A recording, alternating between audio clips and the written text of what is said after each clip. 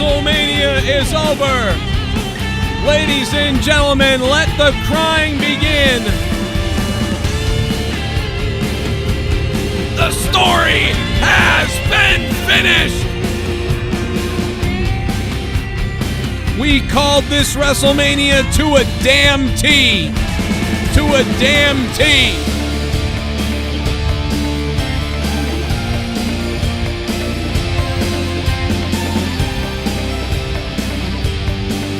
Wherever you are around the world, we are hard.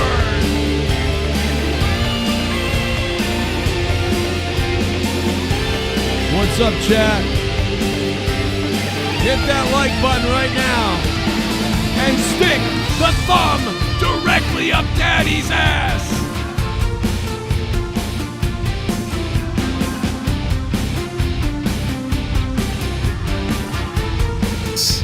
Death to these certain people that you know, the thoughts that go through the head. This is the most mature audiences only shit you've ever heard. Period. I hate your fucking guts. From Boston. Broadcasting all over the world. Send the soy boys home. Cause we ain't gonna sugarcoat shit. Drop down, let me give it to you. This is the Joe Cronin Show. Now, here's Joe Cronin. Joe Cronin.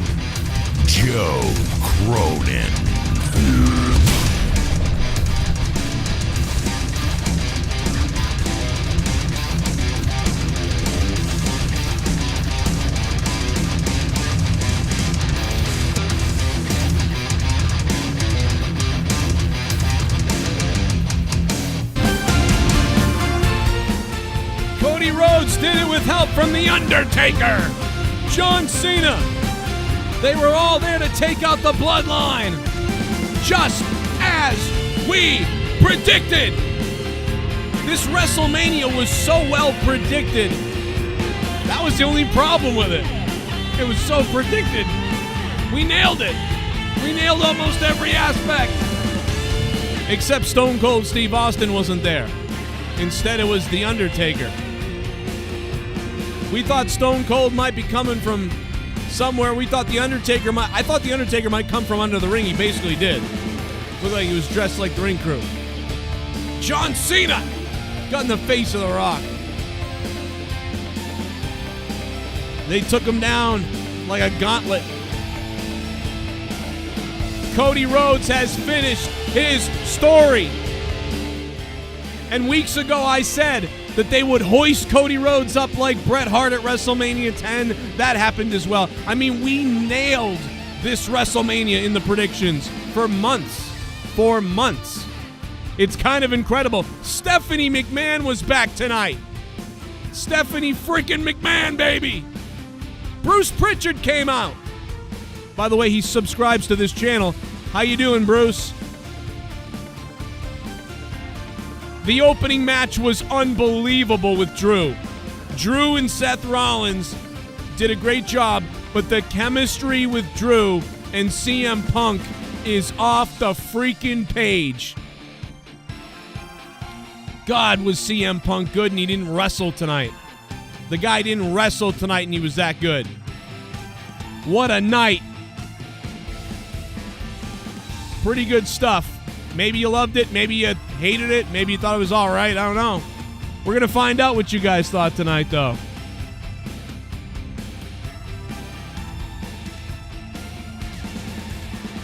Incredible stuff. My name is Joe Cronin. This is the Joe Cronin Show for over 10 years on YouTube. And since WrestleMania 30, the longest running wrestling live review post show that exists on YouTube. You can't find anybody else who's been doing it this long, live, going back to 2012. You just can't. And it's great to be here with you over 10 years later. We're still doing it. What did you guys think tonight?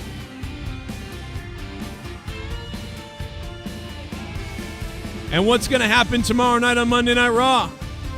Will there be this new launching of an era like Triple H has talked about? By the way, I think we're in the swearing era, by the way. I think that in the crying era. Do you guys think that? I think we're in the swearing and crying era. That's what I think. And I'm going to prove it to you because I've got my reaction on video. And I about lost it. I was losing it, bro. I really am a Cody crybaby. I was watching Cody celebrating, and it got me. It got me. Cody and his mom, of course his wife Brandy, the rest of the Rhodes family. Once again, another wrestler comes on this show, does an interview, and next thing you know, he's the champion. Look at that, guys. Come on, guys. Look what we do. We'll take all the credit here. Man, the commentary was wild. One of the first things I heard tonight on commentary, Drew McIntyre was coming out, and somebody, I think it was Michael Cole, was like, "This is the Philadelphia musical group, whatever the hell," and then Pat McAfee said, "Well, who are the guys holding the swords?" And then CM Punk goes, "Nerds." Like, it was like, the commentary was great tonight. The commentary was great tonight. Guys, if you want to donate, the Super Chats are on, the memberships are on, the Streamlabs donation link is pinned to the top of the chat. If you want to say something crazy, do it up there. Or if you want to do something fun for free, let's put the poll up. Did you like WrestleMania? Night 2. Loved it. Good. Blah. Crap. Vote now. The poll is up, baby. And the biggest thing you got to do right now, I want you guys, I want everybody in the chat right now, because it's going to get lit tonight. I may take shots, do drugs, and do something I regret by the end of the night. It might just happen. But for all the old people right now who are over 80 years old and they're sleeping and they can't quite get themselves out of bed to take the pee they need to, so they dribble it into the bed instead. No bedpan, no diaper, but a mess to clean in the morning. For all those old people, I want you guys to click the like button and let's get to 1 billion likes. I'm sorry. I'm just excited. I don't know. The Rock was there tonight. John Cena. I mean, Jesus Christ. Logan Paul had a gigantic prime penis on the top of a truck. Actually, Joe, that was just a bottle. It was a prime bottle he put on top of the truck. So it wasn't a penis. Yeah. Thanks, man. Real good, bro. My point is it looked like a dick. Okay, that's my point. Okay, Joe, I'm sorry. I thought just trying to tell you it's not okay, well, whatever. Okay, no problem. No problem, bro. No problem. The Super Chats are flying off the goddamn charts. How about Samantha at the end? Samantha was trying to deliver the and now your new champion, Cody Rhodes. But she was like, she can't even speak. We really are in the crying era. I gotta be honest. We're in the crybaby era. We're all crying. Everybody, what's wrong with us in the future? Back in the day, we used to do all these crazy things. Now everybody tears up. That's what everybody's doing, is crying, man. We did think we got this. We predicted this WrestleMania perfectly. Go back to the predictions. The only thing that I got wrong was I did not think Priest was cashing in that opening match. Jake did, though. He got that right. And we thought Stone Cold would be coming out, not The Undertaker. Although at one point I started thinking maybe all of them will come out. But surprise, no Stone Cold, but just about everything else was nailed to a T. Waffle the Run, what's up, chat? How you guys doing? Out of 10, what would you give this WrestleMania, please? Yeah, Samantha was choked up, no doubt. I think we all were. Out of 10, what would you guys give this WrestleMania? Let's put it on the screen so everybody can see. Out of 10, give me the rating for this WrestleMania. Because Stone Cold needs to get hard. All right, baby. Stop crying, that's why you're broken poontang-less, says the Ghost from the Coast. Maybe, man, I don't know. I got 3 kids, though. You know, I'm pretty secure in myself. Cody's got the kids, too. Some people loved it, some people don't. Some people love the Fink. Now they focus on the ring announcer like it's amazing that they can ring announce. It's weird. Man, people are loving WrestleMania, though, looking at those ratings, mostly. Some people know, but most of those ratings, man, we're in God tier right now. How about that Slim Jim promotion? How about that Slim Jim promotion? How about the fact that at one point, there was one weird part. At one point, bro, they took like a 30-minute break or something. It was like it wasn't 30 minutes, but it was like 20 minutes. They took a 20-minute break. It was very bizarre. We're going to go to the Discord. There's so many people to talk to, so much to say, so much to do. A lot of people in the Discord waiting. Tonight we're gonna crown a top donator. Whoever donates the most, we'll put you up on the screen, no doubt about it. We'll see who that ends up being. We got Jake DeMarco in the house. We got a lot of people who want to stop by. So we'll try to get everybody in there. Whew! What a night, man. What a night. We nailed it, bro. I'm telling you, go back and watch the prediction show. I think this might have been a evisceration. What up, Jake? What's going on, baby? WrestleMania night. Wow, we nailed it. Hook, line, and sinker. We went ahead and predicted it as we thought. This night, that was the not only problem. A bad thing that it was predictable. I mean, I enjoyed it being predictable. Pretty much exactly as we said it would happen, it happened. And even right from the get-go, down to the cash-in. As you said, the chemistry with Punk was great. I loved just everything about tonight. Not disappointed at all. I even liked the little cool-down break moment they added in there to kind of, give people a chance to breathe. You didn't have to rush to the bathroom during any other match. I didn't see Stephanie coming out at the beginning, though. Didn't see that shit happening. No, and I'm glad that she's finally getting a positive reaction. She doesn't have to be the heel authority figure. She's just the wife of the Triple H era. Well, and also like kind of the, the bloodline of the company in many ways. The daughter of the pooper. The what? The daughter of the pooper. Oh, come on. The daughter of the... What's wrong with you? Come on. On this great night, you're going to come in here and say that? Dude, nothing overstayed its welcome again. Even the main event. Dude, I loved this. This was so good, Joe. Really? Wow, you are... Look at you. You're like smiling and giddy. He's giddy. Did you just have sex?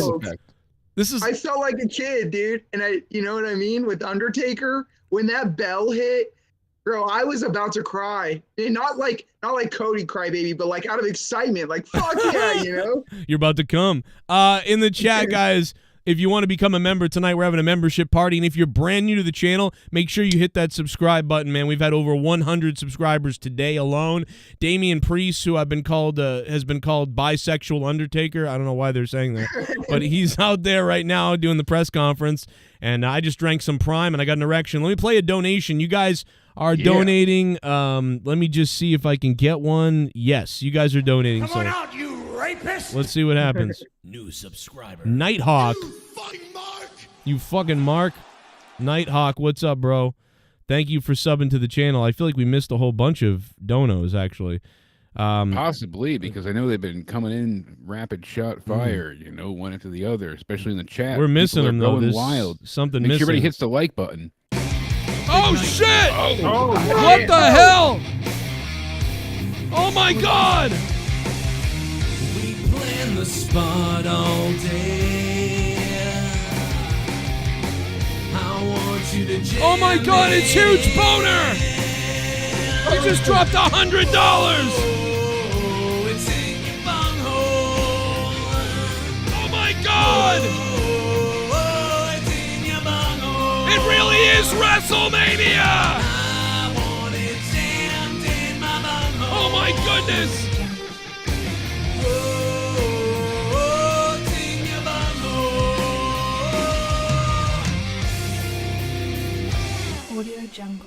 Top 10 Mania for sure.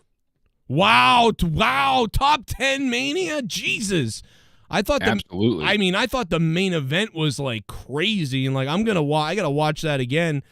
There's so much stuff I gotta watch for. Holy so much shit. to comment on. It was overbooked in the best way possible. They're saying unconfirmed that Stone Cold, they couldn't reach a deal with him. If that's the case, I mean, really, do you need more money? But whatever. It still turned out great. They just called Taker instead, swapped him out in that final boss role for The Rock, choke slams the final boss, and we get Cody to go ahead, deliver 3 crossroads, and is now the new undisputed WWE Universal Champion. That's crazy, though, if that's true, because, yeah, that's what everybody was calling for the glass all week. Huge boner, thank you for the $100 bomb, brother. Yeah. My God. Also tweeted at 316. Yeah. People were...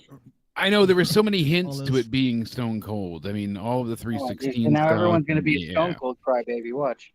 It is weird that he's not there. I mean, yeah, 40 right? WrestleMania 40th anniversary of Mania. Everybody thought of him instead of Undertaker. It made sense. I mean, Taker doesn't really fit there, but whatever. No one's going to argue that the Undertaker came in to even the odds for Cody. I mean, does it fit with any of the story? No, at least Austin kind of fits in there, but by the way, whatever, Jake, it's the Undertaker. Jake, people have been tapped out on wrestling for so long that they don't even know that Jake DeMarco, you haven't been on this show for like 2 years. That's right. And there's people that have 38 and 39. There's people that have come in here tonight and they're saying stuff like, I've seen in the chat, they're like, oh my God, I haven't watched in a while. Jake lost tons of weight. They don't even know that you haven't been here for 2 years, that you just returned recently, and now you're a different person. Like, that's exactly. crazy. Shed a few 100 pounds or 400, whatever it was, but still here. Logan Paul had a prime cock on top of a truck. It was amazing. That was insane. I loved it. Dude, Julio Guzman. Main event saved the show. What? Main event saved the show. Okay, yeah. I mean, I feel like that too. Why are the donos all over the place? Like, I don't feel like the main event we missed so saved many. the show. I don't feel like the show needed saving. I felt like this was great all night. It was honestly. okay tonight. I really enjoyed it. The main event to me was the opening match. I loved Drew in that. Drew actually tweeted out in the match when he grabbed, I guess, his wife's phone. He tweeted out "bored at work, LOL," and then. When he loses the belt and gets cashed in on, he quote tweets it and just says "fuck," and it's the best tweet of the whole night because it perfectly sums up how he couldn't let go of his rivalry with Punk, and that's what screwed him over. Punk even said, "This is your moment. Why are you focused on me? Why are you attacking me?" Yeah, tells Punk suck it after beating Seth. Oh, I loved it. And then Punk, grabs the leg, takes him down on the table, starts hitting him with the arm brace, and then he gets cashed in on. Perfect. He screwed himself over. His vitriol. Third greatest cash in of all time. I'm going to say it. Third greatest. Yes. It was a good. Phenomenal cash in. And then seeing all of Judgment Day on the ramp just to encompass, Priest and give him that love. He looks great with the belt. And they have so many great stories to tell going from here. I mean, my God, there's a lot they can do. So I'm very excited. With Cody, he's got so many people that'll face him for the title. I mean, Gunther alone can be, a main event player now. You've got a lot of stories still left with the bloodline. People are thinking MJF is going to debut tomorrow. I don't know if we're going to get that. I would love to see it, but still, a lot of surprises coming tomorrow, supposedly. You guys see the picture with Cody Rhodes and Kenny Omega? There's one other guy, I didn't see who it was, but when they were previewing the match, it showed a picture of Cody Rhodes with Kenny Omega. Yeah, well, Kenny's not going anywhere. We know that. Kenny's going to a hospital. That's where he's going. They're trying to show security footage of CM Punk on Wednesday. They're more focused on not looking like idiots by making everybody make a fool of themselves. Kenny Omega is dying in a Omega hospital. A part of that group, though? I thought he was just kind of like... No, he's a part of it. Absolutely. Oh, yeah, he's a part of he's the whole thing. He's one of the EVPs. He's part of the Elite. Absolutely. Absolutely. Well, I knew he was a member of the Elite, but I thought it was... Yeah. He was like hands off. He's a big time thing. I mean, I could have seen like somebody coming out at the end here, like the WrestleMania 10 ending too, like to be like, oh, I'm next, but they just left it. Cody Rhodes, here's a dono. Superchat Let's party. Julio Guzman. I did enjoy Bailey Io match. Yeah, the Bailey and Io match heated up over time. That match got better and better as it went on, similar to some other women's matches that have been good in the past. So that ended up being good. That was the best, probably. Maybe Bailey was out in the press conference good. right now, and she looks great with the championship around her arm. You know, I wasn't crazy about her entrance, honestly. That was the only prediction I got wrong. She didn't bring back the Bailey buddies. Subscriber. Yeah. You fucking mark. Espresso Joe, thanks for subbing to the channel, man. Have a fucking coffee on us, baby. I'm going to need a coffee in a few minutes to explode into the atmosphere. Of course, I'm going to be live tomorrow night after Raw, so it's like I'm going to need coffee and I'm going to need crack and all kinds of stuff. I love How about Drew. I show Speed Joe New getting his subscriber. I hope he's dead. That was the greatest. himself punted. Yeah, he went flying and then went ahead and got his ass tore up. Thanks for subbing, Charles. What's up, bro? We're having a subscription party, Charles. Good to see you here, man. And big shout out to Huge Boner, who dropped $100 earlier. I'm going to put him up on the screen. He's the top donator. I'll get you up here, New Boner. subscriber. Can't believe we're going to write that on the screen, but what are you going to do? Jonesy, thanks for subbing to the channel, man. What do you think of WrestleMania? Vote now on the poll. There's a huge poll. We got plenty to get to, plenty of time, lots of stuff to do. Top donos, Huge Boner. I don't think, can anybody beat $100? It is WrestleMania night. It's possible, but that's a big one. Super chat party. Julio Guzman again. Personally, I didn't like how predictable. I will say, I mean, I understand that. I mean, we called WrestleMania a month ago, so, like, I mean, this is... They said this was booked back in October, and it makes sense that it was. Yeah, because we predicted it back then. I've been calling it... Bro, Triple H literally said that, you know, this has been booked back in 80% back in October, and the only thing that changed was the main event of night one. And Pat Obviously. McAfee was saying shit. And by the way, Road Dogg, you could have hired me. You guys are swearing all night. It doesn't matter. See? They lie. Filthy mouth. Oh, my God. Gerald Armstrong. $9 for a fuck. Someone donated 9. I'm getting hard. I got 9 inches inside of your wife. $9. I'm shooting my semen to the ceiling. I'm coming. Look at Brock Lesnar right there. Look at that. Suck my dick. I'm going to bet Reigns is gone for a bit. Seth Rollins was the biggest loser of WrestleMania. Get your ass kicked by Rock, Roman, twice, and Drew. That's gotta be embarrassing. Yeah, Seth really was pathetic. I mean, like he got the shit beat out of him, Gerald Armstrong, all night. Everything he did, he comes out to the Shield thing by himself, Just like gets punched and knocked out. Oh my God! But it was was good. Seth taking the bullet for Cody that really led to Cody winning. I mean, Cody went ahead and was about to be hit by Roman with the chair, and then Roman just couldn't let it go. He couldn't let the Shield go. And he turned around and he cracked Seth with the chair, and then the Undertaker comes out, evens the odds, and we get the finish. And I love that that's the story. All because he couldn't let go of the Shield. Roman cost himself, essentially, the match, because he had it won. They were both being so dominant. He was about to hit Cody with the chair. That was it. That was all she wrote. But just like Drew, the heel doomed himself. And my God, overbooked, absolutely, but overbooked to perfection. This was fun. This was exciting. This was fun to fantasy book and wonder what ifs again.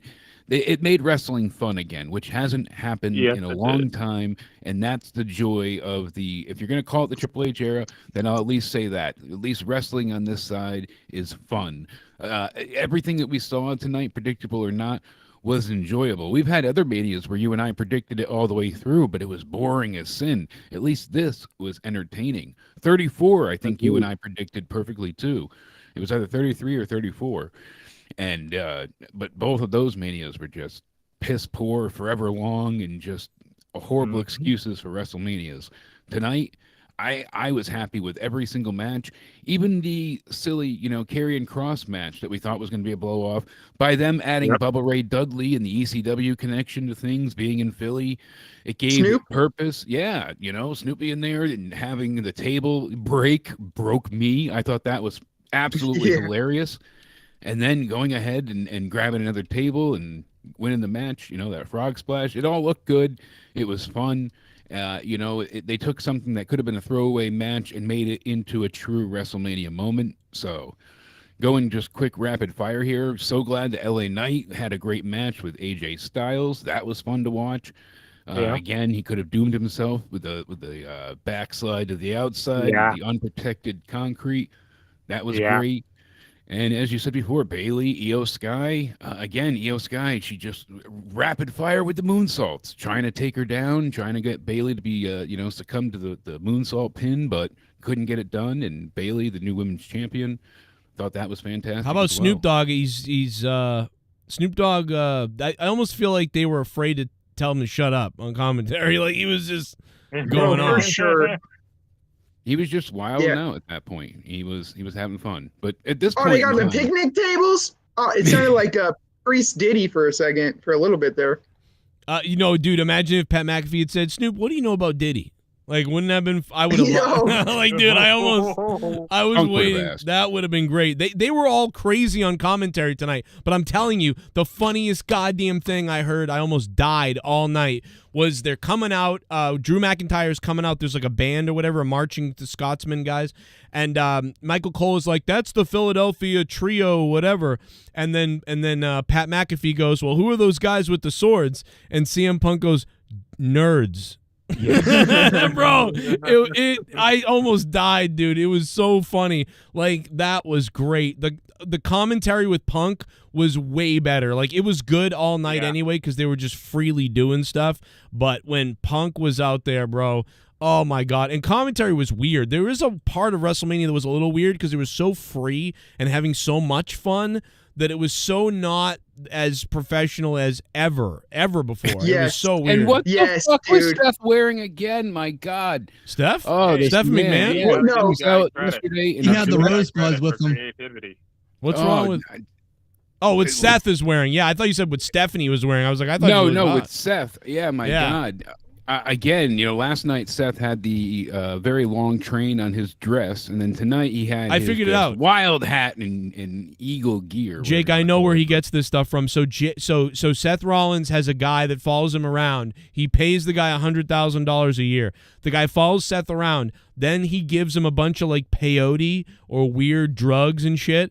And then he has the guy dress him. Like, that's what it is. He's like, all right, here, take this. And the guy gets high and goes, and then he just starts picking stuff out and creates stuff for Seth. And that's how Seth just wears whatever the guy makes. Like, he's like a clothing Picasso. And that's where Seth's coming up with this stuff. It's amazing. It's a new thing. Boogie, he found an internet shaman to dress him. I get it. I'm digging it. That actually makes more sense than anything else I've heard so far.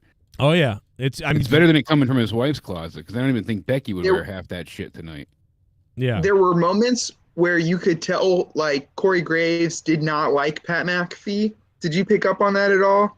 Like, and I don't know if I was being worked or not. Well, but I don't know, because they did have that little bit of banter, and it was interesting, but commentary was very unusual for WrestleMania. It was very weird. Suddenly I felt like I could... it. Oh, by the way, Roman Reigns was hugging Heyman in between the XLs. People were saying, "Oh, Roman's retiring. This is it for him. He's done." I certainly don't think he's done. He needs a break. He might be gone for a while. Yeah, he's going to be taking. He's going to Hollywood. He's taking a 3-month break for sure, dude. His kid is home. Like he needs to heal up. All kinds of stuff. He needs a break. Yeah. That was an unbelievable run for Roman. What he did, what he did, he made oh my Universal God. title relevant. He saved what was the pandemic era from being a total washout, and he saved us from that awful Fiend, Bray Wyatt, and Braun Strowman feud. Remember they had the swamp fight and all that? If Roman didn't get involved, that would have never ended. That's right. It would have gone on forever. Guys, the biggest thing you can do right now, I'm going to ask you right now, we're so close. We are looking for 666 likes. We're talking Satan! Like, if you click that like button, we'd love it. If you hit the subscribe button, I'll love it even more. And if you can somehow try to beat the top donator, Huge Boner, $100. I don't think you can do it. Huge Boner, what's up? He showed up tonight for WrestleMania, but not to help you, Jake. Sucker. I know he did not come out in full force, but you were right because they did use the heated ring both nights. They used the heated ring. What it is it's a proprietary system that they developed at WrestleMania 29 in New Jersey, and it actually allows them to pump heat from all 4 turnbuckles directly at the wrestlers. Yeah, it's really no cool. Fucking way. The last time, it's a very cool system. The last time they used it was actually when The Rock performed the last time at WrestleMania in 29. Yeah, 29. Yeah, that's when they created it there in Jersey. So yeah, they did it for this, and it's quite something to behold, like the science behind it and how they were. It's not just like, oh, they stuck some heating fans. No, they have it so it doesn't interfere with the cameras and the match. It's incredible though, and it keeps them able to be too cold. And when you're cold like that, obviously you lose circulation and you can't perform well. It's hard to stay going. So they just got to get those side heaters for the commentators and blow. I didn't know why they didn't have one of those heaters that blows on the commentary team, because they just sit there the whole time. They were. Dude, freezing. I've done commentary at a baseball stadium. You know what I mean, like in October. And I've been pretty cold, but like I had there was a heater, I had stuff, and I'm watching WrestleMania, and these guys don't have a heater, and I remember being freezing out there, and I remember having to take a piss, and I couldn't leave ringside because not only am I doing commentary, and the place is sold out. There's 1,500 people in a baseball stadium. I'm doing commentary, but I'm not just doing commentary. I'm ringing the bell and doing the announcing. So I'm commentary, announcing, and bell, and 1,500 people. I can't just go piss and it's freezing, dude. And I was dying that night, but we had heaters. I can only imagine Michael Cole and them when they were complaining the other night. I get it. You're stuck out there. This was the better night. We thought night 2 would be better. It was. I've had some awful frozen nights. I'm telling you, when you're out there that cold and you're supposed to be, functioning, it's damn near impossible to even focus when you're frozen like that. Yeah, and no, they did not mention last year's that they later. had that ring. And for what they gave us tonight, honestly, as overbooked as everything was, I really don't feel like anything outshined anything else. CM Punk didn't take away from the match. It just added to Drew and the feud going forward. The cash-in didn't take away from the opening. IShowSpeed getting involved didn't take away from Logan Paul retaining. IShowSpeed's dead. He was destroyed, and he kept swearing too, over and over and over again. I was laughing. He kept telling Randy to get the fuck away from me. That's also his gimmick. That's what he does. Is he loves to curse on his streams, and he loves to take stupid bumps when he reaches. So what does he do? I don't even know who IShowSpeed is, but what I do know about him is I thought that table was supposed to break because when he got RKO'd, his face smashed the table, and then he didn't move, and then he went. Pancake that thing with his, I like when with his nose. Orton barked at him. That had me pop. That was so funny. I think the barking because he barked threw at him Orton's. off. Orton. That's part of his gimmick. Cool. No, it was Orton being racist. He was like, "You all look like dogs." That's what he said. Yeah. I heard that. Going after him. And he's pretty much like a streamer who plays random games that his chat tells him to play. Okay. And he just acts like an idiot. Well, people love him. He's right up my alley then, I guess. IShowSpeed, I get it, bro. Yeah.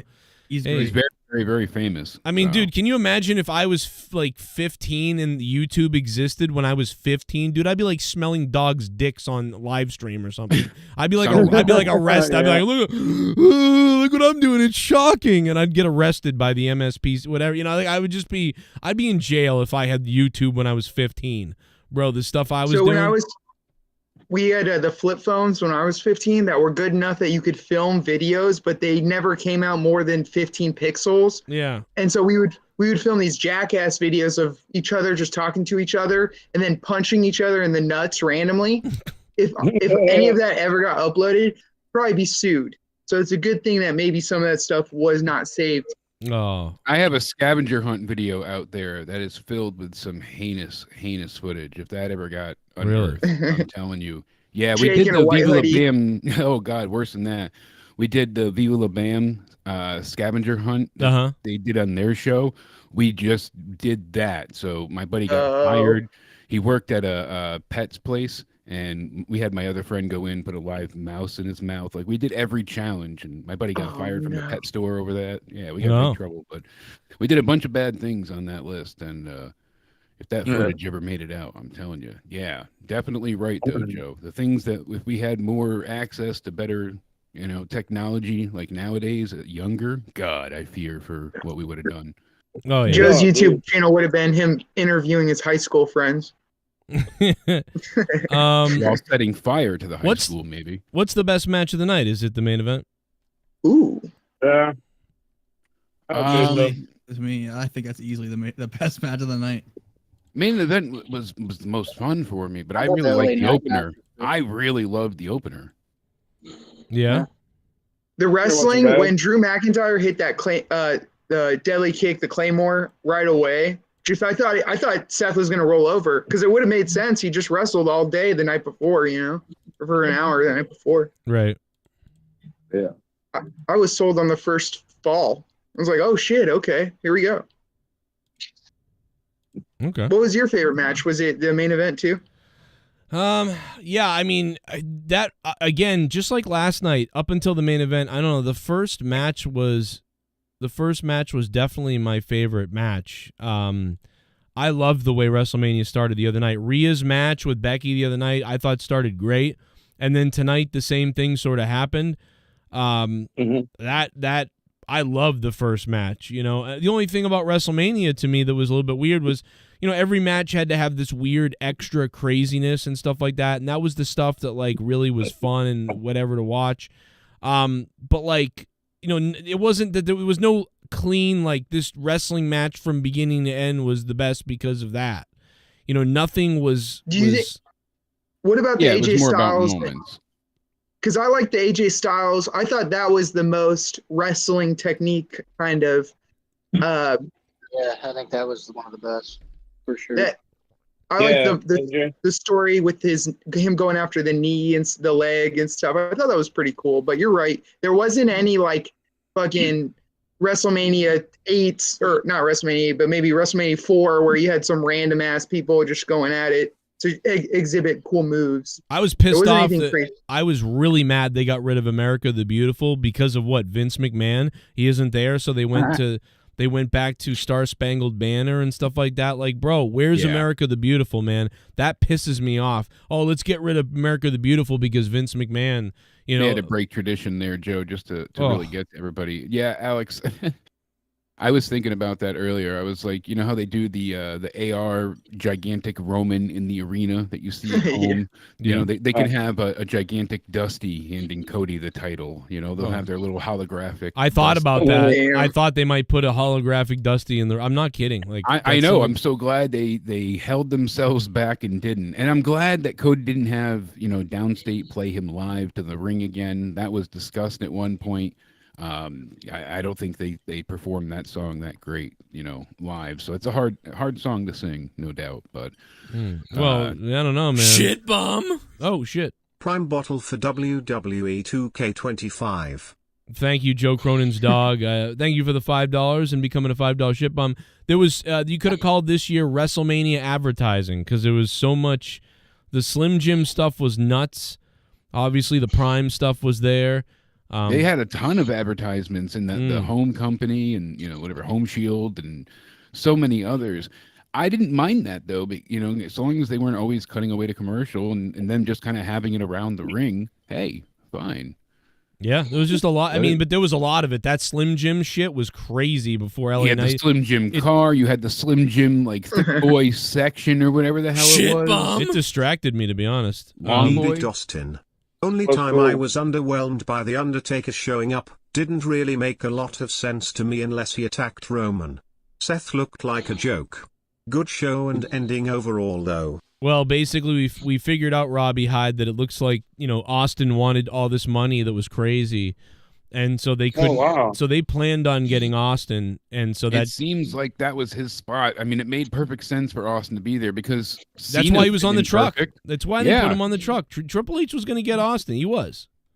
Something changed. I Now can't maybe it see wasn't him- money. Maybe he just couldn't. All of a sudden, couldn't make I have it. an idea. I think he's got beef with the oh yeah guy because it sounds a lot like oh hell yeah.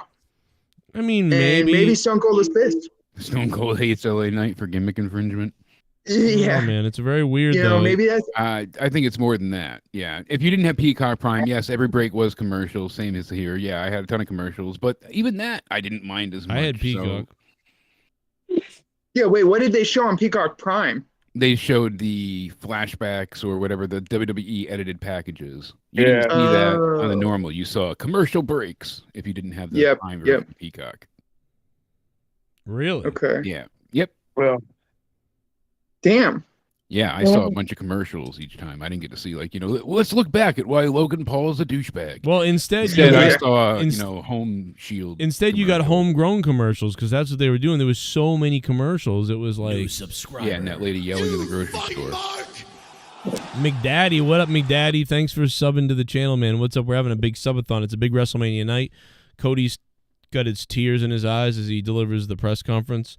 Which we'll go over probably tomorrow, just like The Rock, man. The Rock broke all kayfabe yesterday. Come on out, you rapist! It was crazy. Sammy Bear King and OG, baby. Thank you for becoming a member, Sammy Bear. What's been up? Sammy Bear's an OG. I don't know how long you've been one for, but I'd shout it out if I could see it, but I can't see it because there's legit like 100 donations. So I'm going to let the donos run. You guys say what you want to say, man. Get it all out. It's going to be chaotic here on this show tonight. We're just going to let it roll. I mean, we've got 1,689 votes on the poll. Super chat party. Last night we ended with 1,900. Was hoping for Stone Cold. Don't understand why he didn't. How?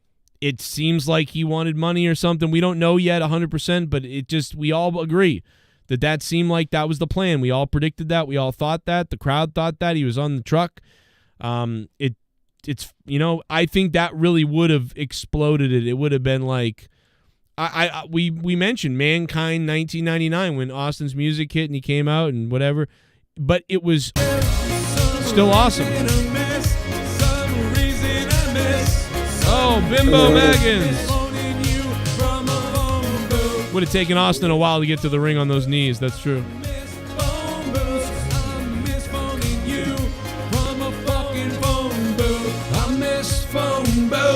Yes! Call me! Hey, we're in Philly tonight. Use the gritty $8 donation, baby. Let's get gritty. Bimbo. What a terrible pay-per-view. What? I can't wait for that SJW dogfucker Cody Rhodes to kill the ratings faster than Dumma killed people. Oof. I honestly won't miss Roman. Bully versus boring, uncharismatic Japanese woman was the worst match ever.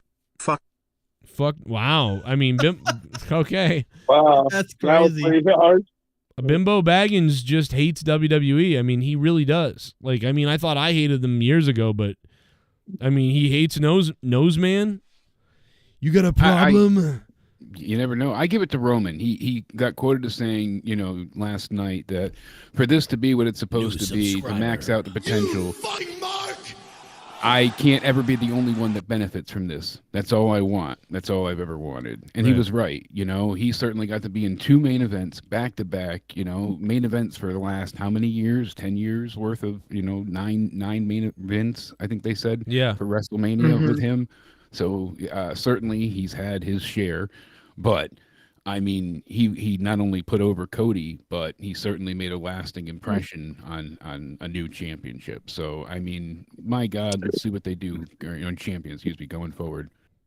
Man, I just can't believe how to a T this Mania went. I'm actually surprised something wasn't out of whack. No real surprises. I mean, except for I guess the Undertaker, but Shy God, thank you for the $4.99, my friend. What up, Shy God?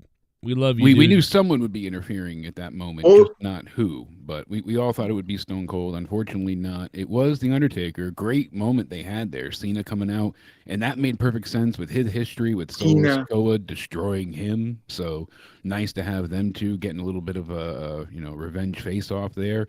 Him and The Rock doing the stare down into the people's just cutting into Cena like no other, and you see the People's Champ just swearing constantly. I couldn't stop laughing. The Rock was just dropping F-bombs left and right. The Rock was wild, dude. I loved it. I love this Rock. He's losing it.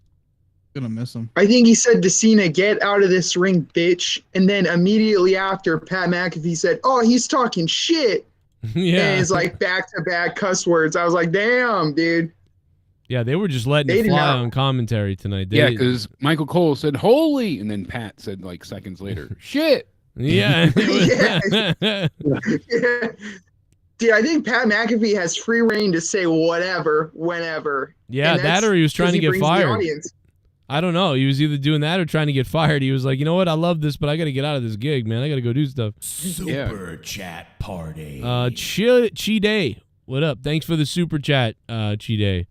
Appreciate that, Cody man. said tonight, even if I didn't believe, people believed in me, so I had to do it. And that's just it. He got people to go nuts for his title win tonight, and that place was erupting. And, you know, if they did have a roof, they would have blew it off. They went nuts. Last night, everybody complained about, everybody's cheering The Rock, but obviously people knew. They bought tickets. The Rock fans bought tickets for The Rock's night. Tonight, the Cody fans bought more tickets for Cody's night. It makes sense. Gold Standard, thank you for the $5, man, and becoming a $5 ship bum. I really appreciate that. And when you donate $5, my dog has dreams of making love to another dog. So thank you so much for doing that, man. Appreciate that. That's badass. Hi, John. Andre, are you sure it's fake? Dude, are you sure it's fake, bro? Oh, my God, dude. Is it really fake? Oh, my God. Oh, my God, guy. Oh, my God, Andre. Are you sure it's fake, bro? Oh, my God, dude. Are you sure? You look like a fat bean. Oh, did you know that? Oh. Did you know it's fake, guys? Did you know it's fake, guys? You guys are talking about a fake sport. Did you know that? I look like a big, fat, fucking special needs person. Hey, guess what, bro? I don't know if you know this, but movies are fake too, bro. Did you know that? And your parents are probably fake because you were probably conceived by a mental fucking idiot who escaped the jail and then raped somebody. 13, live in it. Thanks for subbing to the channel, bro. Get the fuck out of my chat, you retard. Okay? He looks like a guy with a moron. Scissor me, Joe! We went from having a cool heel that everyone wanted to be like as champion to a cringe carnival smiling schmuck. It's all good though. Roman has become bigger than the championship anyway. I mean, listen, Roman killed it. We all knew, but it's got to go somewhere. You know what I mean? You knew it had to go somewhere, and now we'll just see how Cody Rhodes is booked as the champion going forward. Man, it's pretty cool though. He's got the belt. It's wild, man. It's been a long. Come on out, you rapist! A long build here, Chief Wahoo, thanks for becoming a member, bro. Triple H and Bruce Pritchard actually went and found the watch that Dusty Rhodes pawned all those years ago and got it for Cody as a gift. For this what? meeting. Yeah, how crazy is that? Oh my God! When did he find out about that?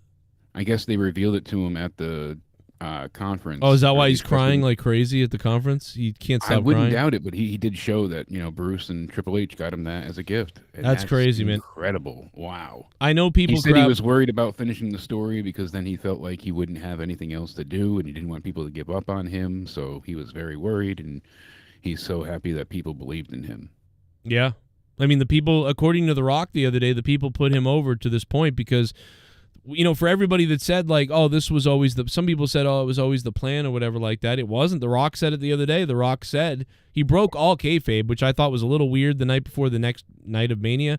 And he's like, oh, yeah, I was going to come in. He was going to give it up and I was going to take over and all this other stuff. And then everything happened. And we, other people wanted to maybe just go forward and power through it. And I woke up and I couldn't do it. And I knew what the right thing was to do. Now, whether that's true or not, I don't know. But The Rock said that.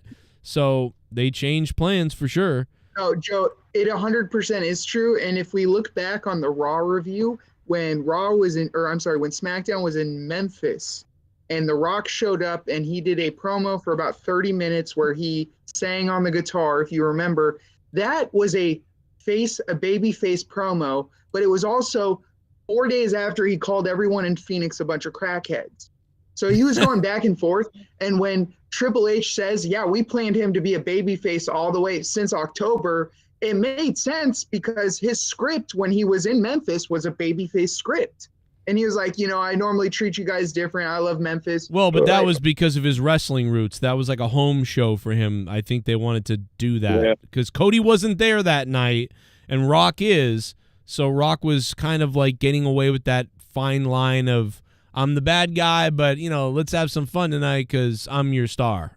Okay. That sort of That thing. makes it like Rhea Ripley was in when she was in Australia Right. a little bit. Exactly like that. Yeah. Yes. Oh my God, brother. Yep, exactly. Let's go back to the donos real quick, just because there's so many donations.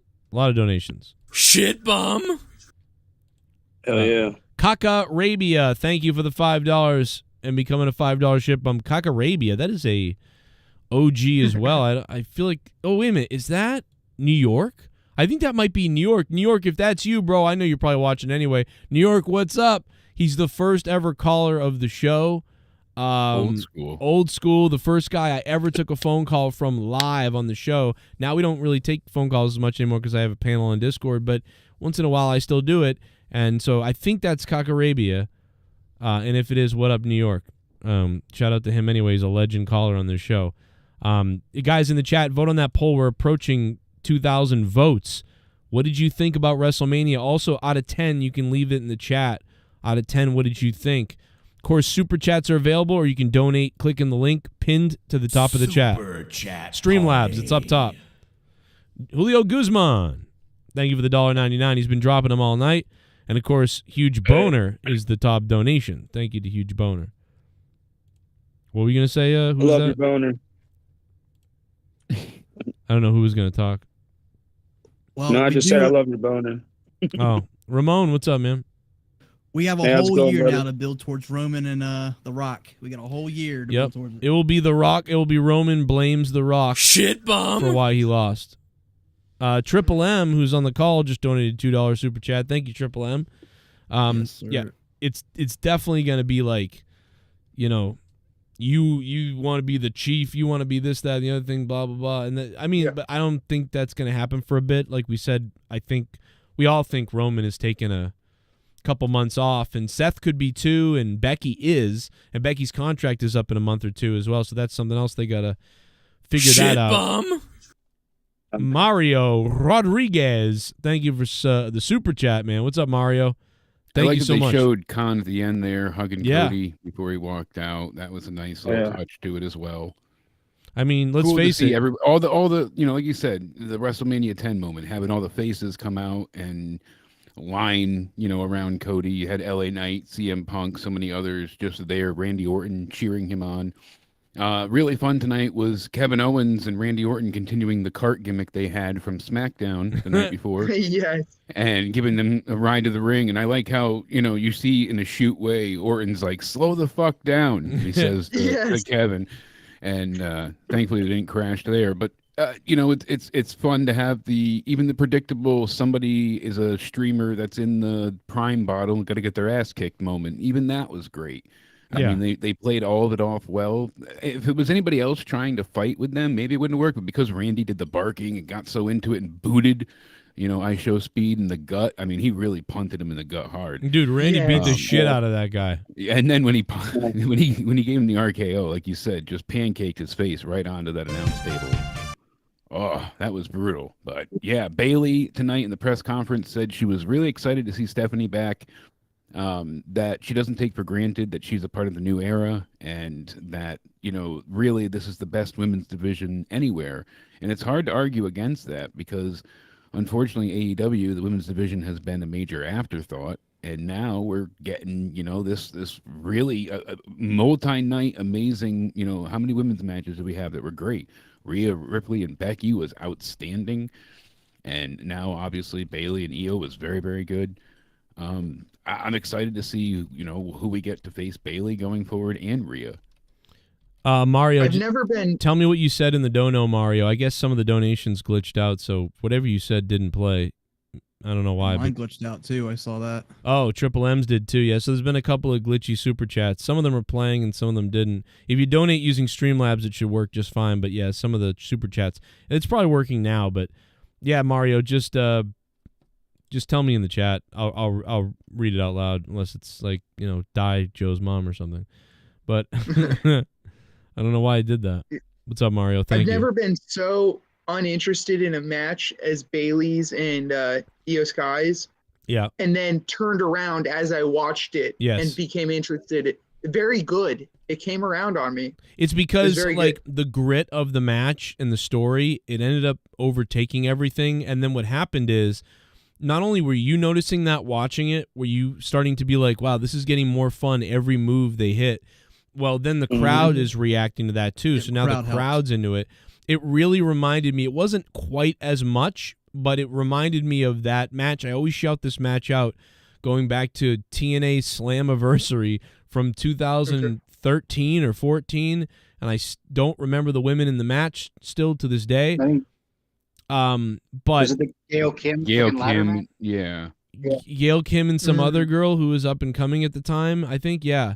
And I think it was 2013. It started not very good, and then and then by the middle of it, it started to all of a sudden work a little bit, and then by the end, the crowd was cheering and it was awesome, and then the match ended all of a sudden, and I was like, damn, it was building this momentum, and then it just ended all of a sudden. That's exactly like this match tonight with Bayley. It reminded me just like that. Like, I did not care. I was like, yeah, Gail Kim's all right, but whatever. I don't remember the other girl's name. If anybody knows in the chat, it was a ladder match, Slammiversary 2013 or 14. I would have thought it was Awesome Kong, but it's very similar. If you go watch that match, those women, nobody cared, and then people started caring a little bit, and then they were doing good things, and the crowd started rumbling, and then it was over. It was cool. The crowd cheering for Bayley. I like that Io Sky, like you said in the beginning, it was slow because she targeted her leg to really try and take her down. You know, she was like, she got the leg lock in and the double stomp and, you know, the dragon screw leg lock. So it was interesting, but I'm very happy with the match. I'm glad that they get the crowd so into it for the finish. Taryn Terrell, thank you, E-Man. There we go. Taryn Terrell. I want to give her the credit because it was good. Gail Kim and Taryn Terrell. Mario's comment came through. I just want to read it because he donated the super chat. Next year, night 1, Rock versus Roman. Night 2, Cody versus Roman. Man, I don't know. If I'm Roman, I'm like, don't book me in 2 matches again. No, we're not doing that. Yeah, that work. What? Well, was the biggest botch Bubba Ray getting up on that turnbuckle, or maybe the table busting early? Okay, so I saw the table break. I didn't see Bubba Ray. What happened there? He got up and he fell or something? Yeah, as he was when he entered the ring and they announced him, he went up to go do his 2 arms up in the air thing and missed the turnbuckle, the first one, and just landed right into it as he went to go step up, dude. It'll be on Botch Club probably, but it was funny. It was hilarious. Somebody on commentary said he's really agile or something like that about it too. He missed that one. I think Pat said, oh yeah, it looks like he missed a step there, but he's back on it. He's on it. It's very funny. But there were no big botches, no huge botches, you know, that I saw at least. I thought it was funny. Spaz sent me the message earlier saying that, you know, Dustin Rhodes and Ricky Starks were spotted at WrestleMania. Is everybody in AEW going to make a stink about that now? Yeah, they're up in the press box. Yeah, they were up there watching. They had quite a few AEW people. I'll tell you something. Dustin don't give a shit. That's the problem. No, certainly not. But I like how Tony is trying to capitalize off of the momentum of Cody wisely enough by giving Dustin a title match against Samoa Joe, a Samoan. Part of the bloodline, and CM Punk, CM Punk. He literally is like, what are they doing over there? Well, okay, that means Dustin does this, and what are they doing over there? Okay, well that means I'm going to expose CM Punk. Like, it's just kind of funny. That better be a damn good tape Wednesday night. It better be damn good. I'm almost thinking that they don't show the real footage and it's going to be some type of skit. No. They're saying Brian Alvarez and Dave. I mean, they're all these. I know they all said it was legitimate. The insiders are like, it's going to be a real hate fest of just. No, if they do that, they will be murdered. Like if they advertise they're going to show this. They made skits on YouTube for years with BTE. This is right up their alley. I can see them turning this into a farce. Like they'll have a splice part of the real footage in there, and then the rest of it they'll turn it into some bullshit. It will be like go away heat stuff. Like people will literally turn off. I'm gonna stick to this prediction right now. I'll die on this hill. Maybe I'll be wrong, but I'm telling you, I just don't think they're good enough to follow through with something like that. I don't think I think Tony doesn't have the balls to show the entirety of it. I think they're gonna do some type of skit Cody. with it. You mean Khan? Tony. Oh, I thought you He said. said Tony. Oh, I thought you said Cody. Well, I'm having a stroke or something. I don't know. Let's play another donation.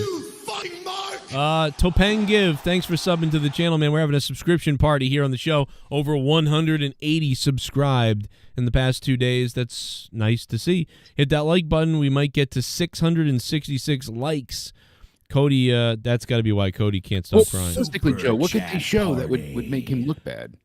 Maybe Stone Cold is kicking off the new era on Raw.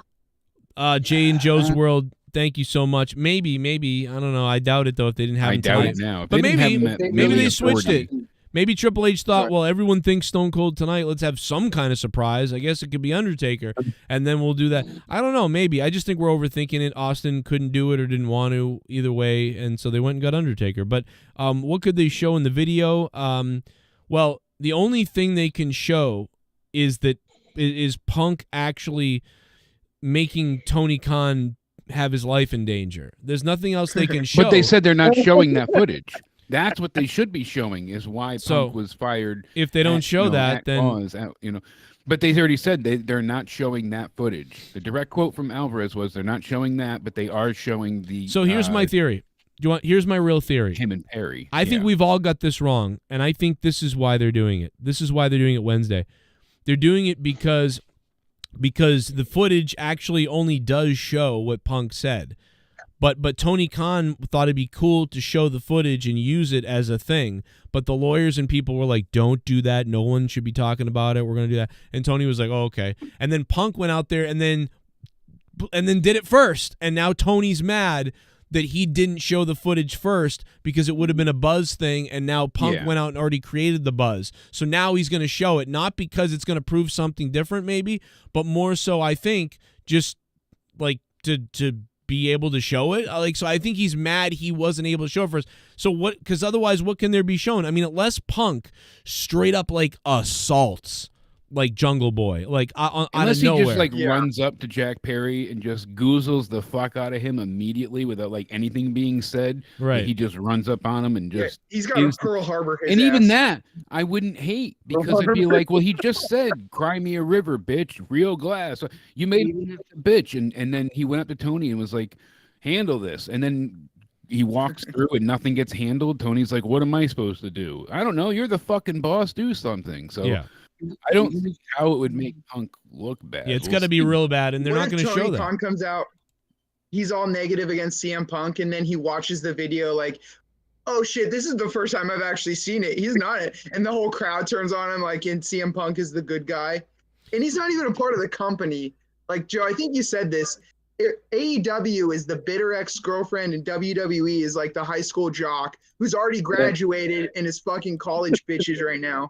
Right. And the AEW is still in high school telling all their shitty friends about how fucked up WWE was to him, and nobody cares. Yeah, You know what I mean? nobody cares, dude. It's like that's what he doesn't get. Let's play some more donos. Hit that like button if you can stick that thumb up there, guys. It's a long The night. Young Bucks say they're not trolling, Joe. They say that it's not a. That's what I'm saying to you. It's real. My name, Duncachino. It's a whole new game, Duncachino. You want They troll, they'll lose everybody. say hello to my chocolate blend. Ketsko, where is Sith and Crybaby Welsh and that lottery guy and Himmel God? Where is Drew Bar and Seabass UPOO say? Oh my God, Matt Cologne donates only $10 to call out Sith, Crybaby Welsh, the lottery guy. Well, the lottery guy, I think, is Huge Boner, and he donated $100 earlier. He's the top donator right here. Boom, Huge Boner. Matt Cologne, he's right there, and Himmel. God, come on, we haven't seen him in years. But Matt Cologne going after all the donators, I guess. I don't know. We may see Seth Negan eventually. No, I don't think so. He works. He works crazy times, and he's gonna be gone for a while. Maybe we may not see him ever again. To be honest, He was actually a Boeing whistleblower. I don't know if you've heard about him. He's got 2 bullet wounds in his head. Weird. Yeah. Imagine if Sith was at WrestleMania and he dove in the ring with one of his masks on. Dude, if only it had Joe Cronen's show written on it. Like at least D. Welsh did something like that. Come on out, you rapist! Oh, the villain. The villain became a member again, baby. Thank you, villain. That's like 30-something months, or I don't even know. It's some crazy amount of time.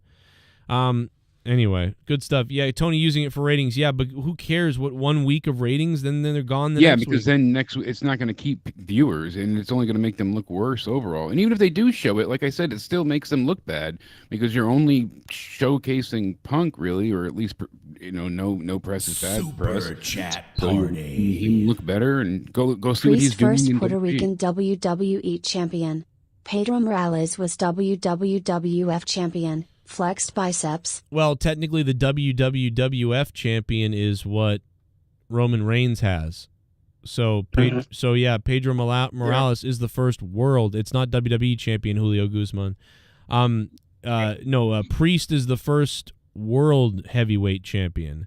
Because the other belts, Chat party. Pedro Morales had. That was a bad move for a long-term booking. Cody is a star, not a superstar. This will be bad for ratings long-term. I think it's a bad move. Well, We'll see. Yeah, I mean, we'll see. It's not, we have said this, that we think, Cody is, and I'm not saying this is bad at all, but I'm saying, the Cody stuff does remind me of like Shawn Michaels, Bret Hart, like those sort of guys. And we know that there were slightly down times and whatever. So, Daniel Bryan and Kofi had those kind of situations, and they were even quicker. They weren't as big as Bret Hart and Shawn Michaels. But, I don't know. We got Triple H as the booker, so it could be really good. It could be different. Let me ask you this, Joe. My name's Tony Khan. My company, it was in danger, and I need you, Joe Cronin, to save it. What moves should I make to save AEW today? I really don't want to talk about AEW on WrestleMania night, but if you're going to make me do it again, I will tell you that I would stop talking about all this stupid crap with Punk, because the more you shine the light on Punk, the more interested your own fan base is in a guy who's not there, and that's stupid. So unless you're going to get him, and you should have done all this when he was in your company and created this drama on screen and said, if you don't want to do it, get out. By the way, Punk said he wanted to be fired. Punk said, please let me go. I don't want to be here anymore. They don't want me here, and I don't want to be here. You know what I mean? He said that, and that right from then. The writing was on the wall months That's why he got before fired. He got fired because they were like, okay, it's a liability, and he doesn't want to be here. Let's fire him. That's why it was easy to fire him. Once they said at will or what, it was bullshit. They just had to find a way to release him without having to pay him all the extra money and bullshit and have, any way to basically hold on to him. So it worked out for both sides. He had no non-compete clause, got paid up until then what he was owed. So whatever. LA Knight spent 10 awkward minutes like with some lady giving her the Slim Jim car keys, which was weird. And what the hell is she going to do with that car? Yeah. The lady was like in her 50s. She's like, oh, yay, thanks. Yeah. I mean, they should have given it to like some hot chick or whatever who's like 20. Right. There's some fat bastard that eats Slim Jims. I mean, I wonder if they must not have known. So they were probably like, hey, you won the Slim Jim front row, whatever. And so you can go down there and watch from front row. And they were like, oh, wow, okay. Yeah, you're part of the Long Boy Club. Is that what it was? Oh, my God. Boy, whatever. And then they put a long boy in them. And then next thing you know, they're winning a Slim Jim car. And you're like, don't forget, you got to pay the taxes. I love GTRs. I just sell it. I need that. It was a nice car. I'd probably put it on eBay because some wrestling fan would be like, oh my God, I want the Slim Jim car from WrestleMania 40. That's got to be worth more if you... By the way, I just love the Drew stuff, bro. From the beginning, jokes with Punk saying the sword guys were nerds, and then they kept going, and then to the whole him tweeting in the middle of WrestleMania 40 in the beginning of his match, essentially him tweeting out that he's bored. Oh yeah, he was tweeting with his wife, but then like he started off with a Claymore. I thought that was going to be it. I thought they were going to troll us and do the Sheamus Daniel Bryan 26 finish and just have him be that one Claymore done 3 count. I was worried about that. Yeah. Seth was so damaged from the night before, right? And I was like, I bought into it because of how they kept playing up. Oh, Seth's so hurt. Seth's so injured. Instant finisher. I was like, oh, it's over. This is great. But thankfully, anybody hear an echo, good match. or is it just me? It's just you, but no, but dude, like when they cut to the announce desk, like when he was playing it up, Drew gets his moment. He literally got to soak in the moment. It's like, oh, but you know what? Because at the time I was like, you know what? He's the bad guy, but this is great. And I actually got excited for Drew, and I was like, this is awesome. He's getting his moment. And then he's trolling the shit out of Punk and crawling on the desk like a weirdo and suck it. And then finally Punk had enough. And then when he goes down, and then and Priest to come out, and then Punk's like, oh my God. And then Punk smiles like, oh my God. And then later when Drew wakes up from losing, and Punk's in the background, kind of like out of focus, laughing like, ha ha ha. Like, dude, oh my God, dude, that first match was fucking awesome. It was so good. And also, you know, we didn't even bury the lead there too, that they're having the King and Queen of the Ring competition live from Jeddah, Saudi Arabia, May 24th and 25th on Fox and Peacock. So that's going to be huge. Oh boy. That's coming later in May. And then, of course, in June, they're doing their... Not if World War III breaks out. Very true. We'll see what happens, but they need that oil. They're coming out there. Super chat party. Julio Guzman, what's up? What's next for Cody? Cody's probably going to go on a tour of facing like bad guy of the week. That's what I think. Jimmy and Solo. That's what's going to happen next week. Oh, no, I don't. I think someone might arrive potentially, you know, out of nowhere to like challenge for the belt that that isn't involved with anything. And by the way, it could be even Drew. Yeah, but they'll lose. Bill Goldberg. What? You think you're going to challenge him to lose? Well, yeah, they're going to lose because he's probably going to keep the belt until at least SummerSlam, and then he'll probably lose it. And I think Jimmy's actually, it's the first time I thought about it, but I think Jimmy or fucking Solo are perfect options. There's so many. Not now, not after that match. The Uso brothers, that match was awful the other night that the Usos had. I think super kicks there were. I counted. What a stupid match! Like 18 or 19. That match sucked. I think you punish him by having Cody bury him. Okay, all right. Yeah. Okay, I like it. Oh shit. Daniel's son, what's up, baby? Scissor me, daddy. AEW style, baby.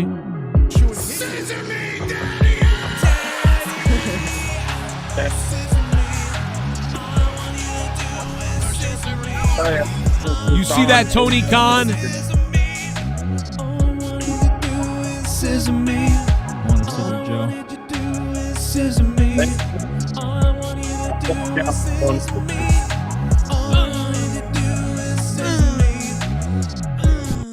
Philly was awesome. Tonight made up for night one sitting in standstill traffic fix enjoying the Shalatzia man. I love you, brother. Daniel's son, thank you so much for the $9.99. We got like 50 more donos to go. We will play all the donations tonight. Don't worry. I will play them all. But real quick, I'll let Nerdy and Jake take over.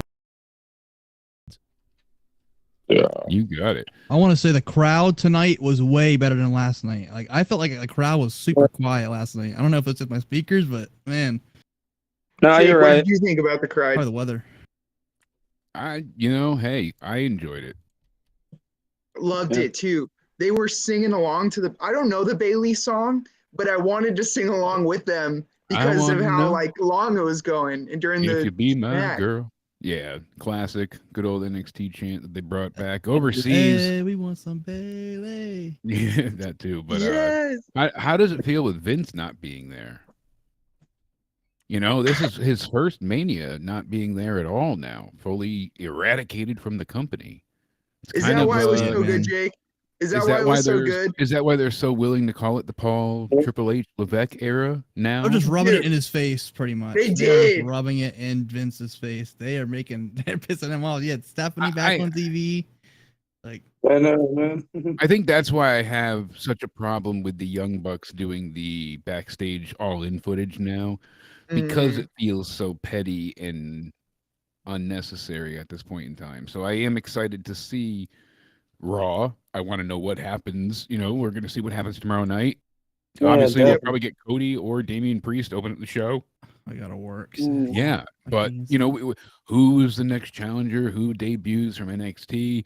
Any surprise returns? I mean, we've got a lot to be excited for again, and a lot of what ifs and a lot of possibilities, and we've got a lot of face champions now too. So it's going to be exciting to see where we go and who shows up or who turns up.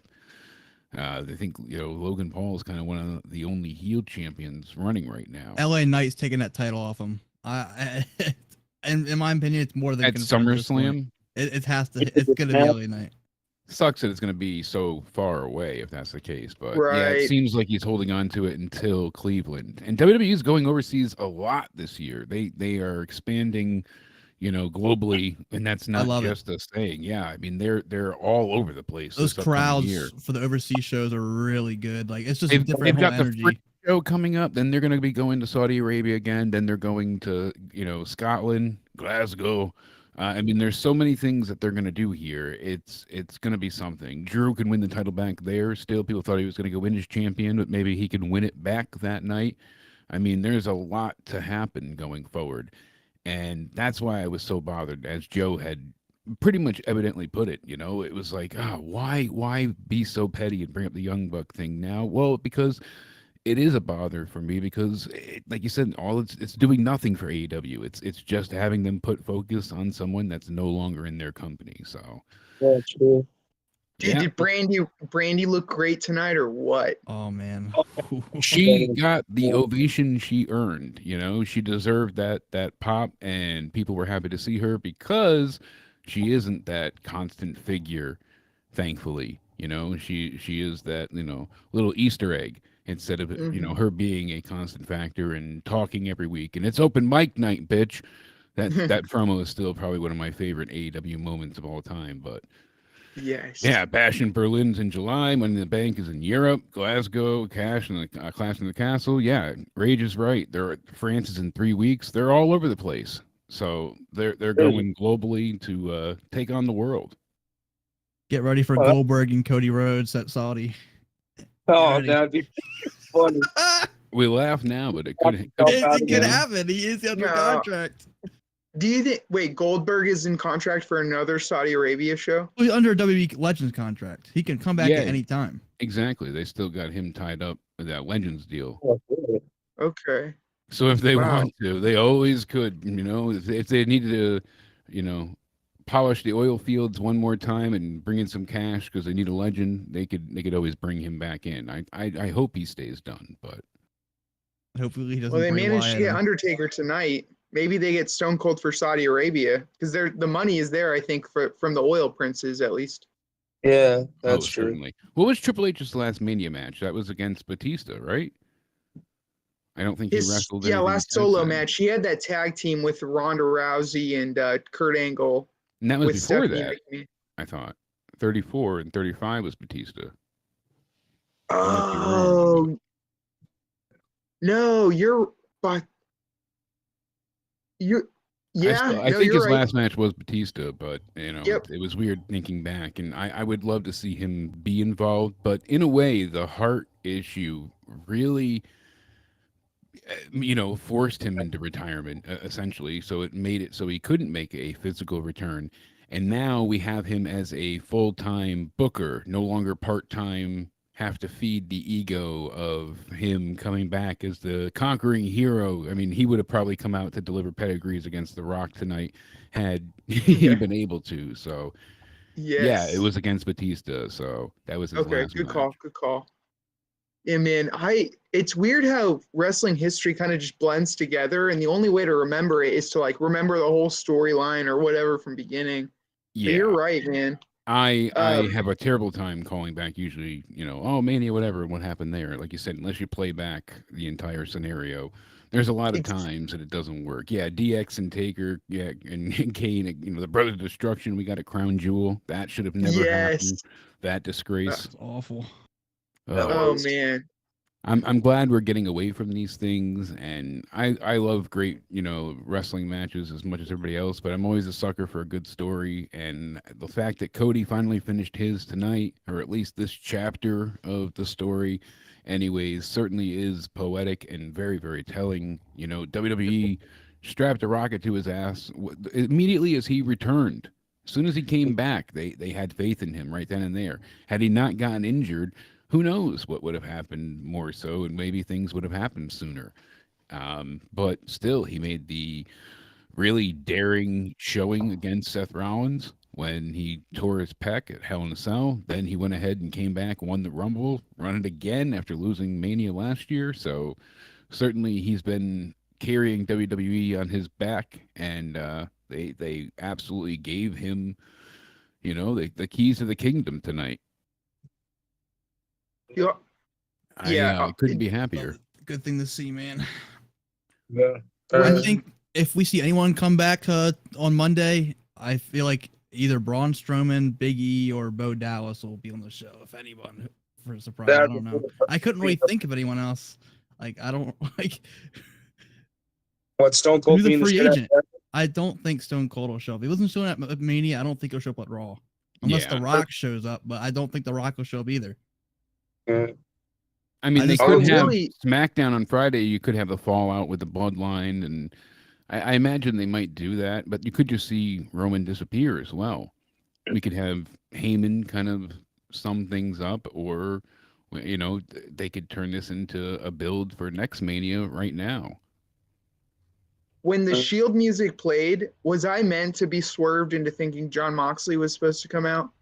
It was very weirdly shot.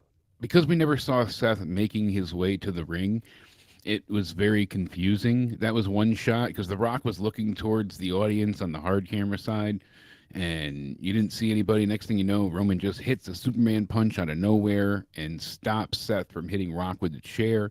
But we didn't see him even get in the ring with the Shield gear yet. So it was a little bit confusing in that moment.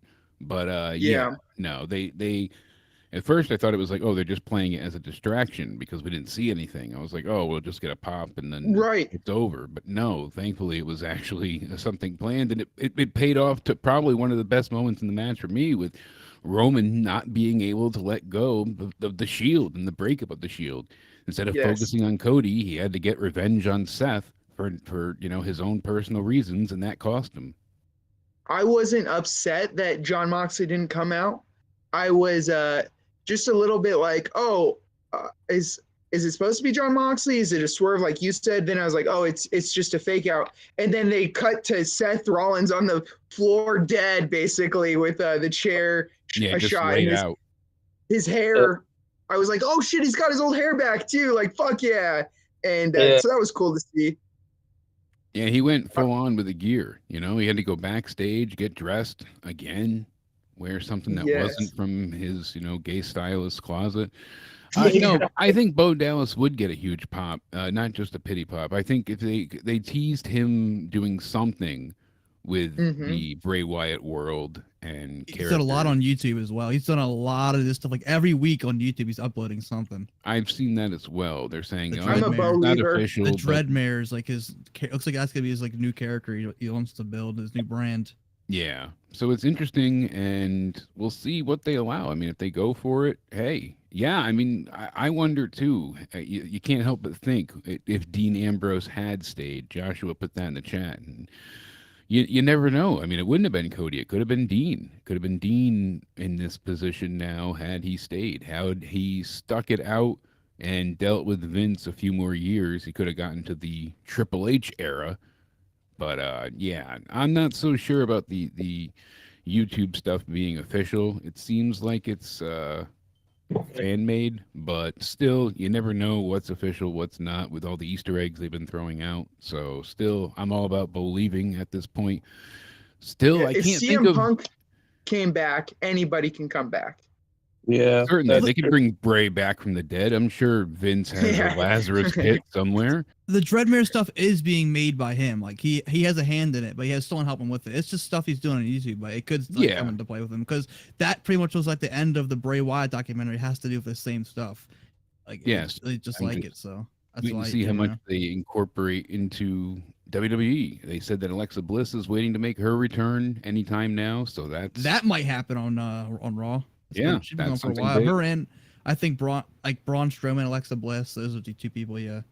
Charlotte was there at the Slammies today to accept her award for Match of the Year against Rhea Ripley at WrestleMania last year. So that was cool to see her for a little bit. She looked quite different. Must have been the makeup. Not all the Interesting. plastic surgery. Could be. You never know. That was a great match between her and Rhea too.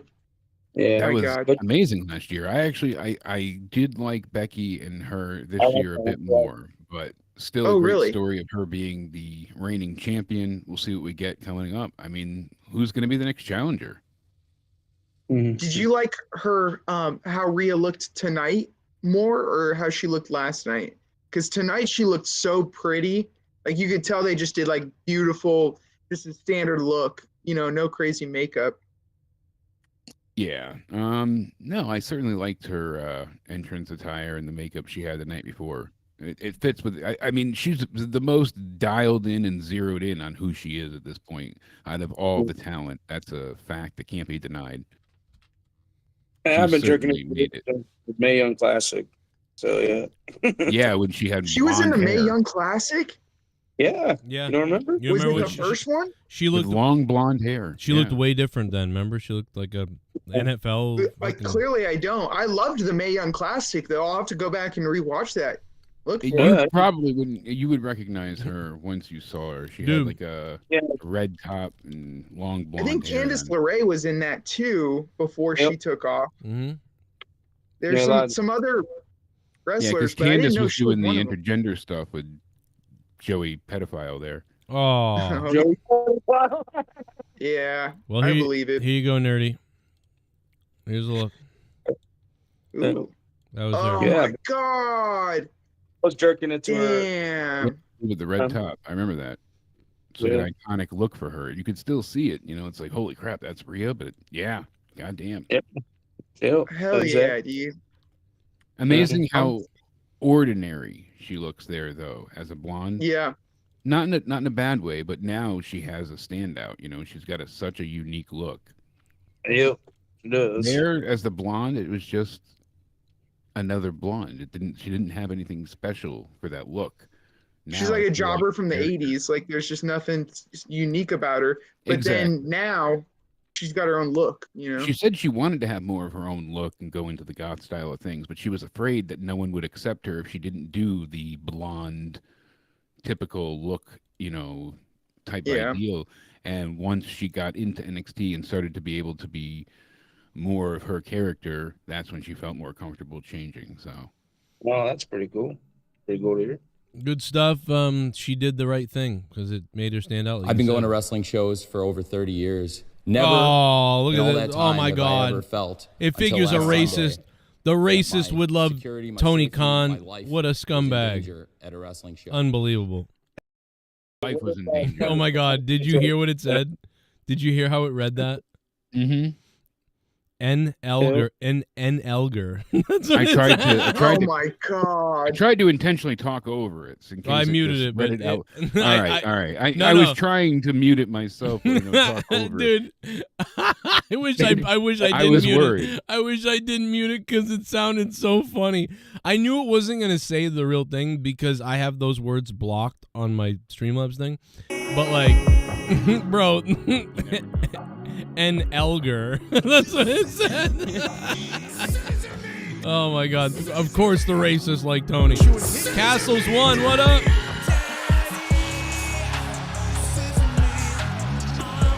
Scissor me.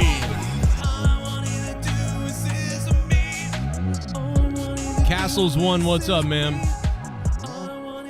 And Elger. I know that piece of shit Dono plays, but not mine. Haystacks Monet says. You can see Triple H DNA all over the place. Yeah. You would think it would be Katie Vick's coffin. Oh. His own personal skills and in and out of ring storytelling has started to influence the product. Absolutely. Yeah, it's really coming on now, and I think even Bruce Pritchard is like, you know, a step back a bit. Like, I'll give you my thing, but it's your deal. And I think they all feel that way. Castles, thank you so much for the dono, bro. Haystacks, hopefully your donation is going to play, I hope. We got a lot of donos here. A lot of donations. Thank you guys so much. What a WrestleMania. We're going to go until I pass out.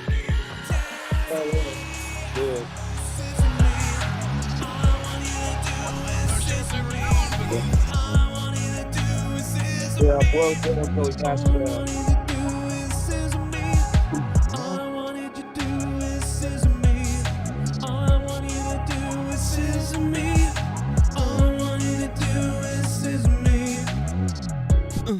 People need to get over the Bruce Pritchard hate.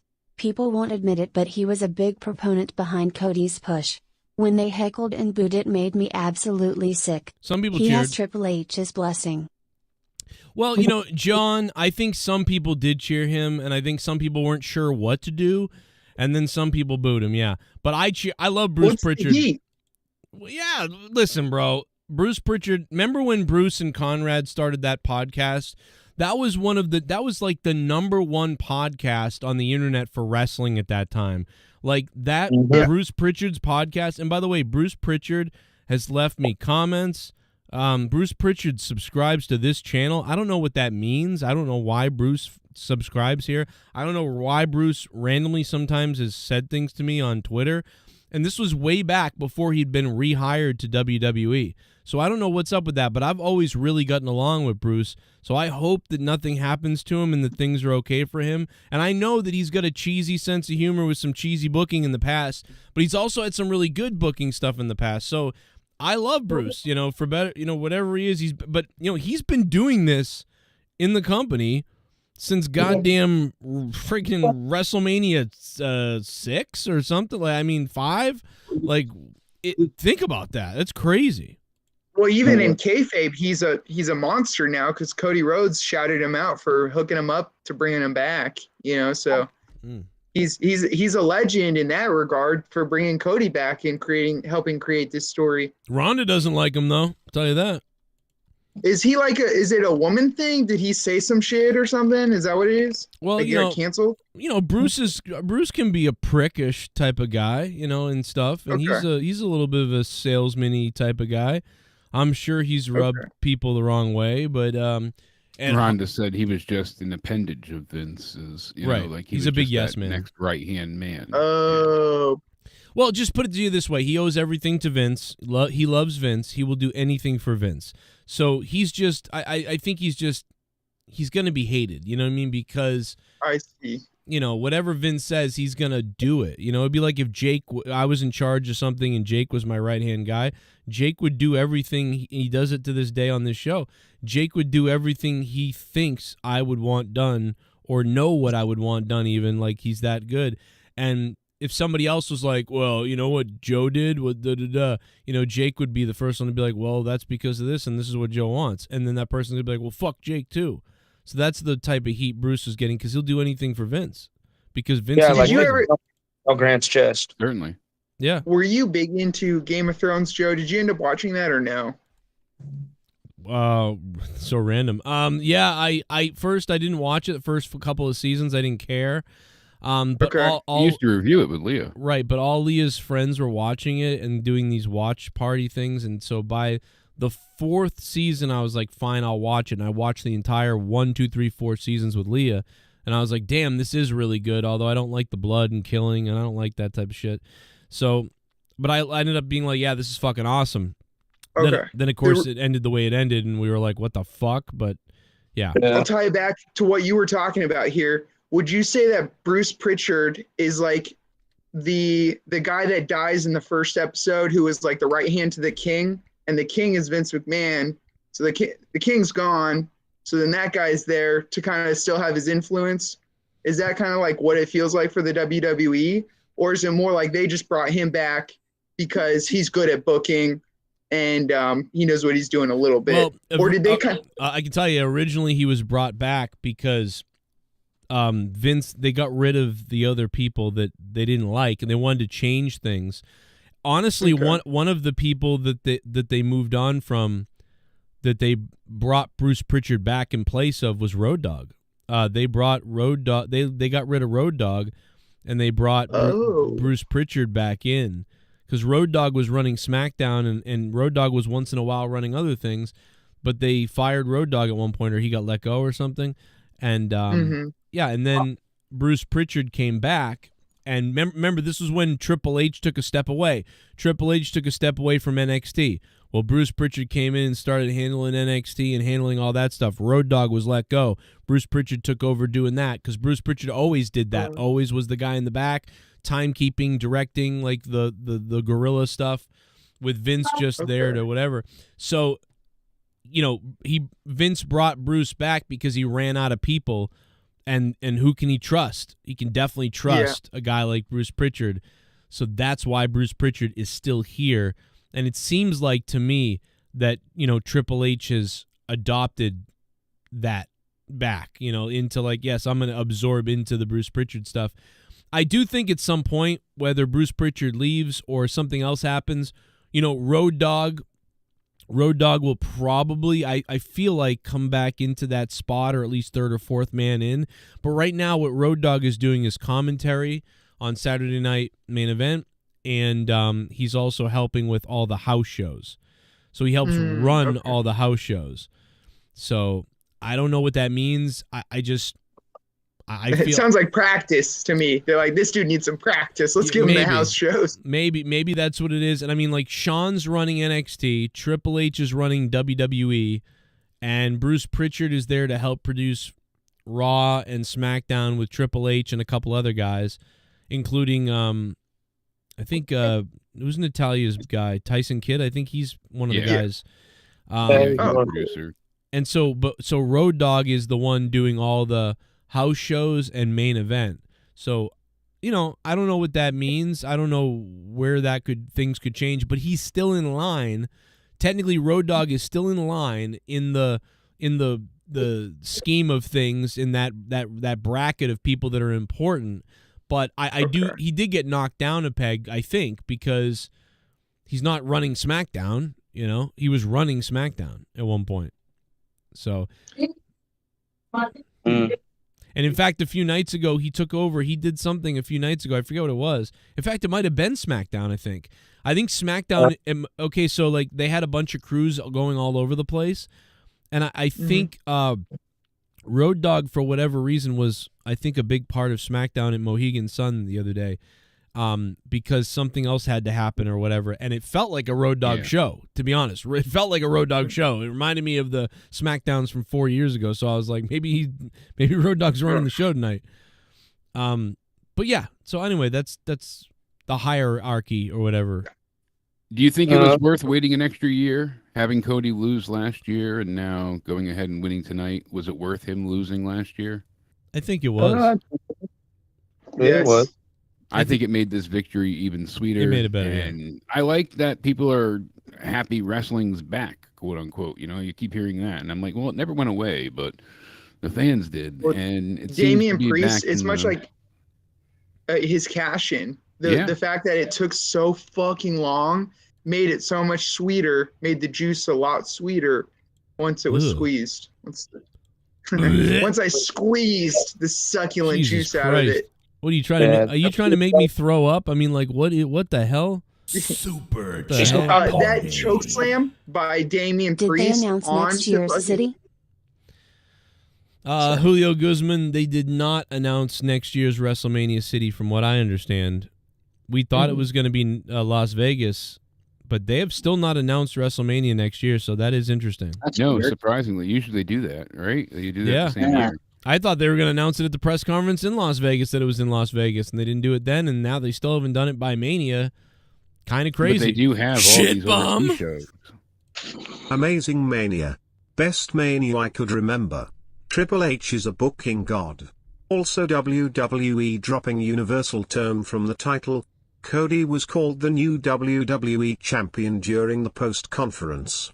9/10 Mania. I hope they do, because it's stupid, but they did call Roman that during the match. Jaff94, OG of the channel.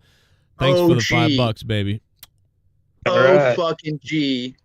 Very, okay. Very old school. Oh my God, brother. Oh my God, brother. Thank you, Jaff94. We got lots of donations. I'm going to play them. You guys are dropping donos. Don't forget to vote on the poll. It's at over 2,000 votes. Out, you rapist! Vince. Hacksaw314 became a member. Thank you, Hacksaw. I was sad to not hear Vince McMahon's voice at all during WrestleMania 40 in a highlight package in some way. I don't care if Vince McMahon burns my family alive in my house. Like, the guy should not be erased fully from the thing he basically built. Although it is apropos that, or I don't know if it's that, but it's something that Vince McMahon kind of swindled, the WWE away from his father and kind of completely flipped it on its ass. And now Vince McMahon had to leave in his shame for being a weirdo. And TKO, forced him out. Yeah, and he kind of got forced out himself. And it's funny because, we always thought Shane or one of the kids would try to force it off his ass. But, dude, his kids weren't powerful enough to take it from him. It had to be a coordinated, weird effort. And some girl who says she got a poop taken on her. Well, they bought him out with TKO, and then he just no longer had the top say-so. Then they could let him go. Yeah. Yeah, they waited till they had the power, and when they formed the code group of TKO. They fucking Roman senated his ass and stabbed him from behind. Yeah, dude, this was like this is some Roman Empire, Romulan Empire, Star Trek shit. Duncachino? Always Don't mind if I do. What's my name? Duncachino. Oh, there you are, Haystack. Duncachino. You want creamy goodness? I'm your friend. Say hello to my chocolate blend. I think CM Punk and Drew are going to do some sort of backstage incident tomorrow on Raw that will look a lot like the Perry Punk London incident. Please, I hope they do, because now at this point, WWE should capitalize on the CM Punk stuff. Like, because AEW fucked it up and they missed out on their opportunity. Yeah. Make fun of it and do it almost scene for scene, like the backstage footage, but do WWE version of it. Say, fuck it.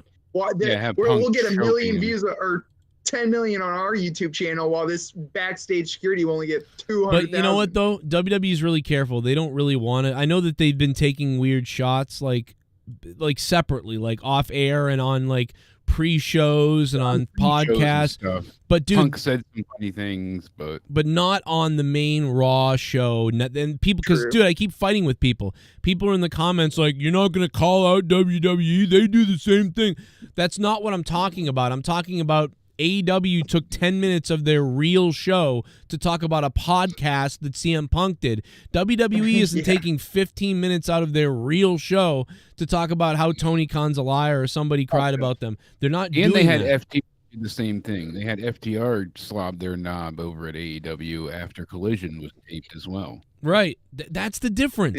That's what I'm making fun of. I tuned in to watch AEW do something. What are they going to do tonight? And I had to listen to Edge be like, we're the best. That locker room, let me tell you, I hate that wrestling is starting to become, and I've said this, it's not about the belt and all that stuff. It's always about, we got the best locker room, or this is the best era, or this is the best. Like, who gives a fuck? Go back to the belt's important and I want to be the champion. That's what we care about. Yeah. Stop all this bullshit about, this is the best women's locker room. This is a women's revolution. I want this division. The word division, I want to cut someone when I hear one of the women come out and go, this division is the strongest. Who gives a shit? You should hope it's the weakest. Then that you're the champion so you can just make all the money. Who gives a shit if they're the weakest, strongest, whatever? Fighting Sheamus, then you would have been happy. Where is Sheamus? Is he injured? Yeah, he's been gone for a while now, huh? Oh, maybe he had that match with Edge, and that was kind of it for a while. Oh, yeah. Dude, Big E return tomorrow, maybe? No. I don't think Big E is going to be able to wrestle again. He may never wrestle. I don't think it doesn't seem like he'll ever wrestle again. Yeah. I think he would have already come back. Really?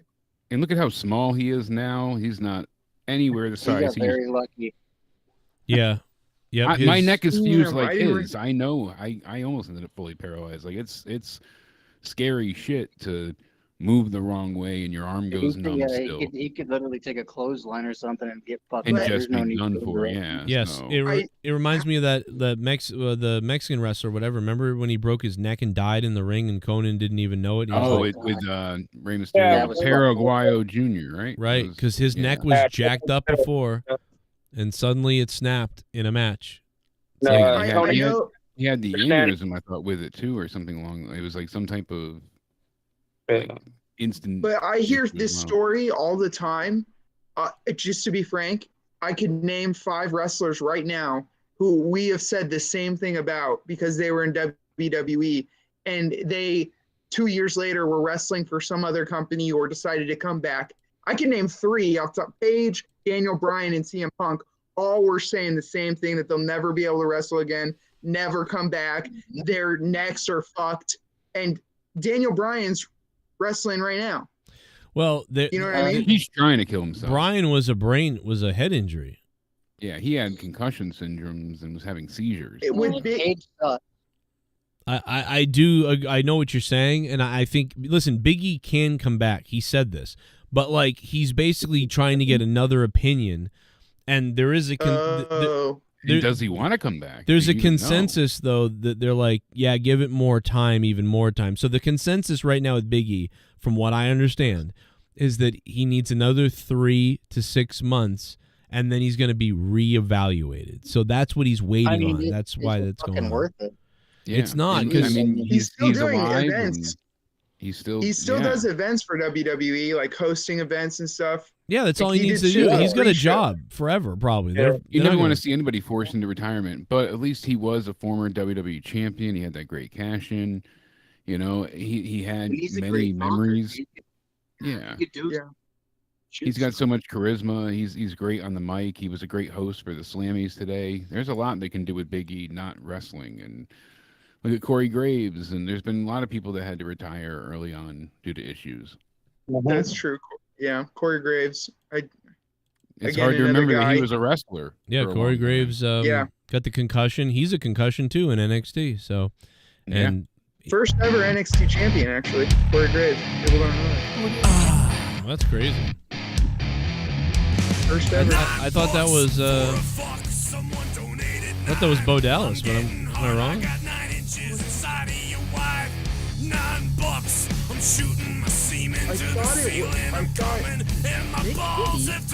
thought it was Rollins. Yeah, I thought it was Rollins or Bo Dallas. Could be wrong. First Mania I have ordered since 19 WWE has my interest again. The only downside for me was no Austin. Why wasn't he there? Yeah, we don't know, but apparently, I mean, it seems like Triple H tried to get Austin, and whether Austin couldn't make it or he couldn't afford him, we don't know what the case is. I'm sure we're going to hear news about this soon because everyone, Savage, thank you for the donation, because everybody really did expect it to be Stone Cold, and I am surprised that it wasn't, but it was Undertaker, and that was even more of a surprise because it was like, well, wait a minute, whoa. And then, you know, unfortunately, you're left with that, okay, he's still coming out? Like, what's going on? So, and especially when Cena came out and then Cena got beat by The Rock, it was like, okay, he's definitely coming out.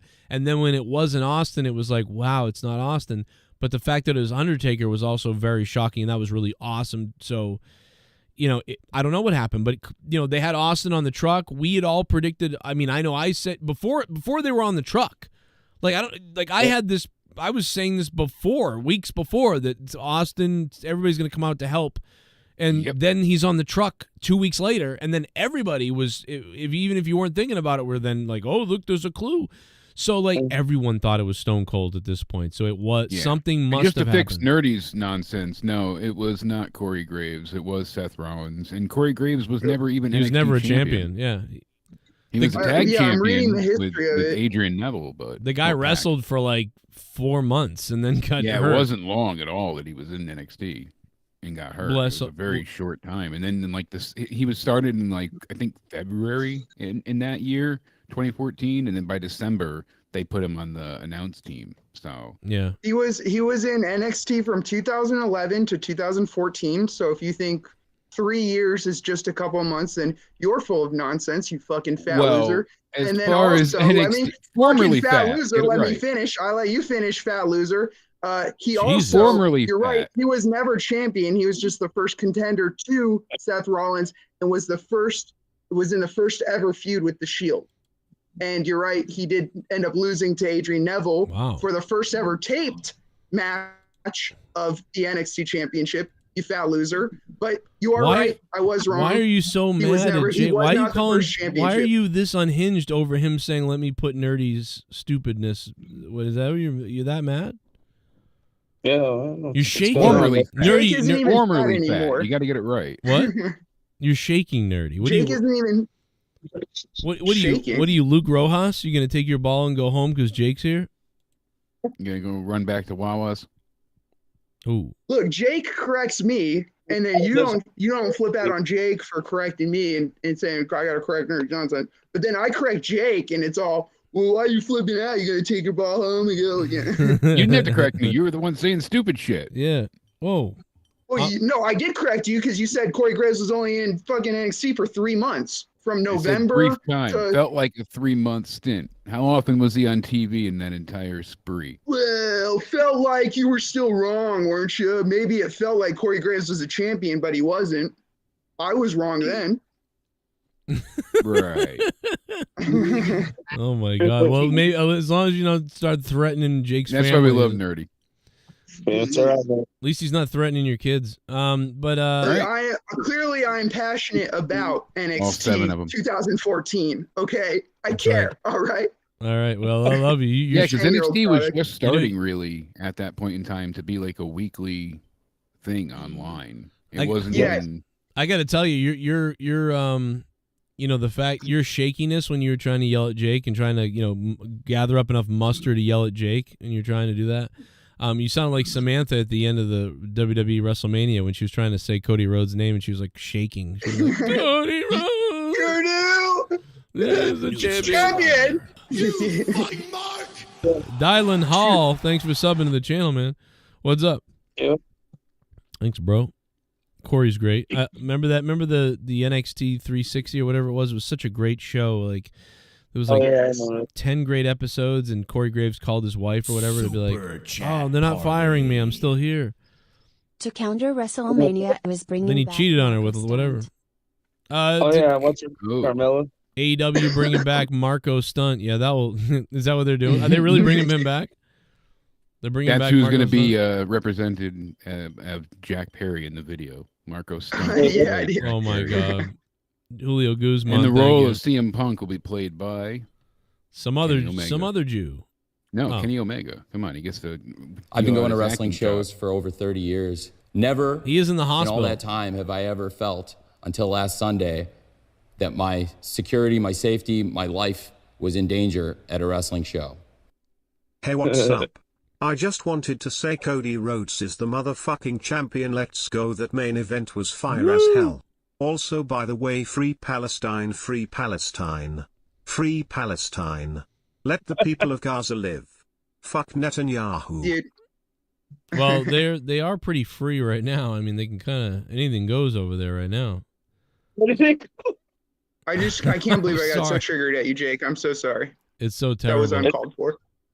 We still love you, nerd. I feel You're not wrong often, so that's why I was surprised. Pretty soon we're going to be bombed, so it won't matter. Everybody's going to be bombed soon. Jacob Maori, thanks for subbing to the Who channel. else is jumping the border? God. Yeah, we have all these. There's tons of terrorists in the country right now. Wait till you see what happens next.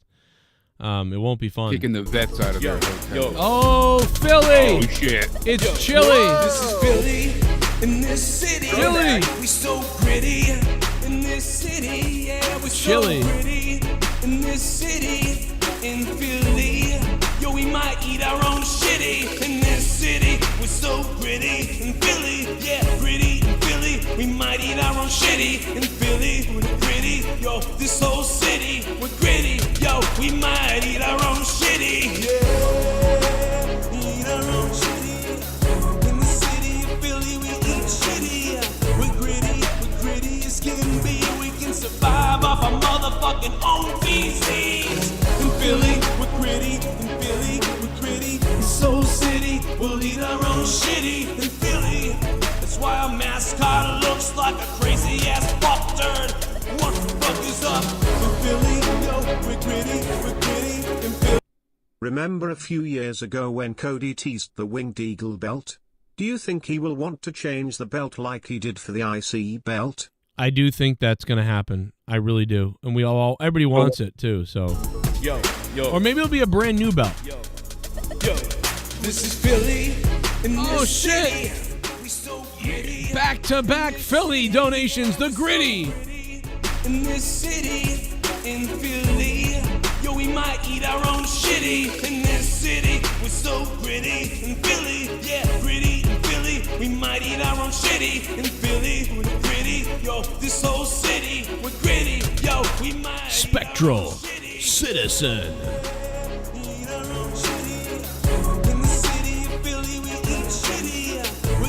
Shout out to the OG Spectral Citizen, man. What's up, man?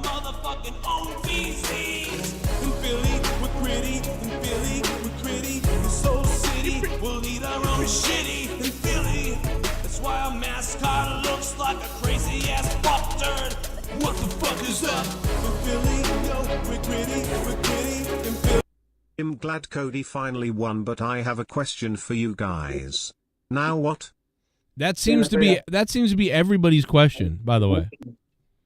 I mean, I don't know. I just feel like the next should just be a big rivalry with the bloodline or something.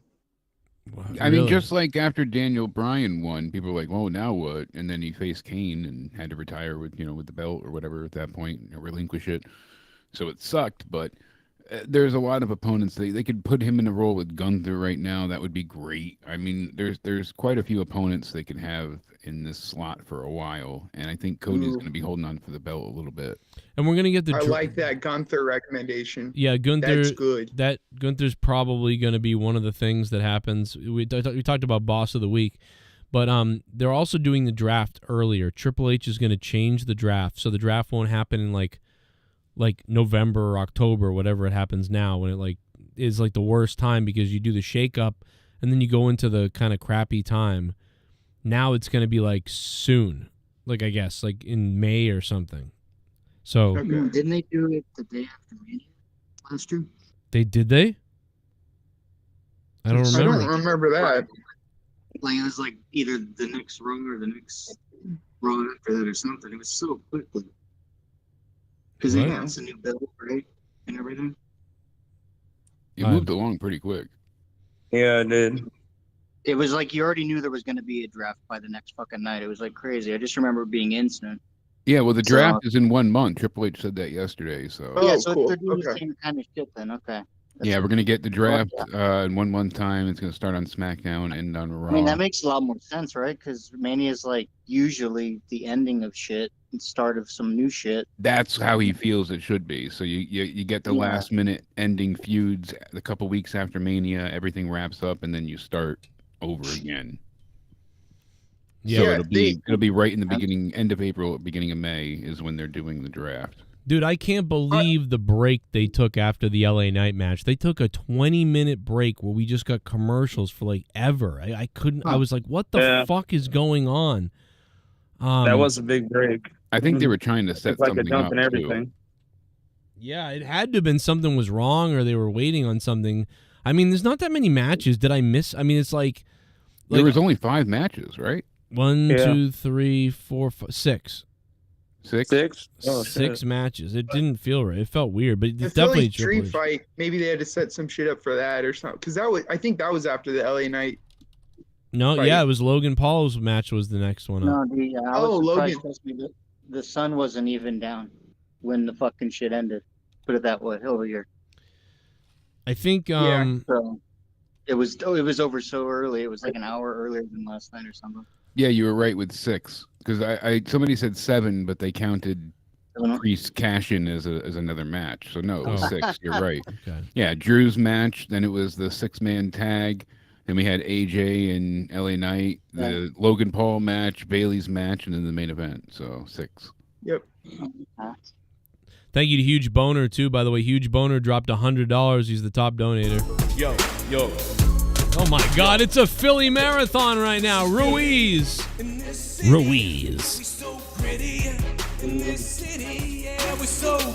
Oh my God, brother.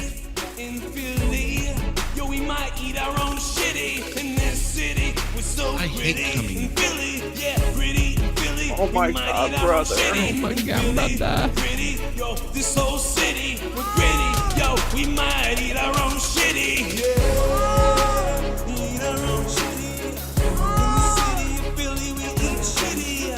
We're gritty as can be. We can survive off our motherfucking own feces. It's a gritty train.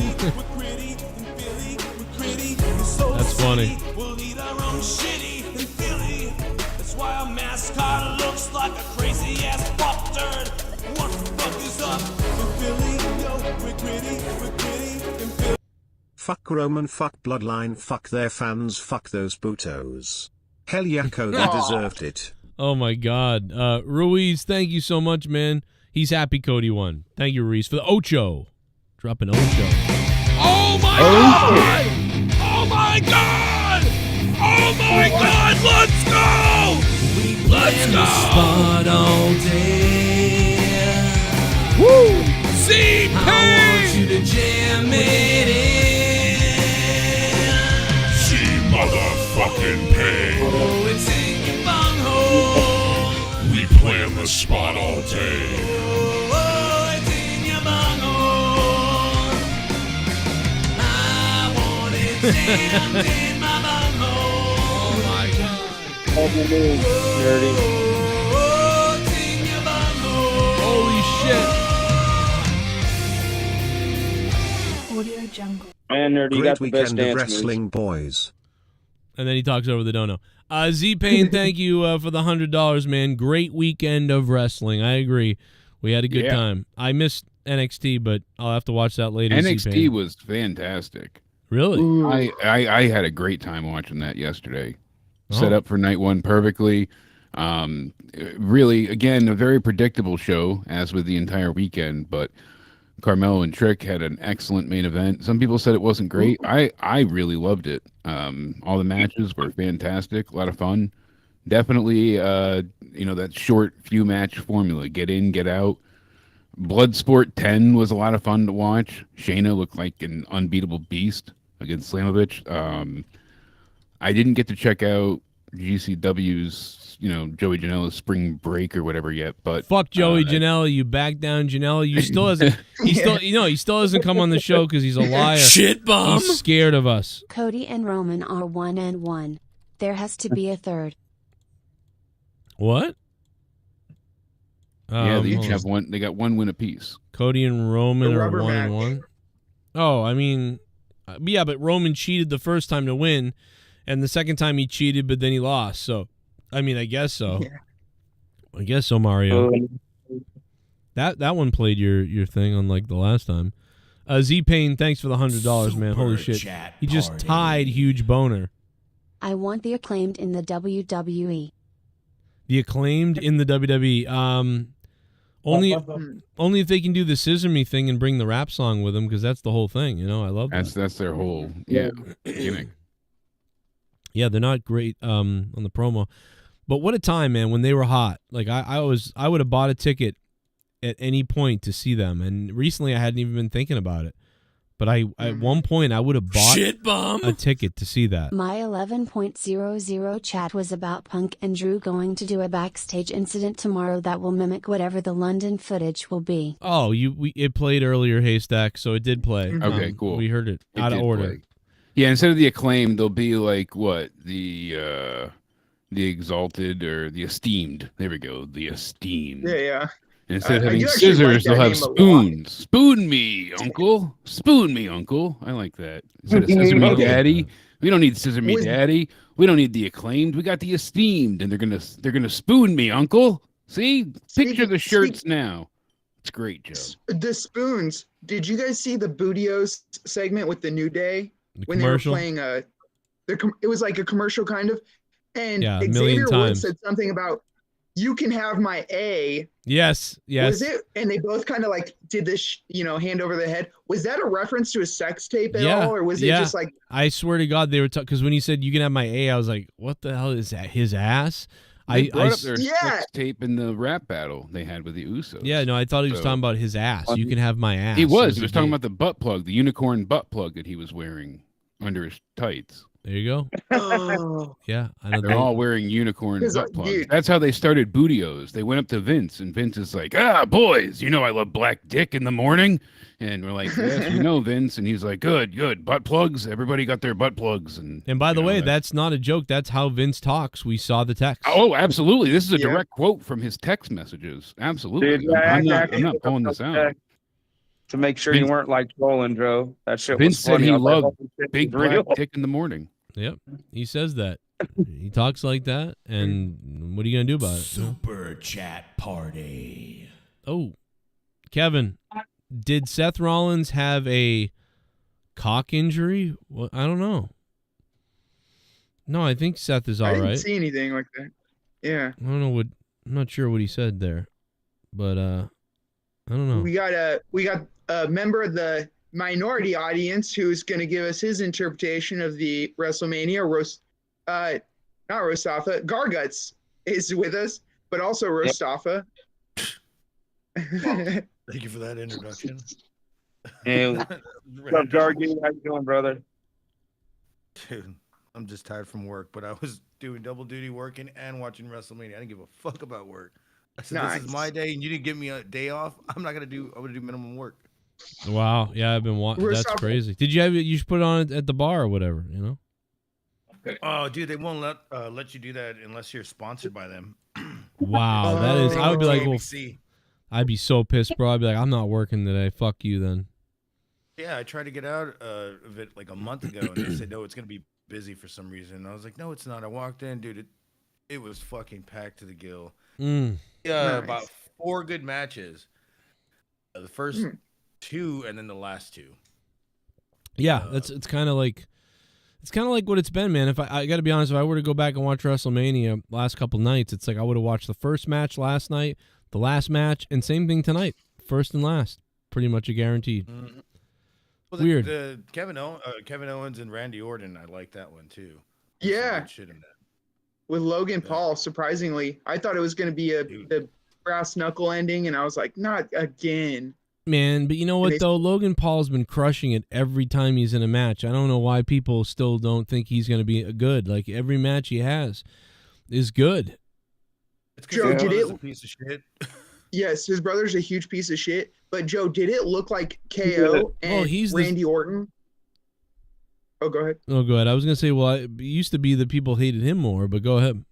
Yeah. Well, do you think that KO and Randy Orton were giving him kind of shoot punches early and kind of like, because he's new, you know, and Randy Orton's established, those are like the ring veteran guys. It looked like they weren't holding back on Logan the first couple, like minute or two, even when they threw him outside the ring.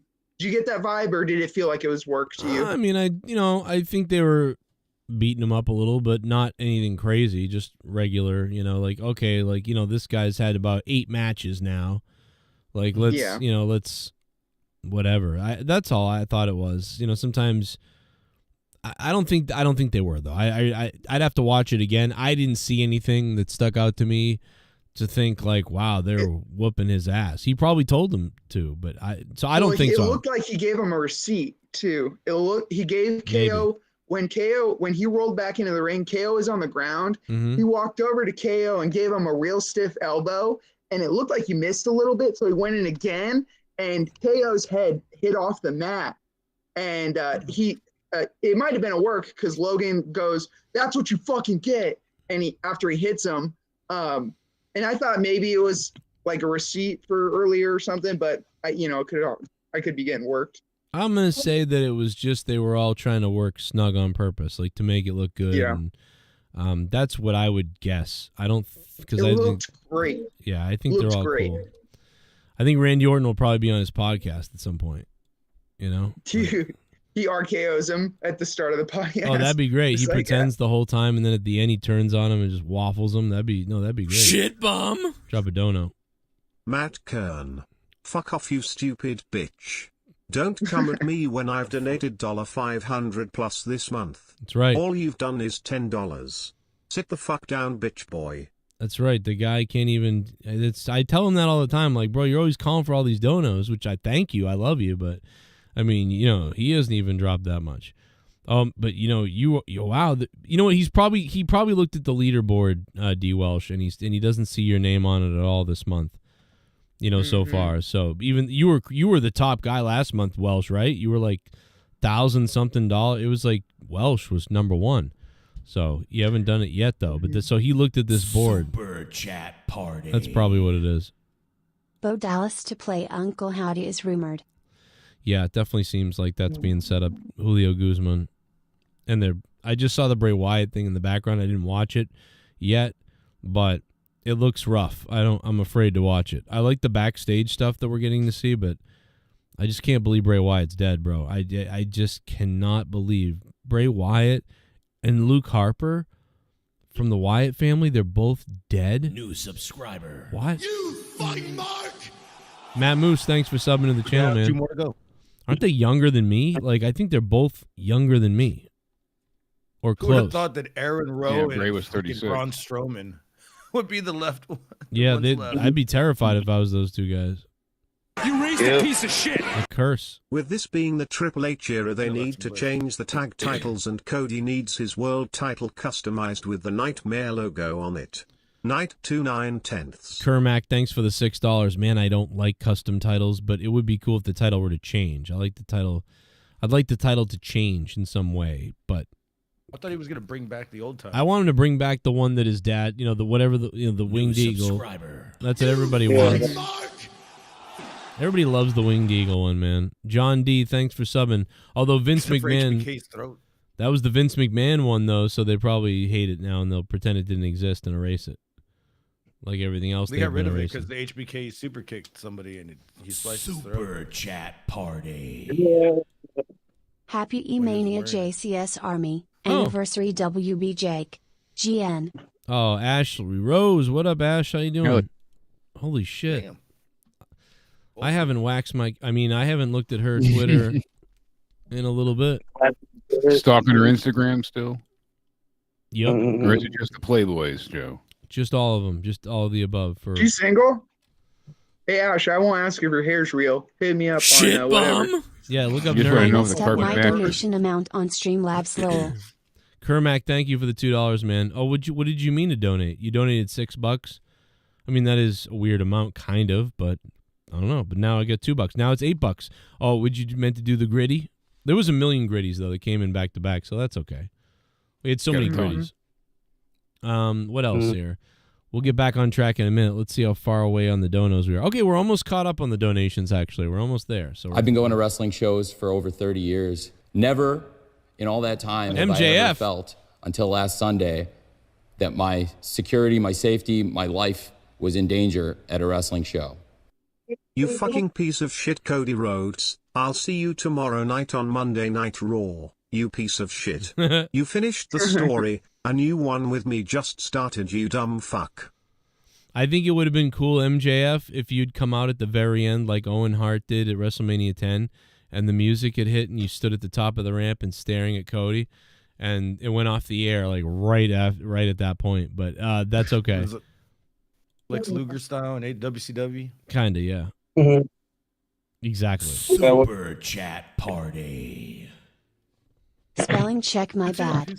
You guys are awesome. Damian Priest cash in got me. Drew Face made it even better. Drew and CM Punk feud going to be great. Dude, Drew and CM Punk are fire right now. I would watch them juggle at this point. Like, dude, they're so goddamn good right now. I want to see everything they do. They have got the best shit going on right now, and one can't even wrestle.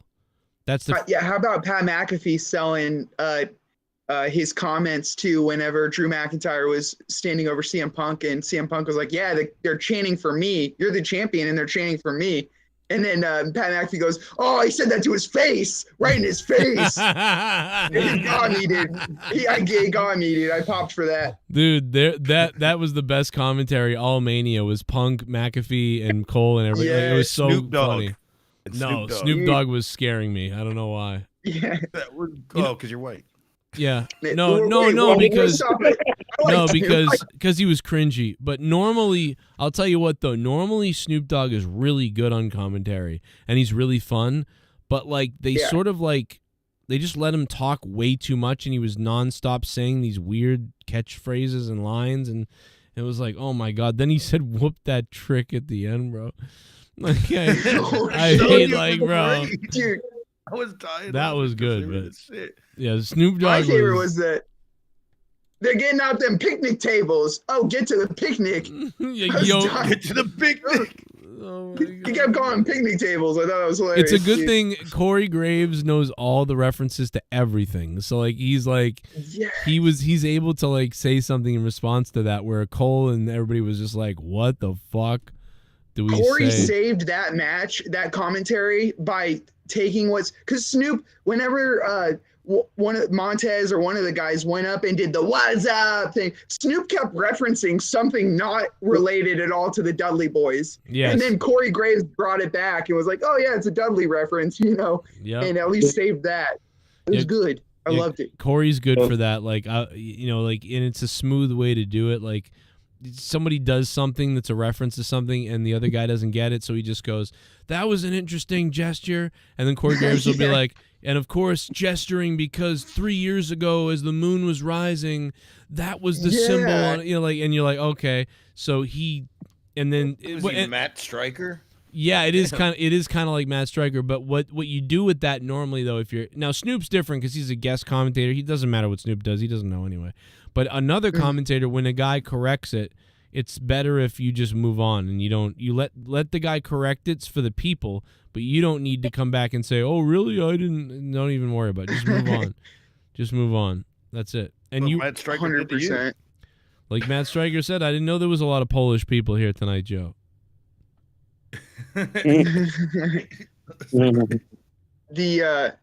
Well, and then Snoop Dogg's, for what he did last year, I mean, they talked about it on the desk, but I think they were going to let him say whatever the fuck because of how he saved the match and Shane McMahon's match last year.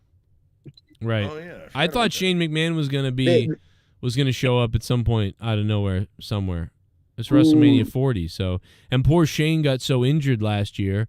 I thought Shane would come out in some manner, but he didn't. You all have decided to take your hard-earned money and to fund my show. Oh my God, Z-Pain again! To fund what I believe in. Z-Pain is going off. My godly ass. JCS Army, donate to me. Z-Pain, motherfucker. Acknowledge me.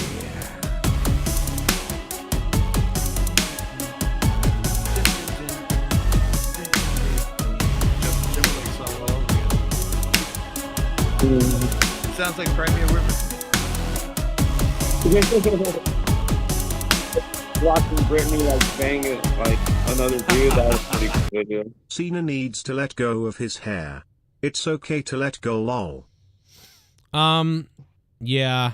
I mean, do you want me to let go of my hair? I mean, should I let go of mine? Is this what we're doing? Hair. Oh, it's good, dude. That's nice hair, Joe. No, it's not. I'm going bald. Bullfrog is a moron. Z-Pain, thank you, bro. Thank you, Z-Pain.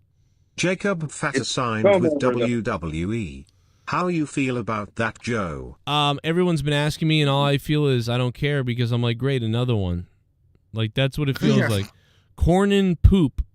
Thank you for the $3. I thought we might I sent see you a tweet, Joe. You got to check out at some point. Too. All right, let me check it out. I thought I thought we might see Jacob Fatu tonight because there was so many people to come out, and that's when I started thinking maybe Undertaker will be there too. It will be Stone Cold, like Cena, Undertaker, maybe Hogan, like, and so we need more Bloodline people. So maybe Jacob Fatu will come out tonight. So that's what I thought. But I thought he might be out there tonight, and I did not think that we'd get the Undertaker. Honestly, I jokingly said it in the chat earlier tonight. And you I was did like, jokingly say it. I didn't think it was going to happen. And it's funny, when the lights went out, they had to run Undertaker back out of there. So people put all these different edits with it. But just seeing Undertaker run back towards the curtain is hilarious. Dude, I was in the middle of watching. I was watching that ending too, and my friend next to me goes, "What about the Undertaker? Is he really retired?" I go, "Oh yeah, dude, he's really retired." Right when I said that, all you hear is "dong," and I go, "You fucking called it, you motherfucker!" Damn it, dude. But I was like, I didn't understand why people thought that Steve Austin was gonna be there. why not? I don't know. Why? Why would he not? Why was Cena there? But you know what I mean? Why would they? Cena had history with It would have Solo. just been cool to have him at the end drinking beers. That's Yeah. it. No, they just Celebrating. But what is the Undertaker? You know what I'm saying? Like that's why, and he was. Yeah, the Undertaker was the weirdest part, even though it was really cool. I think That it's was like kinda more weird. of a backstage thing because the Undertaker, when The Rock broke into the business, that was the first guy he talked to, and he said he walked in just saying "motherfucker" into the locker room. So he had never heard the Undertaker like get crazy. So I think that's why it's just out of respect, like bring him back for one more thing. Well, I think there's 2 or 3 guys that get bigger pops than The Rock, and it's Stone Cold and maybe the Undertaker. Those are the only 2 I can think. I don't know, but it was cool. It was cool, but I was expecting Stone Cold. You know, I'm surprised. But it was still good. It just was the different person. Rostafa, you all right, brother? You here? Did you fall down the stairs? Sounds like he's putting a mic in his ass. Are you diddling yourself? Why don't you go call Busted Open, you fucking loser? Hold on 1 second. I gotta fix my mic. Okay, you fix your mic. I'm gonna mute you while you do that, and then I'm gonna show how you're a mark for Busted Open, you fucking weirdo. Traitor. What a fucking wait till Rostafa's spreading his seed everywhere, huh? Rostafa's is Rostafa. That's what he does. Wait till you see the stuff that Rostafa does. Demanding reparations. Bro, he was a mark. Why can't he gain his reparations? Spraying his seed everywhere. He was a big mark. I mean, he's always referencing these fucks. And there he is, like, taking pictures with Dave LaGreca, like, oh, like... Oh, my God. I'm gonna wearing a pink fuzzy robe? What is... Watch this. Hey, yo, fam, we live at the ECW Arena. Let's go, Busted Open! Oh, my God. EC-Dub! I'm gonna throw up on myself. Well, at least it wasn't Denise Salcedo. No, I think she was there. Oh God. Rostafa, were you getting paid by them to do that? I guess No, you're. actually, I was invited. No, you were invited. So you weren't. So you were invited to work for free? No, it's not a matter I was invited to work for free. It was a matter I was invited to go party with them, which is what we did. Why were you got to party. Why were you Okay. invited? Why were you invited? Because I am cool with some of those guys, actually, and it was fun to go to. We went to the ECW Arena, had a couple drinks, it was fun. But but what do you mean you were like? Who are you friends with? People that were within like the Busted Open Nation, guys that I kind of grew up with. Also, I wanted to see Mark Henry for the first time live. I did. Hell yeah. That doesn't. Okay. Doesn't answer. Are you sure you're just? Are you sure you didn't just buy a ticket? Nothing was free to get in, my dude. I was invited by a friend of mine to go with them. Okay, I get it. Okay, I get it. Okay, there you go. Okay. Okay, it all makes sense. Well, no, it's fine. Yeah, I thought you were invited by somebody in the industry. That's kind of what it sounded like. Said, "Oh, I'm such a mark." Everybody on this phone call is a mark. If you're watching this industry, mark. I'm gonna mute him. Why don't you go call YR, loser? Anyway, let's play a donation before Rostafa, sucks on some other cock somewhere. I've been going to wrestling shows for over 30 years. And Never reparation in all that now. time have I ever felt until last He'll Sunday get his mic figured out in a minute. that my security, my safety, my life was in danger at a wrestling show. Reason why I was there because Roman Reigns made me lose my second match at WrestleMania, funeral urn. The reason why I was there is because Roman. That was good. Oh But he my teamed God. with Roman after that. Remember, it was him and Roman taking on Shane and Drew. Yes. So That's they right. buried that hatchet. It's just like it didn't make sense for Taker to jump in, but it was awesome. Undertaker. And Undertaker running backstage, Joe. It's so hilarious to see him jogging. Yo, Really? yo. I'm gonna go look at that. This is Philly. Oh shit. Ladvarian Savage loves the gritty donation. Ladvarian Savage. City in Philly. Yo, we might eat our own shitty in this city. We're so gritty in Philly. Yeah, gritty in Philly. We might eat our own shitty in Philly. We're gritty. Yo, this whole city, we're gritty. Yo, we might eat our own shitty. Yeah, eat our own shitty. In the city of Philly, we eat shitty. We're gritty as can be. We can survive off our motherfucking own feces. In Philly, we're gritty. In Philly, we're gritty. This whole city, we'll eat our own shitty. In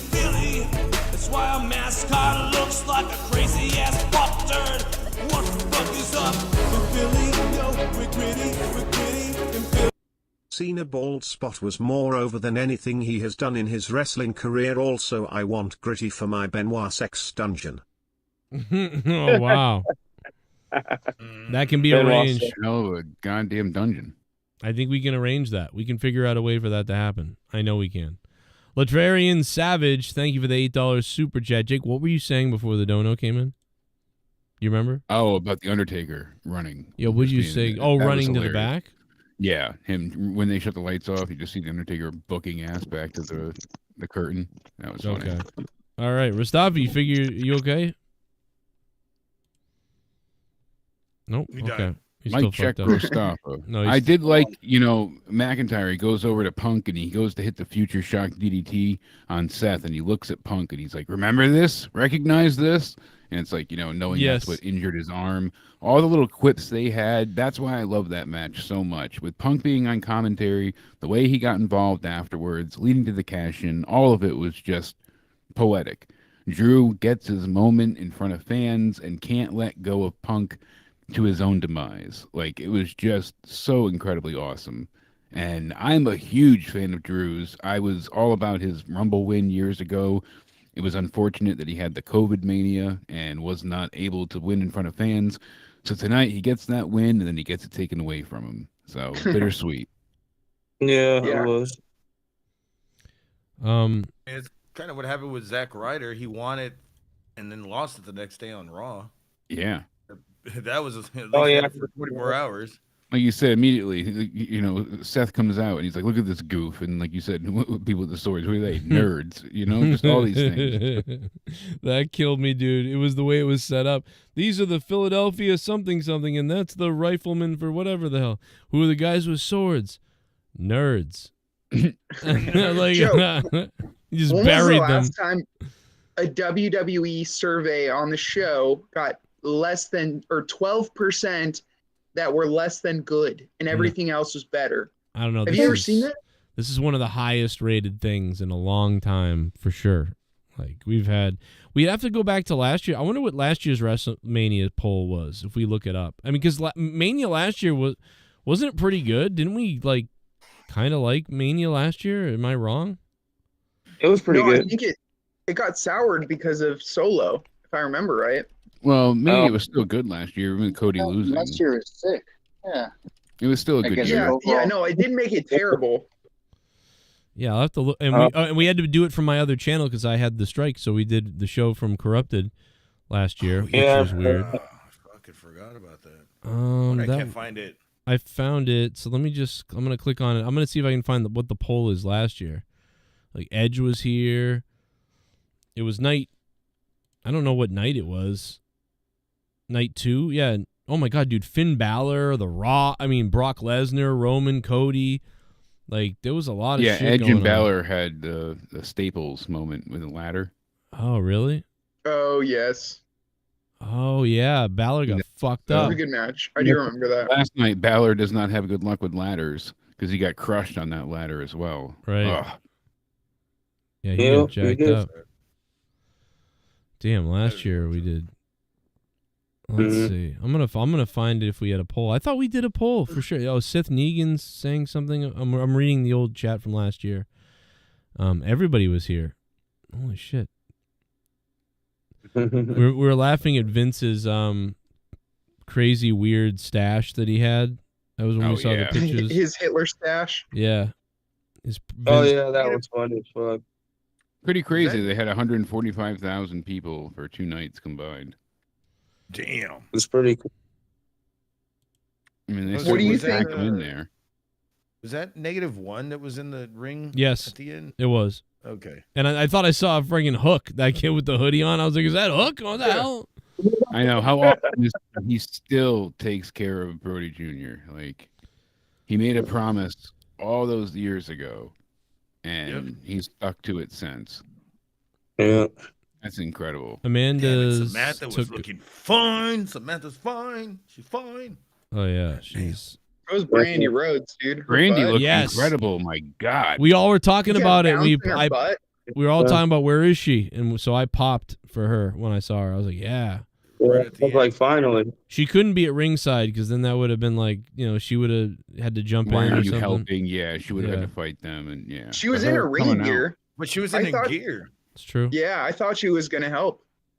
Yeah, I thought she was gonna hit somebody with a shoe or something. Imagine that. Yeah. With chancla right to the head. should have With done another her, baby. Hell yeah, Joe. her dumbass little bear power or whatever she does. It would have made sense if the bloodline had a female, then they could have done something like that. Yeah.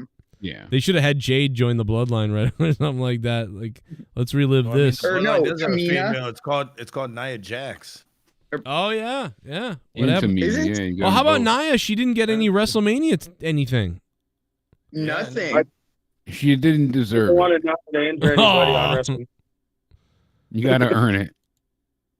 And what was She with had that a lot of work. spot where they? What was that spot when Seth came out as the Shield and like the camera couldn't find him until last Yeah, second, and he was It already was dead. odd. It was badly shot in the moment because you didn't see what happened until he was already knocked out on the ground. And Yeah. You're like, oh, it's him? What the hell? I thought, I don't know, I liked how they made it kind of cool. It's just like, by the time you saw it, you see the punch. What is going on right now? Is that Jesse? Your mic's? You sound like Mustafa. Oh, Jesse, your mic, buddy. Is that who was talking? Was it'll Jesse the one talking? Jesse had a stroke. Sorry. Do Oh, you think because Nia Jax was fed to Rhea Ripley, well, not fed, but she lost to Rhea Ripley. She They looks wanted like- to wait till- my hole. Yeah. Do you think they wanted to wait? They want to wait a little while for Rhea Ripley's storyline to kind of fizzle out or whatever till they bring her back. I mean, Yeah. it might be, maybe. I think they got It's all like- the use out of her already. Yeah. Bro, the Stone Cold night with Stone Cold and Vince on WrestleMania 38. My review had 42,000 views at that point from that. Stone Cold got us like 40,000 views. Crazy. Because of Stone Cold. He is still the biggest thing. Like that's another reason why it's too bad he wasn't there tonight. Like tonight this review's at 15,000 views. This review No, but Joe, yes. when The Rock came back, that review got 60K. Yes, you're right. You're right. That's a good point. The Rock thing was huge. Rock. I mean, I think we'll give it some time. I think people will come back and listen to the review tomorrow if people missed it and stuff. No, it's I'm just surprised to see Stephanie fucking opening up this shit. Like, Yep. why and what? Yeah, that was a surprise. I popped for that. Shit, He looked good too. Do you remember last WrestleMania we were doing like who's the largest donation of the stream on WrestleMania 38? I gave the award to like the top donator and I called it King of Stone Cold's Bald Head. What the hell, bro? Shout out to Gerald Armstrong. Shout out to Gerald hell, Armstrong. But Yeah. I don't think What I about, made. what about little Nate Robinson being the ref for the main event? That was cool. That was good. It's those little He's in the things game that now. you're like, yeah, that's nice. Just those little moments that the fans could really appreciate. Oh, did we lose Dan Kennedy? He leave already? I was gonna give. I think he came. I was gonna Oh, give Dan yeah. Kennedy love for when him and Cody were hanging out with the Joe Cronin show sign. Look at Cody. yeah. By the way, Cody looks like a bomber right here with his hoodie on. Kenny looks extra fucking autistic on that. Sorry, song. Dan. Oh, He thought it was Make-A-Wish. That's all. That's what Cody thought. He was like, "Oh, this would be a Joe Cronin show fan." When all he did was He's like, I better like put my ice hood cream. up so nobody. So nobody I notices. better it's put my me. hood up so nobody sees me. Yeah, Cody Yeah. said Cornette warned me about Shock him. factor. Yes. Shock factor's totally out the window with this bullshit. When Cody was on the show, he didn't. When I first brought Cody on the show, he didn't know who was doing the interview. Like, so I don't know what it was, but he wasn't sure what was going on. So when I came on and I started talking, he was like, "Oh, it's really like Joe. It's like you're." And I was like, "What? Yeah, it's me. What's up?" And he was like, "I didn't know that." He goes, "I thought it was someone for you or whatever that was doing the interview." He's like, "Okay, so it's really you." I'm like, okay. And Nice. he was like, "Okay, yeah, I always see the videos or something." And I was like, "What the fuck?" So he thought he was going to be interviewed by like some other person for something. And I'm like, yeah, they like lied to him. Yeah, it's some wrestling field fight. correspondent It's Justin Joe. Bailey. Yeah, that's what he thought. He thought someone else.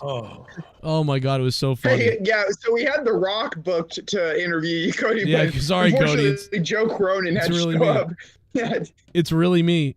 It was really funny. He's like, oh yeah, it's so weird. Yeah, because anyway, I don't know where I have the audio, but I have the raw audio somewhere, and it's funny because he's like, oh my God, I'm really talking to the loser with the hat. Like this fucking guy. Oh my God. And the fucking shells for a necklace. And the puka shell necklace loser. Great. But yeah, Is that still on your channel, Joe? Yeah, the interview. Yeah, the Cody Rhodes interview we did is on the channel. I never put up that stuff because it was like, it was pre the interview and then post where we talked about Star Trek. But so I didn't know what I could air. I was like, I'm not going to air this because it's off air, But if he he talked about the AEW chance at Hell in a Cell. That was big when the Fiend took on Seth. Oh yeah. I thought there was going to be AEW chance in the pre-show tonight because like somebody said something about other competition. Oh, I know what it was. It wasn't that. It was during the Triple H Pat McAfee interview when they had the audio trouble with the speakers. Did you see that? Like they were in a big crowd of people and the people were loud. So when the people were chanting, they couldn't really do their show and interview because it was so loud. So, Triple H had to keep turning around and be like, yeah, and so they would stop and then whatever. But the problem is the speakers went out. So they're doing this interview and all these people, Philly fans, are like on top of them, like screaming and chanting, yelling, and they're yelling, "We can't hear you," and we want speakers, and they're like, "Well, we're on TV and shit, so we just got to do this anyway. Sorry." Like, hopefully they figure out the speakers. But so the whole time you're trying to listen to this interview, it's just the WWE fans chanting crazy shit. Like and it ends up weird because of that. And at one point the speakers come back on finally, like 70% through the whole thing. And somebody said something about other companies, and I was like, like that someone's gonna start an AEW chant, and they almost did, and they didn't. And I was like, okay, oh my God, because it would have been so awkward. I think Triple H actually might have turned around and be like, really, guys? But luckily here now, guys. Like I get, dude. So that's all the trolling he's done. Yeah, that's why I know, right? But that's why I can't watch the Hall of Fame that much. Like I get anxiety. Like when somebody goes up there who's is like a lesser known wrestler currently, but we know who they are. But it's like, and the people like they have ADD or something, and someone comes up there like Ragtag Johnson's getting a Hall of Fame. He was a wrestler in the 70s. And the guy comes up and starts talking, and people are so quiet, and they don't know who this guy is, really. And they just start weird chants and shit, and it's just so awkward. Yeah. The guy's getting a Hall of Fame award, and people are, like, chanting stuff or whatting or something. Like, it's like, oh, my God, bro. You see the beach ball going around. That's how it was with that Japanese woman that was getting whatted. Bo Nakano, yeah. Oh, my God, they whatted her? Did they what her? That was... I believe the crowd didn't give a shit about her. Put it that way. Yeah, like, I mean, I'll put it to you this way. I remember as a kid seeing her in a WWF magazine, and I also remember seeing her wrestle, like, maybe once or twice, and I just never saw her do much in the WWF when I was a kid. But I remember there was all this promotion about her, and she was in the company, but I just didn't see a lot of her matches. I saw like 2 of them, but I always remembered her because I remembered the lightning down her face, and I remembered that visual, and I remembered maybe one match with Alundra Blaze, but I wasn't able to order the pay-per-views that she was on, so I only saw a couple of things back in the day. So I remember her, and I think it's cool that she's getting that award. But I didn't know as much about her extensive background in the wrestling industry. I knew she had some. I just didn't know really what it was.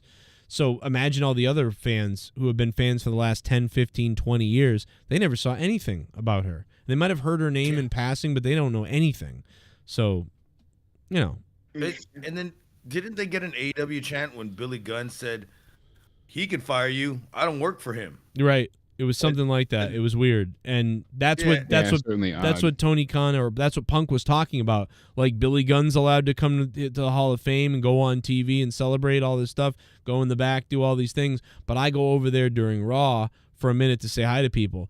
But what CM Punk, to be fair to Tony Khan, What CM Punk isn't taking into account is this is a guy who told Tony Khan a little while before this, I want to be let me go. I don't want to be here. Fired. And now a few months later, you're going to be coming back from injury and you want to go to Raw. You know what I mean? It's kind of like So this kind of goes with what's going to happen on Wednesday. Do you think this footage is going to be real or it's going to be a fucking work? I think it's going to be real, and it better be real, because if it's not, they're going to catch hell in a bad way. I'm of the mind it's going to be part real, and then it's going to go into a skit, like something ridiculous. Okay, so Jake's changing his mind now. Jake says now it's going to be both. Well, no, I think it's going to be like they're doing their shitty BTE comedy. I think that's what it's going to be. But I think they're going to start with the real footage and then turn it into a skit. Okay, I could buy that for sure. I could buy that, but we were going to see real shit for sure. But what if it's what if it's an obvious, like the work is that it's an obvious gaslight? Like they're trying to tell you, oh no, it's not. That's all real. That's exactly what it did. But obviously it's like we joked, Marco's stunt in a wig or something like that. The only Could thing that be the only thing it's going to do, let me tell you something, unless CM Punk is a savage in the video, like and scary, and is the biggest piece of shit you've ever seen, or CM Punk is shown really almost killing Tony Khan. Unless those things happen, all it's going to do is make Punk look good. It's going to make Punk look, yep, that's what you guys are showing. That's pretty much what Punk said. What's the big deal? So that's why I'm saying I have a theory that Tony Khan is less upset that Punk said this and that things happened a different way, and more upset that he thought he was doing the right thing by not showing it, but someone else beat him to the story. And now he's mad he didn't use it when he could have. For fun, not for the fact that someone's lying. But we'll see. I'll be ready to bury somebody. I'll bury someone. It's not somebody. like they're saying Punk's lying. Other people have said that for them, but they just said that they're going to address the information. Yes, and that's what makes me think it's Tony Khan is upset that he didn't show it first. Like I think absolutely. He said that in one of the interviews that he was directly quoted as saying he wanted to show it months ago and then was told, it wouldn't be a great idea, didn't go through with it, and now regrets not doing it then. Yeah, this is like when people are like, when I call out someone for being a pedophile, and then everyone says you shouldn't do that, that's fucked up. And then someone else calls the guy out for being a pedophile, and then everybody praises it. And I go, well, wait a minute. I was trying to bring this up months ago, and everybody said I was a dickhead for doing it. Now you're doing it, and everyone's like, oh, we're the only ones to do that.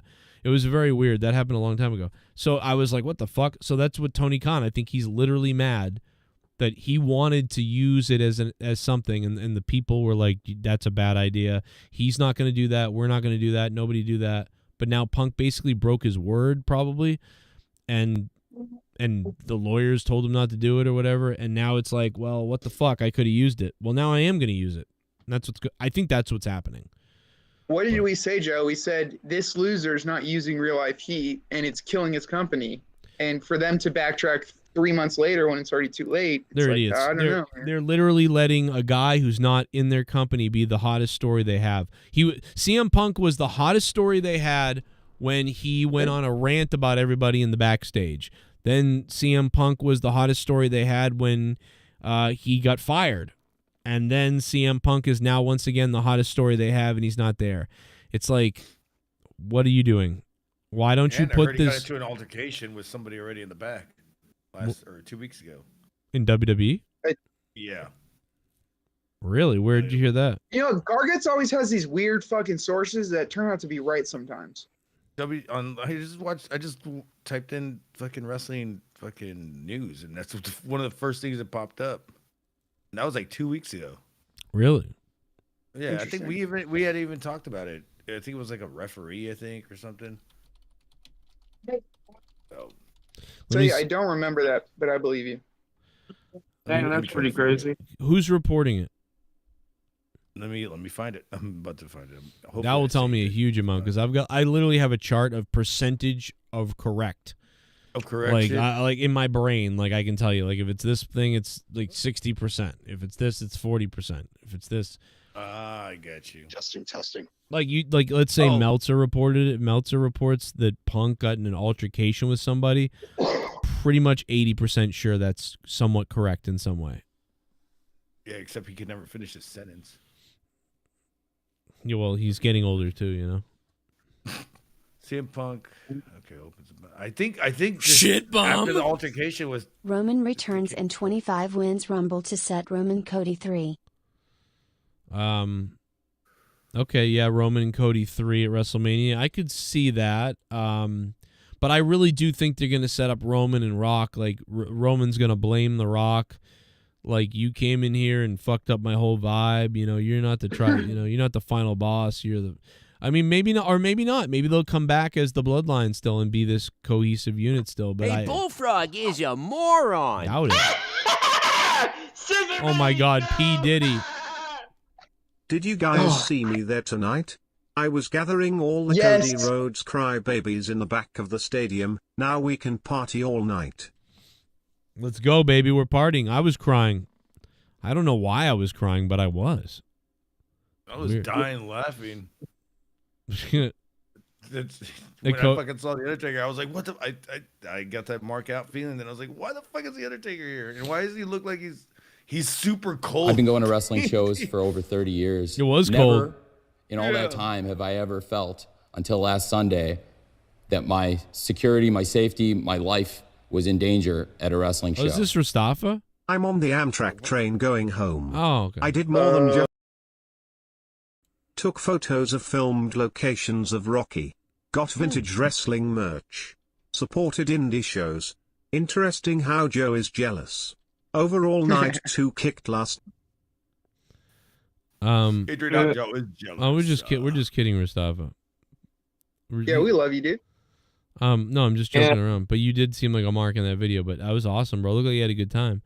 I love Shit Mustafa. bomb. Danhausen and fucking Classic pop was when the Undertaker's gong hit. What I'm jealous of is that Mustafa has $500,000 in his bank account. That's what I'm jealous of. Yeah. Velvet Floor 18, thanks for the $5. Classic pop. Yeah. I loved it. I can't wait to go back and watch the end of the show again. I'm gonna watch it again just to see if I missed anything.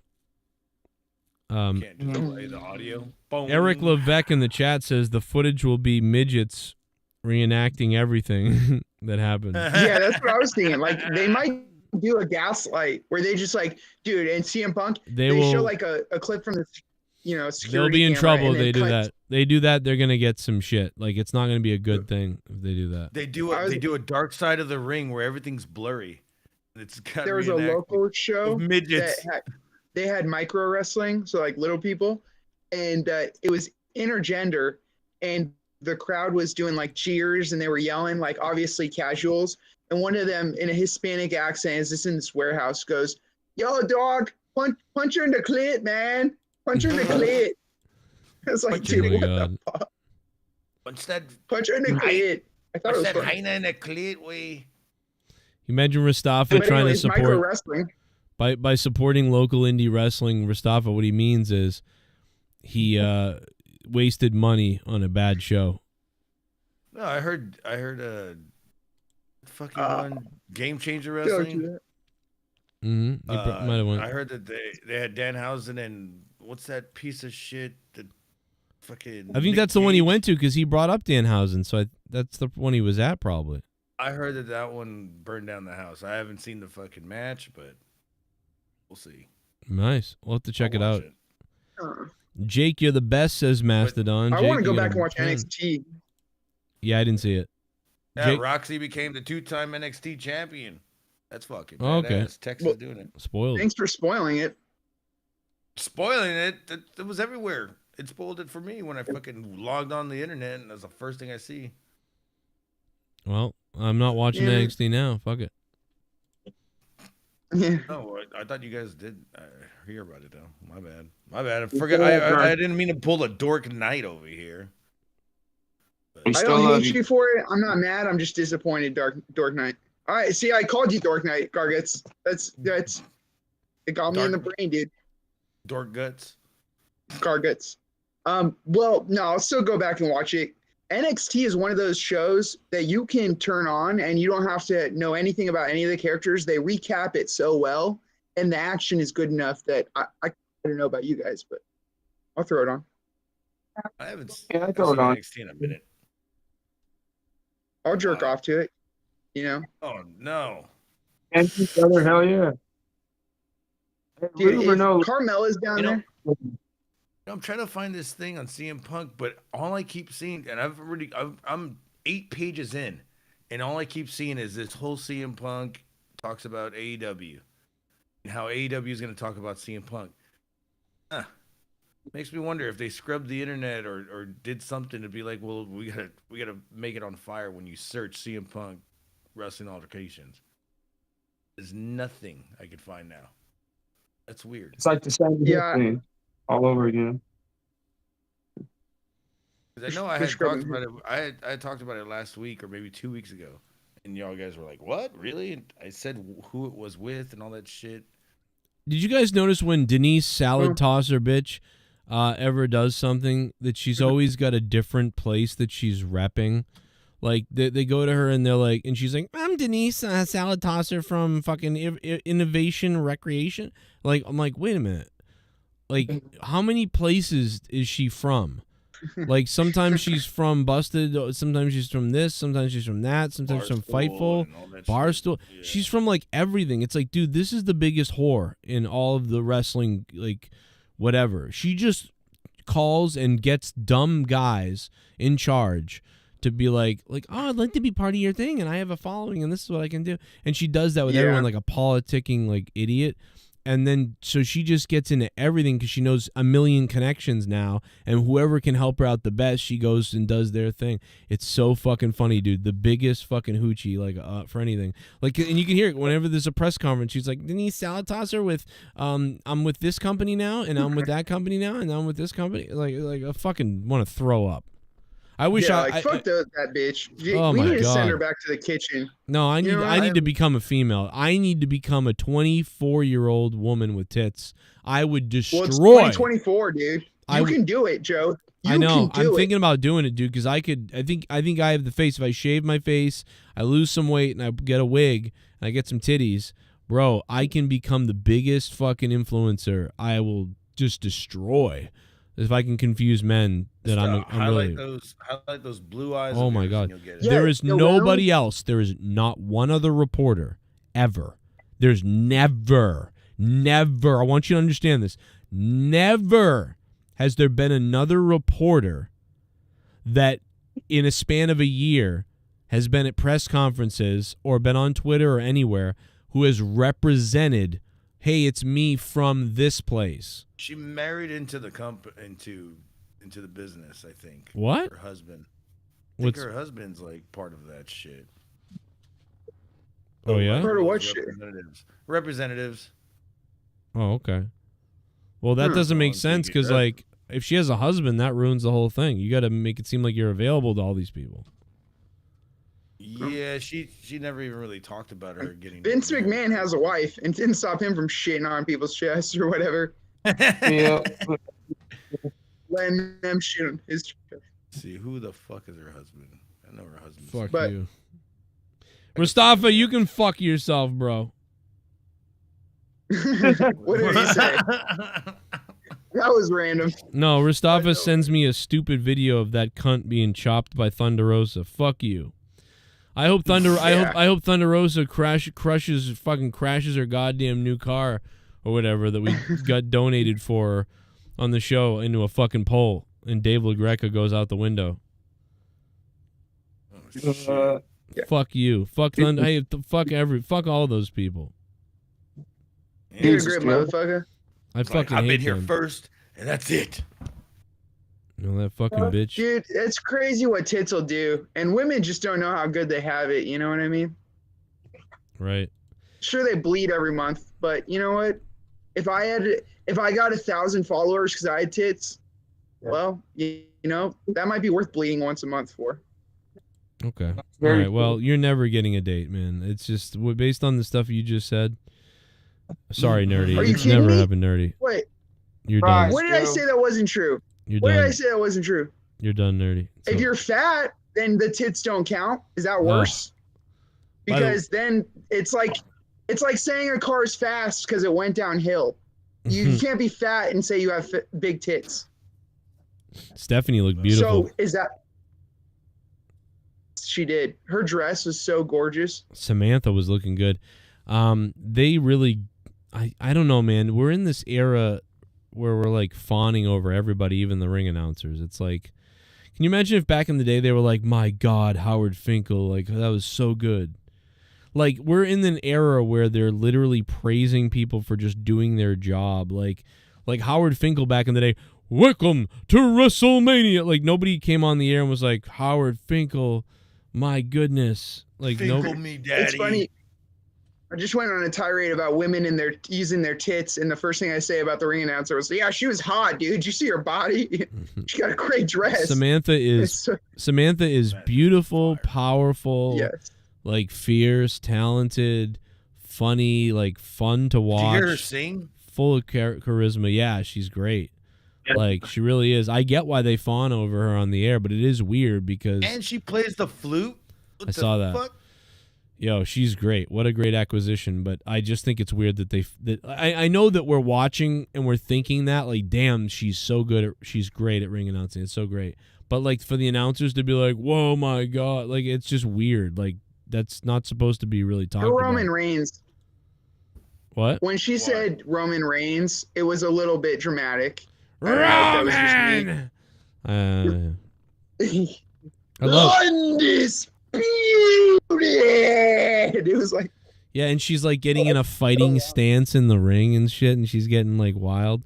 I don't mind that though because I'm here for it. That's what I don't mind that. That's fine. I just think that they shouldn't always bring it up, like every second being like, "Wow, she's so great." Okay, don't stop saying that. Just let her be great. Let it be great. You shouldn't be marking out on commentary for it. It's a nitpick. It's just a nitpick. Obviously, love tonight. We love almost everything. It's just a nitpick of mine. Who was that other girl that she does? She does a Chelsea Green, whatever. But she does it with another girl too. I can't remember her name. Yeah, she's got some she's got some interesting takes on people's entrance stuff, which is cool. It's memorable. It makes you like look forward to it or remember it. You know. Did she replace JoJo, or was there another girl after JoJo before her? No, no, there was JoJo, and JoJo got pregnant. Somebody else after JoJo. There's somebody else. No, you might be thinking of there's a backstage interviewer who's kind of like her too. Okay. Samantha's different. Kayla Braxton. Kayla Braxton is the one she's backstage and she doesn't do the ring announcing. She just does the backstage interviews. She sucks back. I'm back here with The Rock. Yeah, she always seems like she's angry. Kayla Braxton always looks angry, like she's mad to be there. Yeah, Samantha, I get a whole different vibe from Samantha, the ring announcer. She seems like she loves everything and she's so happy to be there and she's full of charisma and she just seems so sweet. Like, I love Samantha. Like, I feel the vibe off of her. But, like, the other girl, Kayla Braxton, she comes off as, like, grumpy. It's different. Yeah, whatever that means. Well, I don't know why, but she just does. Yeah. Well, and JoJo came off playful, but it didn't come off serious. It seems JoJo like came off flirty with Bray Wyatt. Bray Wyatt. She came on Bray Wyatt's penis. Oh boy. But the ring announcer now, I like her a lot. She seems like she has passion, and that I feel it. I feel the passion. I feel like she still marks out on everything. Maybe Kayla's mad. I want her to feel my passion. Maybe Kayla's upset because they've kind of given her former position to that Jackie something. Yeah. Jackie Redmond. Jackie Redmond is now is like the main host person for like the pre-shows and stuff. And that was Kayla Braxton's job before. And now I'm only seeing Kayla in the background in a couple of interview things. So maybe that's why Kayla's mad, because she's visibly upset.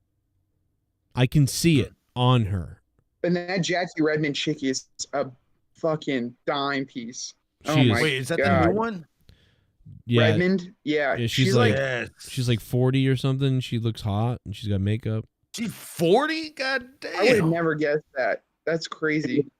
Yeah, bro. She's like, I think she's older than Leah, which is fine, but all like that fucking surgeries and plastic? No, I don't think she did it. She had surgeries. No? Okay, god damn. Joe, would you have been mad if I said, when you said, well, yeah, she's way older than Leah, and I thought, yeah, and she's way hotter than her too. Would that have been too fucked up? I don't know. I mean, she wears a lot of makeup. Leah does not wear makeup. So I think that's I mean, Leo. Well, it would have been a joke too. Like, I don't really actually probably think. Yeah.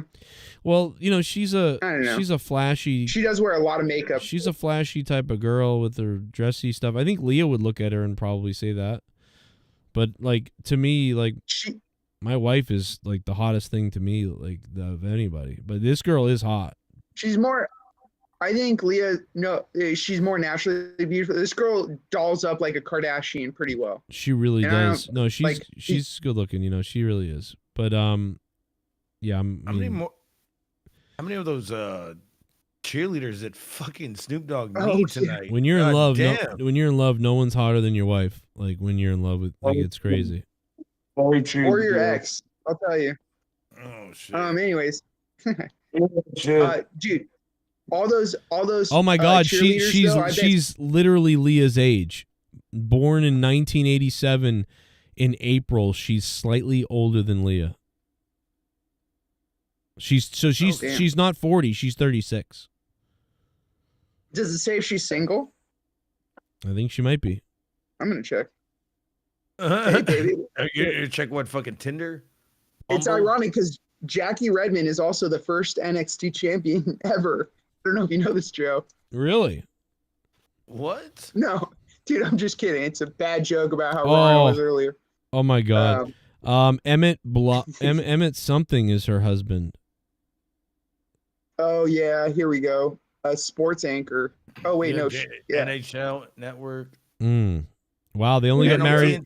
They only got married in on 2021. You just missed it, nerdy. Too bad. No, that means I have a chance. It's still fresh. I can put the cracks in early. She's very good. She's good, but beyond what her looks are, and we're all going to be gross people, but she's good. I love Jackie Redmond. Yes. When she does interviews, she gets into it like a real ESPN or somebody interviewer, but she also is kind of capable of playing along, and she makes it feel real.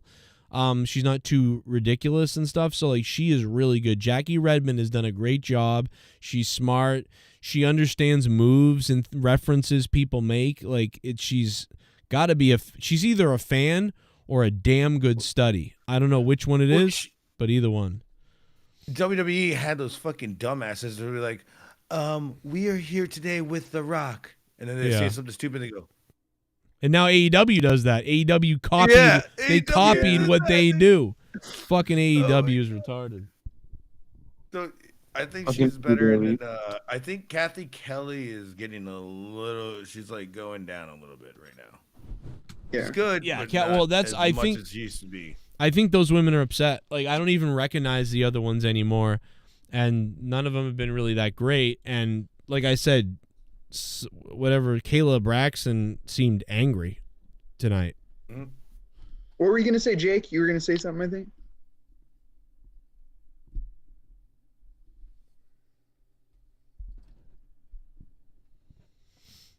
I think he's muted. He's either muted or something's wrong. Muted, or I was like, I can't hear him. Oh, because his thing's lighting up green when he's talking, but I don't hear anything. I haven't heard him in a while. Yeah.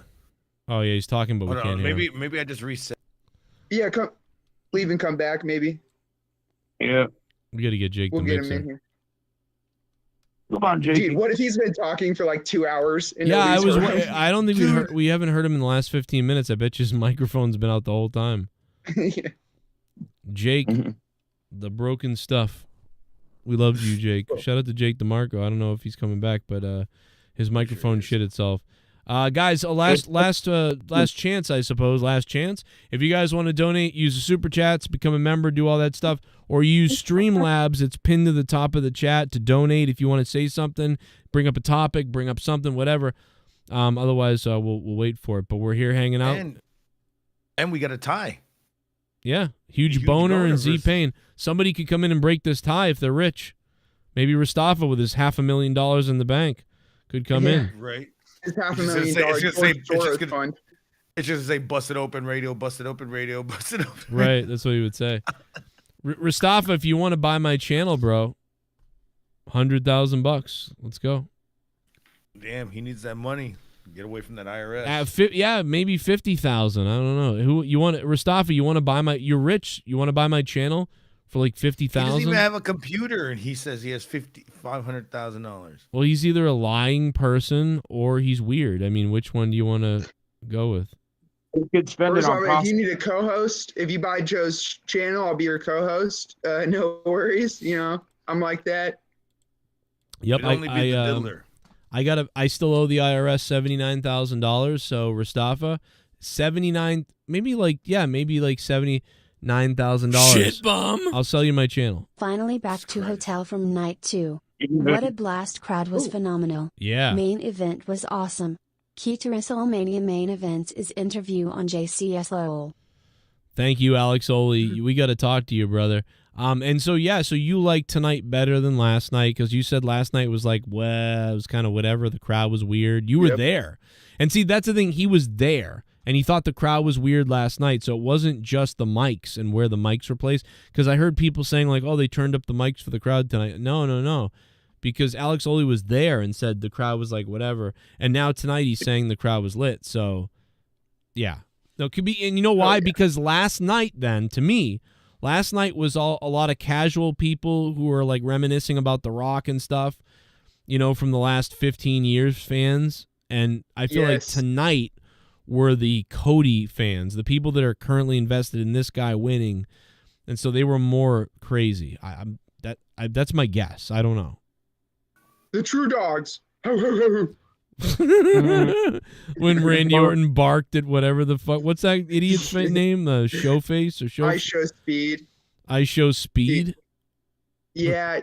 So it's this it's this inner city black kid who is very entertaining, but he's also got he knows he's a character. So like one time, this is what he actually got me to cry one time. Don't tell anybody I said this, but he called up his mom because he got 600,000 subscribers. And his mom was like, yeah, whatever. I need like $200 to get this thing. She just didn't give a shit. That's Leah. And that sounds like Leah. Yeah. I call Leah. I'm like, Leah, oh my God. Leah, we made $3,000 on the show tonight. Somebody donated $1,000. Holy shit, we can pay all the bills, like all the electric bills and the blah, blah, blah. And remember you were like crying about this thing you wanted? I'm going to do that for you. Can you believe this? And she's like, oh, good. So you can get me my thing. And I'm like, oh, no, dude. I'm like, why do you, can you believe this? There's no emotion. She's a fucking Vulcan. Yeah. She's a Vulcan. Can you hear me? Yes, Mustafa. We lost Jake, but we gained a Mustafa. That's cool. Yeah. So guys, I literally just got off the Amtrak. It was hell. But bro, I barely have a voice because it's practically half gone. So night 2 obviously over-trumped night 1 by miles. The live crowd tonight was way more enthusiastic and more engaging than last night. Oh, see? And yeah, and by the way, there were a lot of chants for like turn the lights on or turn the audio up or this and that, because Philadelphia Stadium, like that stadium is really not good acoustically.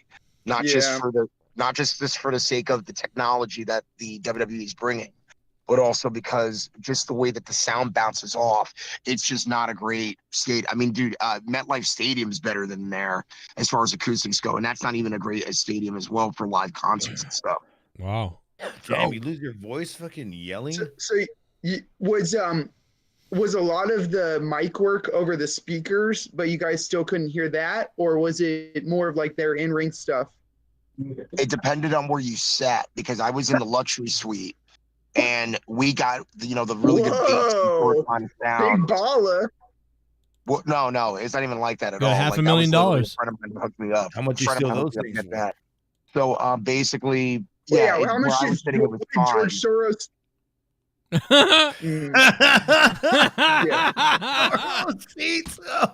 George Soros hooked you up with some WWE tickets. Oh my God.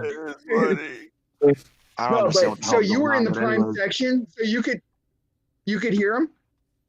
Yeah, we could hear fine. If you were like in like the floor seating in like the lower tier, going towards maybe section 100, towards like going towards the back, you were screwed because they kept on, lights were going on or lights were blinding you or whatever. So yeah, my voice is crapped out, dog. Bro, stop. I never want to hear you say anything about white privilege ever, dude. You got floor tickets to WrestleMania. I didn't Holy get floor shit. tickets. I fucking 3 sweet tickets, which were given to me That as a sounds cooler, dude. That sounds way cooler. You're in the fucking 50-yard line suite tickets, goddamn. No, not even, dude. We got blocked by one of the trusts that you see that holds up the Titantron. They go give it to the black guy. Yeah, you guys were locked behind bars. You couldn't see it. They're always locked behind bars. You cracked out Jesus. But anyways, I literally had fun. I had fun just for what it was. Like I said, I preferred night 2 over night 1, which is a first because normally night 1 usually overshadows everything, that they've been doing, as of late. I don't understand why Undertaker was chosen for this specifically. You would think Austin because of the homage, but well, there's a rumor out there that he turned it down or they couldn't come to an agreement. That's a rumor, but okay. It takes for Austin to stone cold somebody. That means he has to get down and fucking slam his ass onto the fucking because ring. people at He doesn't first want to do that. He's got a bad back already. People at first were confused. What are you talking about, Gargas? In the television. You didn't hear about that? No, I didn't. Never heard about that. That every time he does a stoner, he gets more money from them. Oh my gosh! So they have to agree on the stoner. All right. So basically with Undertaker, it was okay. Like everybody was fascinated to see it, but it's so funny. So as soon as Undertaker gets done with his ring entrance, we see him running towards the exit. In the crowd. Yeah. Oh, you were able to see him from where you were at? I don't know why he had to run. No, he didn't have to run. Yeah, he did not have to. Plus, it was not. I mean, again, it wasn't really that cold the second night, but he looked like he was wearing like 2 or 3 layers worth of clothing. Yeah, I think he was hiding under the ring, probably, right? For a long time. I thought he would just put. Well, his he hood was up. because during the ladder match, you could see somebody's arm down there when they're getting the table. If you Dude, that was it. last night. No, that was last night. Match was last night. You're talking about another match. And Maybe there the was table a match tonight. Match that there was a fucking. You mean like the Street Profits with the tables and all that? I read that while I was at work, and I was immediately going to the fucking app, but didn't get to it in time. All right. Well, anyway, dude, I gotta rest my voice. I gotta rest my entire body because it's freaking aching right now from walking all around the Philadelphia and doing photography, doing a bunch of other different things I was doing. So, guys, I'll probably catch you guys sometime this week. Alrighty. Get good sleep. Get good rest, baby. Love you, Rostafa. Looks like you had fun. It's all jokes, man. All good, man. I'll be posting some stuff later on the face group chat. All right. Yeah, Alrighty. Yeah. I hope you jump off the Amtrak. What? Dude, he got fucking sweet tickets to WrestleMania. He might actually have that 500 grand. He's like, oh, they're giving to me for free by some unknown person. The fuck? Yeah. The Moscow. The Moscow shooters. They gave him tickets. They were breaking news. They testified that they were paid by Ukraine. Yeah, of course. Get ready. I knew that, dude. Get ready. No way. Get ready, bro. I say the United States needs to go to war with Ukraine. No, we're gonna what they're doing. Well, we're gonna be going to war, all right, but there's gonna be a crazy. Yeah, for them. There's gonna be a crazy war coming. It's gonna be nuts. But yeah, that's about it, bro. Let's get one more thing left to do, and that's to sing the Rock's theme together. Okay. Everybody? Oh, what about Mikkel's private parts? Wasn't there something about that too? Oh my God, I gotta find that clip again because. Okay, no worries. No, I gotta find it right now because I gotta hear it. I hope I didn't. Dude, what are you talking about? I thought about that earlier I forgot to mention it, but I should have said it's something earlier. Oh my God! Yeah, some more Johnson material. I love it. Oh, I think I did. I think I did delete it. Oh my God! So that means I got to go find it from last night and clip it again. Because It was pretty good. what did he say? Like, my private parts are small or something. What did he? They don't work. My private parts Oh don't yeah. work. Oh my And there was god. a pause there. That was great. Oh my god, I missed It's that. great. last night. You missed that, Shit. Arguts. Miguel came on and Yeah. said his Towards the private end. parts don't work. 10 out of 10. And then Leo was Well, like, he does, "What?" he does have a kid though. Let's. So Did they anybody worked at one timestamp point. it? Did someone? Because I would think someone would timestamp that from last night. True. Maybe this. Yeah. You got people Interesting. complaining right now because the Black Girls match was brought to you by Wingstop. Oh my god. Oh wait. Oh, Vintage Wolf. He clipped it. We got it. Listen to this. Listen to this. Don't work. My parts don't work. No, I clip it later, and I get a good. Here it is. Don't work. So, Joe, oh, Yes. shit, sorry. Go ahead. I have a question for you, Joe. Let's see if we can get it.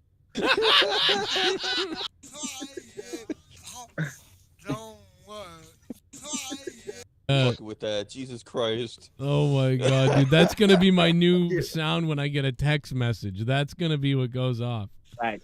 That is definitely my new text message sound. Let me grab that real quick. Can you say that? Oh, here it is. Don't work.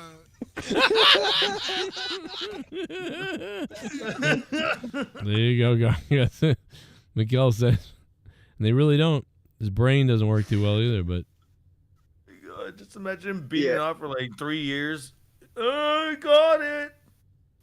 I told Dude, him when he imagine having comes, your mom help you beat off for 3 years.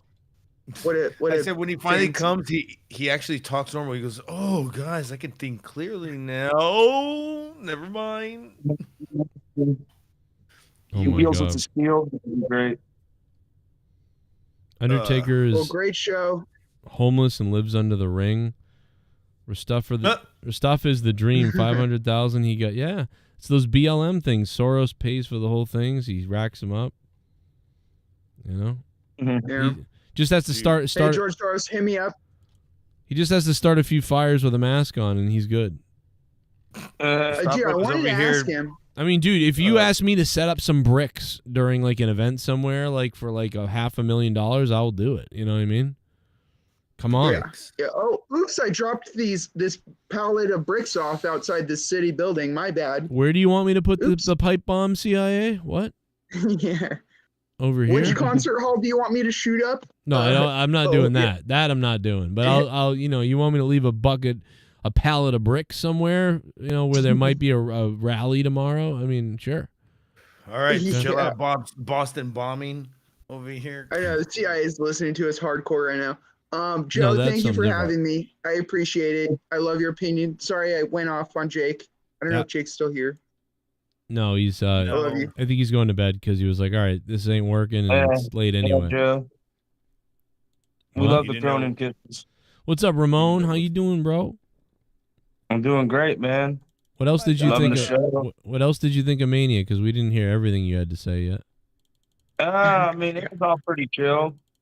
I mean, I was just a little disappointed that, I got swerved like everybody else. I honestly thought Moxley was coming back, but Whoa. Ooh.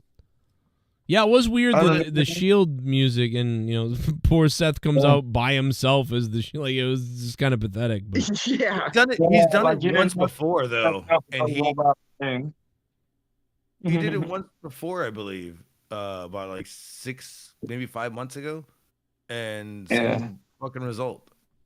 It was just stupid. He was doing it just to fuck with somebody's mind and shit. So he came out dressed as the Shield with his music coming down the fucking thing. I don't know if you remember that. yeah. Well, it'd be rad Very though if forgettable. Tony on Wednesday went into a limousine that's on fire or something. Oh yeah, he does the Vince death. Yeah, I guess his life was in danger. I don't know. Tony Khan should just go heel and be an evil boss guy at this point. I feel like that's what Vince would do, and that's literally what's happening. So Why doesn't Tony Khan just come out and say everyone here is going to live? But the problem is he doesn't. Because he doesn't have the fucking fortitude to do that. No, I'll He tell you doesn't have why. the balls. That's not why. The reason why he really isn't doing it is because he doesn't have a Stone Cold. That's why. He comes out and does that. Right. There's no one to fight him. There's no one to, you know what I mean? The company doesn't need another heel. The problem is almost everybody is a heel. That's the What problem. about MJF? What if they bring him back to do that role? MJF Is he too heelish? MJF? No, he's the tweener at this point, man. When he comes back, If he's coming back to AEW, I could have sworn he signed already. I hope not. I hope he didn't, because because a little while ago I could see being like, "Yep, I'm gonna stay with AEW for a little bit." But now, after seeing what I'm seeing everywhere, oh my God, bro, get out of there, get to WWE right now. What if Tony goes to MJF and says, "MJF, I'll give you full creative, but you're gonna be the Stone Cold, and I'm gonna be the Vince McMahon. We're gonna do it kind of beat for beat, but you're gonna come back face." Do you think MJF could revitalize the company with something like that? Or it would just have to be in the details? I think MJF can help make the show much more watchable for sure, because they're an MJF away from the show. Because when MJF was there, everything else was like all right-ish, but his segments were like, I want to see the MJF segment. Yeah. Fuck yeah, dude. That was. Oh wow. That's why I don't think he's gonna. I don't think he's gonna go anywhere. I think he's gonna stay in AEW because he's a big fish in a little pond. If he does his other shit, I don't think he's over gonna a get $5 million contract with WWE. I don't know. I mean, they're paying $3 million to Mercedes Moné, and women get paid a lot less than men. So there you go. Could be a good contract for him. You're gonna be one of those people? Great. Yeah, tell that to Caitlin. Hey, I'm just spitting facts. Oh my God! Oh my God, brother. Z-Pain! In my wildest fantasy, somewhere just beyond my reach, someone reaching back for me, racing on the thunder. Z-Pain, $40. It's gonna take a Superman to sweep me off my feet. Oh my God, yes. I need a hero. I'm holding out for a hero till the end of the night. And he's gotta be strong and he's gotta be fast. He's gotta be fresh from the fight. I need a hero. I'm holding out for a hero till the morning light. And he's gotta be sure, he's gotta be soon. He's gotta be larger than life, larger than life. I need a hero. I'm holding out for a hero till the end of the night. Maybe I read a dirt sheet wrong, but are there rumors of Ryback returning? Oh my! No, I don't think so. Z-Pain, thank you for the $40. A rumor of a dirt sheet. I don't think Ryback is coming back. The research team is on it, but it's right now Google has it listed as extremely unlikely. So, Nobody wants Ryback, bro. It's crazy. That's it. I cannot find this video. It's been yeeted off of YouTube. Your GIF. Yeah, the fact nobody wants Ryback makes me think they'll see him Punk Here we stories. go. Oh my God, I found it. Oh my God. Okay, here. Cage side seats. April 5th. 40% accuracy. April 5th, Ryback is ready to return to wrestling. Oh, wait, this is April 5th, 2023. He's been ready for a whole year and still hasn't gotten signed anywhere. Bro, he's been ready for I guarantee he's been ready for like a year. I guarantee it. Yeah. I mean years. Like he's been ready. He's been making up the like, yeah, I'm almost good to go. Like, and he's been good to go. He just doesn't want to say nobody wants to book me. What if he goes to AEW and they're like, "You're gonna be our Stone Cold," and Ryback, "Feed me more." Ryback. Listen, no. If Ryback went to AEW and Tony Khan was going to become like a heel bad guy type of thing, Ryback would be the henchman for Tony Khan. That's what he should be. Oh yeah, that's true. Final henchman. Yeah. Final henchman. Yeah. No, they'd call him. Yeah. He'd be like, Tony Khan would be like, "Well, we want to call you the Bulk," Can you be the Bulk? The Bulk. I'm the Bulk. Yeah. Come on, I'm the Bulk. Seriously, if you look at Tony Khan the wrong way, I will kill you.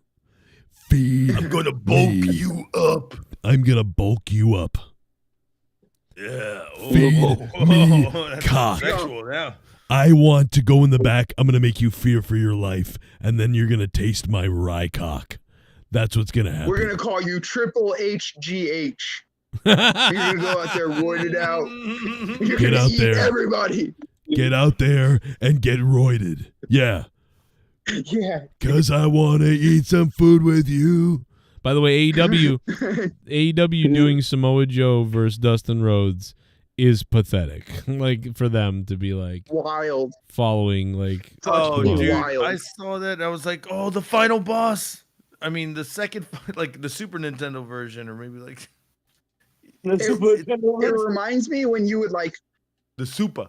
It's like sci-fi's version of like their horror movies they used to put out. Like the Exterminator would be just like the robots in the Terminator remake, but it's like a shitty, less better version of it. It tells you that Tony Khan has a reactionary follower mindset at this point. Well, this reminds me of Yes. TNA and WCW. TNA, when Daniel Bryan won in WWE the title, they put the fucking belt on what's that fuck dude that looks like exactly like Daniel Bryan? He was also in NXT, and then he went back to TNA. Who cares? His fucking name's out of the fucking window right now. Eric something. Eric Stoltz. Eric Young? Yeah, Eric Young. They put the belt on him at the same time because he had the same fucking bald head and little beard that fucking Daniel Bryan had, and they were doing his story. Him. Oh, I He was see what you're overcoming saying. shit. He was overcoming shit. I was like, dude, they just make these wrestlers look the same because people are stupid. They're just like, do. Hey, I like wrestling. No, it kind of looks like that other guy. Just like what WCW did with fucking. I mean, they didn't really do it with Goldberg, but I mean, they did make him look like Stone Cold and fucking put him over. And I'm trying to think if there's ever been a successful gimmick stealing or gimmick repurposing. And obviously, like the fake Razor Ramon and the fake Nash come to mind, and those were flops. I mean, you got Private Party and Top Flight, whatever. Yes, Vince fuckers did that it when always he get energy. that Macho Man, the Nacho Man skit, and then him having Kevin Nash and Razor Ramon. That was Vince when he was literally being like a reactionary, petty person. too. Yes, exactly. Yes, that's what I'm saying. That's what Tony Khan feels like right Even now. better. Even better. Exactly. When Vince did the whole WCW boardroom and he was fun of all of them. The Turner, whatever. Yep. Fucking Boardroom, yeah. Yep. So that was pretty petty shit right there too. So Vince has done it, and Vince is petty more. He paid Dean Ambrose $400 for his last. And match. again, like, why doesn't Tony Khan should understand this? When Vince McMahon did the Nacho Man and the Huckster, and then Vince McMahon did the Kevin Nash and the Razor Ramon parodies, those didn't work. Yeah. We all know those didn't work. You know what worked? Yeah, right. You know what did work was making his own Attitude Era and then the Stone Cold character and all these other things. That's what worked. So Tony Khan, the only way to win and be awesome is to create shit that's so crazy everybody's going to want to watch it, not react to what the other guy's saying like, oh, like it's not going to work. You're going to fail. Because the bravado of Stone Cold does feel very Razor Ramon-esque. Obviously, there are huge differences in the character, but Razor Ramon didn't feel like somebody that a corporate boss could boss around. In other ways that maybe Kurt Angle did or Triple H. Razor Ramon's like edge, I do feel that in Stone Cold's Attitude Era, and maybe Vince learned from what was good about Razor Ramon, took it to a new character and created something new. And I think what you're saying, Joe, is honestly, let's be honest. Well, okay, so what happened with Stone Cold was that's not really right, I don't think, because what happened with Stone Cold was he was doing that persona kind of in WCW. He was cutting a promo in WCW like that. He was like, I couldn't cut it. You tell me I can't cut it. You're a piece of trash. Hogan's a piece of shit. Like, I mean, he was doing that there. And then when he came to the WWF, the Ringmaster thing, he was cutting promos like he did in ECW, but not really. It was like super toned down and like, you know what I mean? Cookie He never really talked. He didn't talk much. $1 Million Man. But $1 once Million Man was talking for him. But once he got rid of the $1 Million Man and Stone Cold said, "Let me talk," and they started calling him Stone Cold Steve Austin, I mean, he was going off. So I don't think that had he did much. that stint. It didn't have much to do with Razor Ramon, in my opinion, but it did help replace Razor Ramon because. Okay. But Stone Cold did perfect a little bit of that character in ECW when he was injured, and Paul Heyman just had him go over there and just talk shit all the damn time for about a few weeks, and then he went to WWE for the Ringmaster shit and got rid of that. Interesting. Once you hit that 316, Austin 316, and then the fucking "that's the bottom line." Those two lines right there coming out of one promo, that was it. You didn't need. Yeah, because they got lucky. They were like, "Man, you're such a savage. You're a bad guy. You're this evil guy. You get the black trunks. What can we call you? Like, what can we call him for like a character type of thing?"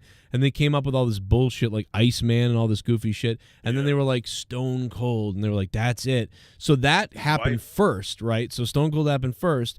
But then when Austin cut the Austin 316 promo, that's when it was like now it's something, you know. Now it's really got some shit.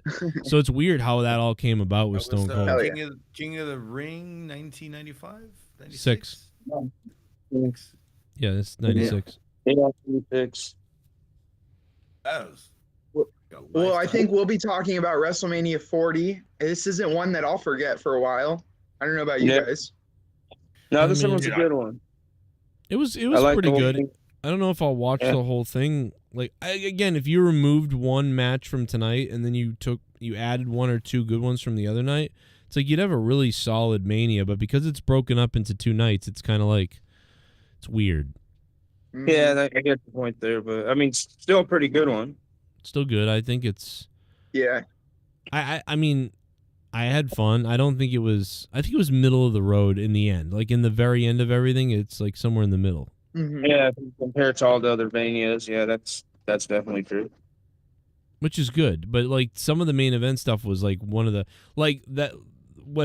Cody winning the belt and stuff. We'll always remember that, and that will be. Yep. That will go down as a memorable top moment in WrestleMania history. Like if you were to do the top 30 moments at WrestleMania, that ending with all the people coming out and Cody winning and stuff, that's in there. You know, that's in. Yeah. Of all WrestleMania moments, top 30 moments, it's on there. I don't know where it is. I don't know if it's top 10. I think that moment though. You think what? I think if we look at every match separately, that moment kind of. Not belittles, but it makes all the other moments not as special because I really appreciate that Damian Priest cash in because it was so distracting what was going on between Drew and CM Punk. Yeah. Never saw it coming, even though we all said Damian's going to cash in here, but I still got swerved because of that back and forth between those two. Because you were like locked into what they were doing because they were so good, what Punk and them were doing. Yeah. Yes. Exactly. Yeah. Exactly. So but and that the Cody stuff was so good too that it kind of overshadowed some of the other great stuff. But you're right, you know, you condense it down to one show with another match here. It could be, I think, a 9.5 out of 10. But for me personally, it was like an 8 out of 10 already for me. I loved it. Yeah, at least an 8. I get an 8. Yeah. Well. Sorry, I know you've been trying to leave for a while, Joe. We've been no, I'm all good. I got nowhere to go tomorrow. You got I'm off. Fucking $50 donation right now with that fucking one. I'm off work, baby. I'm gonna go nowhere. Let's party. Hey, Joe, really? Yeah, I took off Monday. Oh hell yeah! So does that mean you're gonna see the eclipse today? Oh yeah, if my kids get home from school in time. Oh, dude, there's an eclipse today. Shit, I should go look at it directly. Yeah, see what happens. Well, the funny thing is that everybody, all the fucking solar eclipse glasses have been sold out for like weeks and shit, and people have been waiting to do this. Yep. It's raining tomorrow. We're not going to be able to see it at the same time that the eclipse is happening. So wow, that's hilarious. I think we're going to get a clear look at it. We ain't getting shit. Like, And we're- then we're plus in, you like- have to go, you have to drive outside the city to go watch it. It's not even in our city. I believe we're in like one of the most prime spots, which never happens in Mass, but it's happening. We're gonna get a real good shot at the solar eclipse. Like, it's gonna be crazy. But you should take a picture of it if you can, Joe. I'll try to take I a won't be photo. able to see it. Use your badass Yeah. camera. We have. never bring out. I think we're just missing one pair of glasses. We already had the glasses, but we lost one pair, so I don't know. So I told Finn, just look up. You're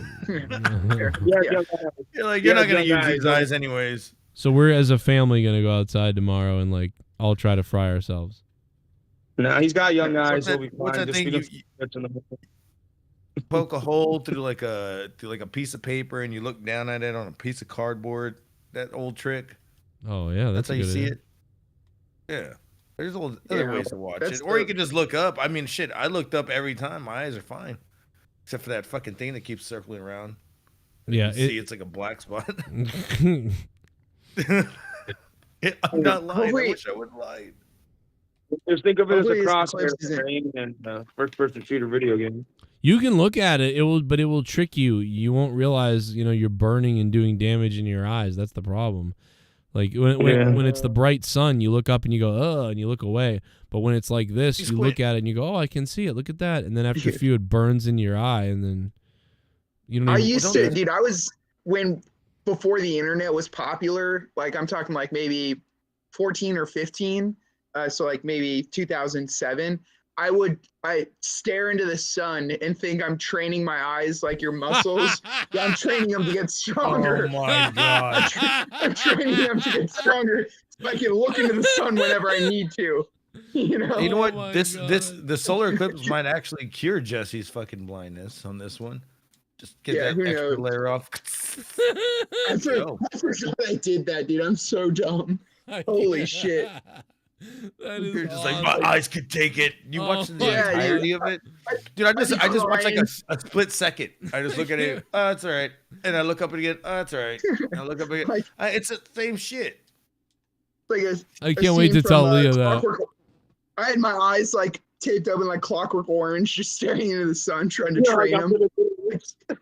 They're gonna get stronger, dude. Don't worry. Yeah, your reticles are burning alive right now, but they'll get stronger. That's why Did you think you were gonna get this thick. Yeah. Well, I'll go blind, but it's all good. Hey, But it's worth it. No, I said it's True. worth it if you get heat vision. Yeah, Oh, heat heat vision. That'd be sick. But I got With that X-ray made me- vision. that Just made me sees everybody laugh and- naked. I got PTSD and started tearing up from staring into the sun. So probably time for me to go. But That's it why was you don't very like fun. lights. Yeah, exactly. I know. I'm so white. Boys, it was a pleasure. Ramon, Jesse, Joe, much love. It's a Cargo, pleasure, much man. love. I will talk to you guys Oh. later. Good night, baby. Love you, The nerdy. fact that he said that, the internet less popular in 2007. I'm like, dude, the internet's been around forever. Well, It was way more popular back then. everybody was like texting and like AOL messaging in 2000. Yeah, that's true. I used to send a lot of dick. Jesus. Dude, how, Pretty much everybody had the 25 internet. minutes for that. Everybody had the internet almost really in 2000. I mean, most people had it by 90. I would say like 96 and up. Pretty much everybody had it. I mean, not everybody. Well, but after they started I would introducing have the to go internet. to I would have to go to my buddy's house Right. and he had like a $1,000 computer and shit, which is like $5,000 back then. And then you would just sit there and watch fucking nothing, just read text. Kind of boring. So we would just play video games on it. It was better. Or that broadband internet player would take forever to load the page. yeah, dude, I remember that downloading the girl. You'd go to AOL message board and it'd be like porn something, and it'd be like pixelating opening. And you'd be like, what is it? And then it'd be like a big hairy thing, and I'd be like, oh no, this ain't good. And you got to switch to another one. By the time the titties yeah. came around, you were just like, yeah, I'm done. Let me go again when the bush comes around. Oof. And then the bush Make a came sandwich around. and shit as a loading. You go back, you go out for a bite to eat, come back, and that shit's still loading. that stupid ass noise. Yeah, but that's where I fucking saw a lot of. I used to go to the WWF chat, fucking look at rumors back then. I mean, it was nothing but reading back then. That's what we're. That and like GIFs. GIFs have been around forever. Yeah. You see like this little gift of like titties, and you're like, oh yeah, there it is. What the fuck? You know what? Back then, to me, I don't even know. I didn't think they were GIFs. I thought they were like the motion videos. You know, JPEG. Yeah. You think I know or what a whatever. JPEG is? But I mean, it's still a GIF. I mean, in a sense. Yeah, I guess so. Or is it move, movie, movie. something like Yeah. that. Yep. That's what it. Yeah. It was one of those things. And it would just be like so pixelated, like the skin would be turning green and shit. You're like, is this an alien or human? Not sure. And then you would have settings. Remember, you would have settings to turn the tint down or the tint up. Yep. On your shit. So yeah, that always freaked me out right there. I don't know what fucking what color I'm supposed to be right now. I'm just happy that Mustafa donated some of his $500,000 in his bank account. You think so? I think he robbed it when he found this fucking money. He was like, "Yep, found the money, found the tickets, going to WrestleMania." Hey, as long as he's banging whores with the rest of them. Other than that, he's a drug dealer. He's actually making money doing his protesting. Just imagine him protesting outside of WWE. Why don't you like AEW? Bro, he doesn't even know he's getting funded by Soros. That's the funny thing. He probably doesn't realize it. He's probably just like, cool, I earned this money from someone, and it comes from, he doesn't even know. You think it's Soros? Let's find the money trail. You know, I mean, how could he have that much money doing that? You know what I'm saying? Come on. It's from the Bohemian Grove. But yeah, well, that's where that's where it comes from, right? Oh shit! He's the next Diddy. He's the next Diddy. Did you receive money from this group and whatever to?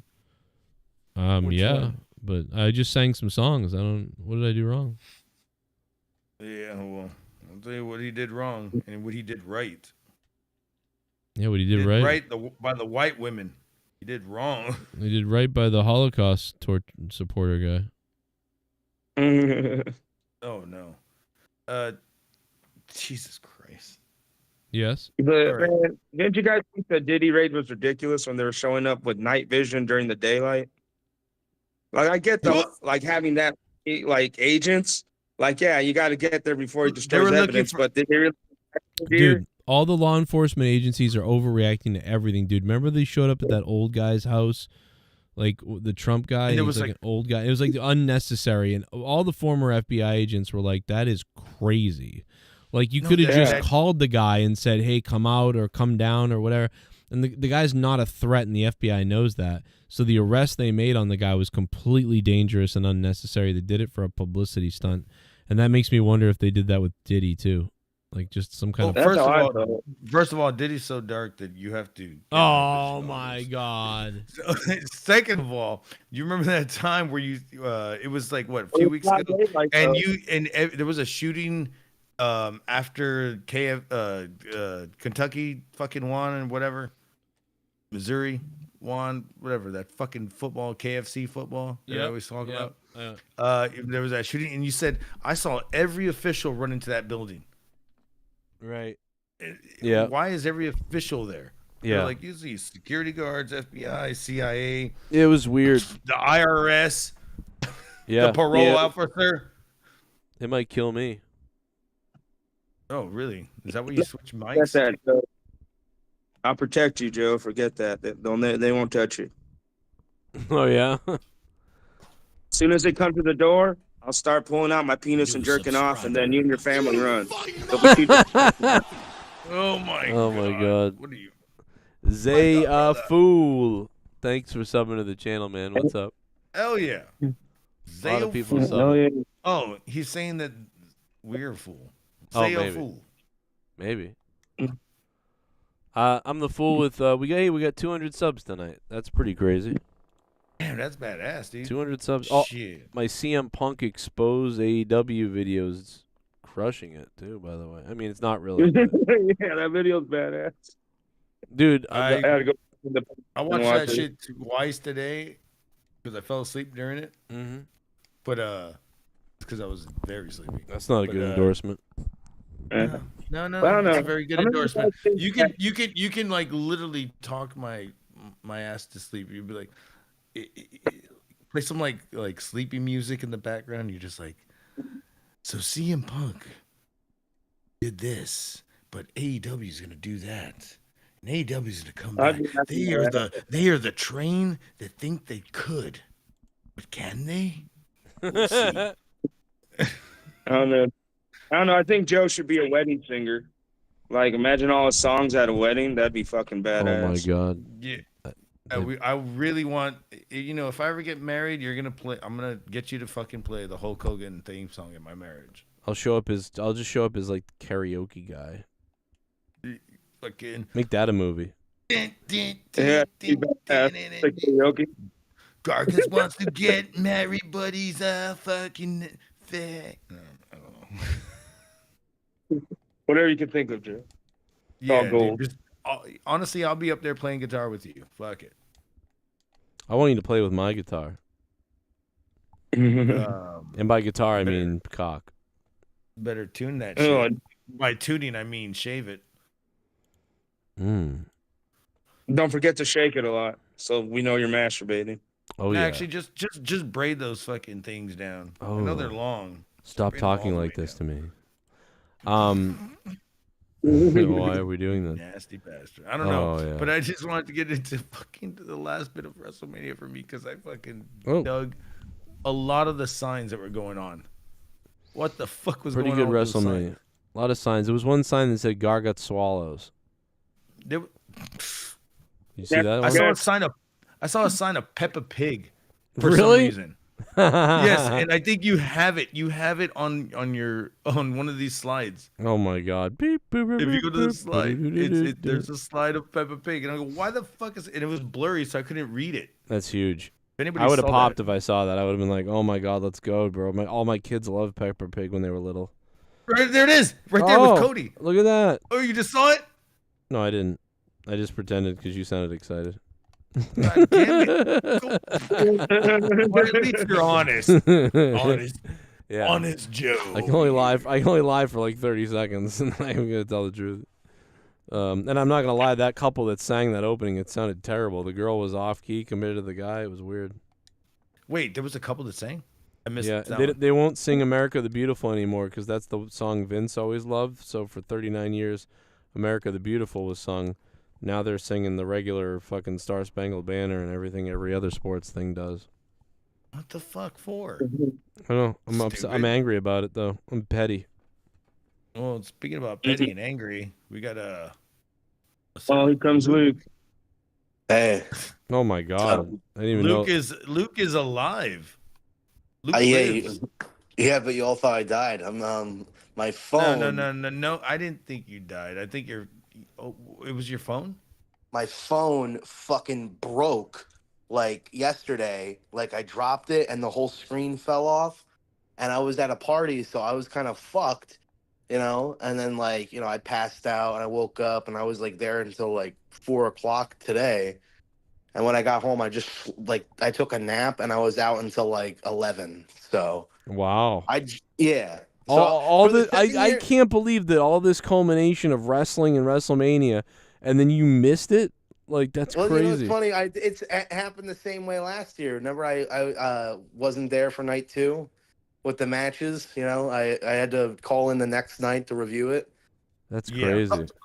I thought the match was awesome. By the way, Which one?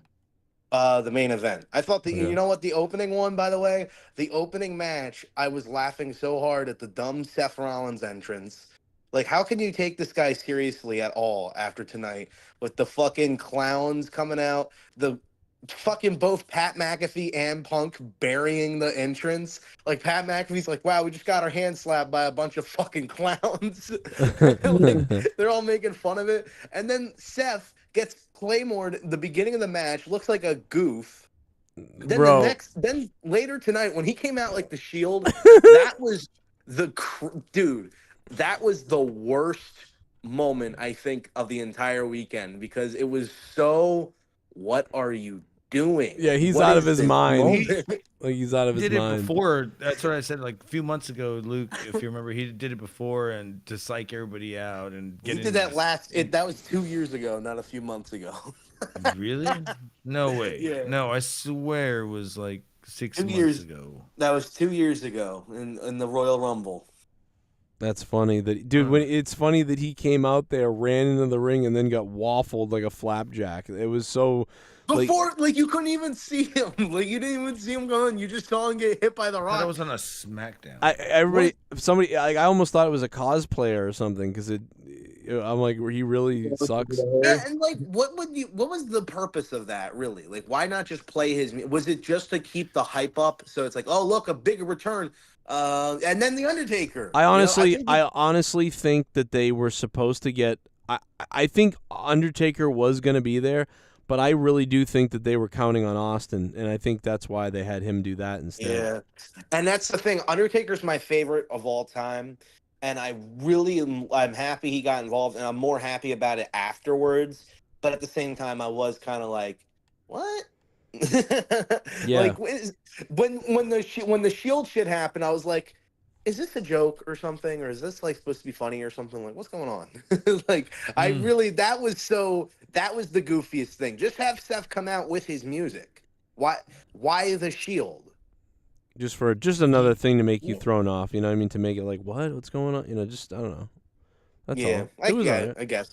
I mean, it would have been more hype. boring if he came out just Seth again. You know. But it just sucks that he comes out as a Shield and or his Shield gimmick and then just gets fucking. That's what's funny. We missed everything. We just saw him on the ground funny, pretty much. Joe, it's funny, but for Seth, I mean, he looks really bad. Oh, Like yeah. he looks like a joke. And maybe that will play into the. And isn't it great now that it's like, okay, he can turn heel, and then we don't have to have the cash in anymore. Like we don't have to worry about that anymore. Yeah. Like because I didn't know that Damian cashed in. So when I was watching the main event and I noticed that there was like 25 minutes left of the show afterwards, after Cody won, I'm like, and then you see Triple H come down in the ring, and you notice how like Triple H looked really pissed off when he was coming to the ring. Yeah, because I thought he was gonna like pedigree him or something, or be like, hey man, actually there's a match that's gonna happen right now or something. Like I was really fucking nervous, and then my stream, stupid fucking piece of shit Peacock, turned off on me when I was in the middle of it because Really? I guess it's stupid. Like you have to Just wait. imagine the numbers tomorrow then, if Peacock crashed on you. No, you have to wait a certain amount of time. You have to wait. If there are so many people on the server, that's what I'm saying. Like when you watch something and like, it crashes on you, just imagine the viewership. No, what happened was I joined in late, like right as it was about to end, probably right as Cody was giving his speech.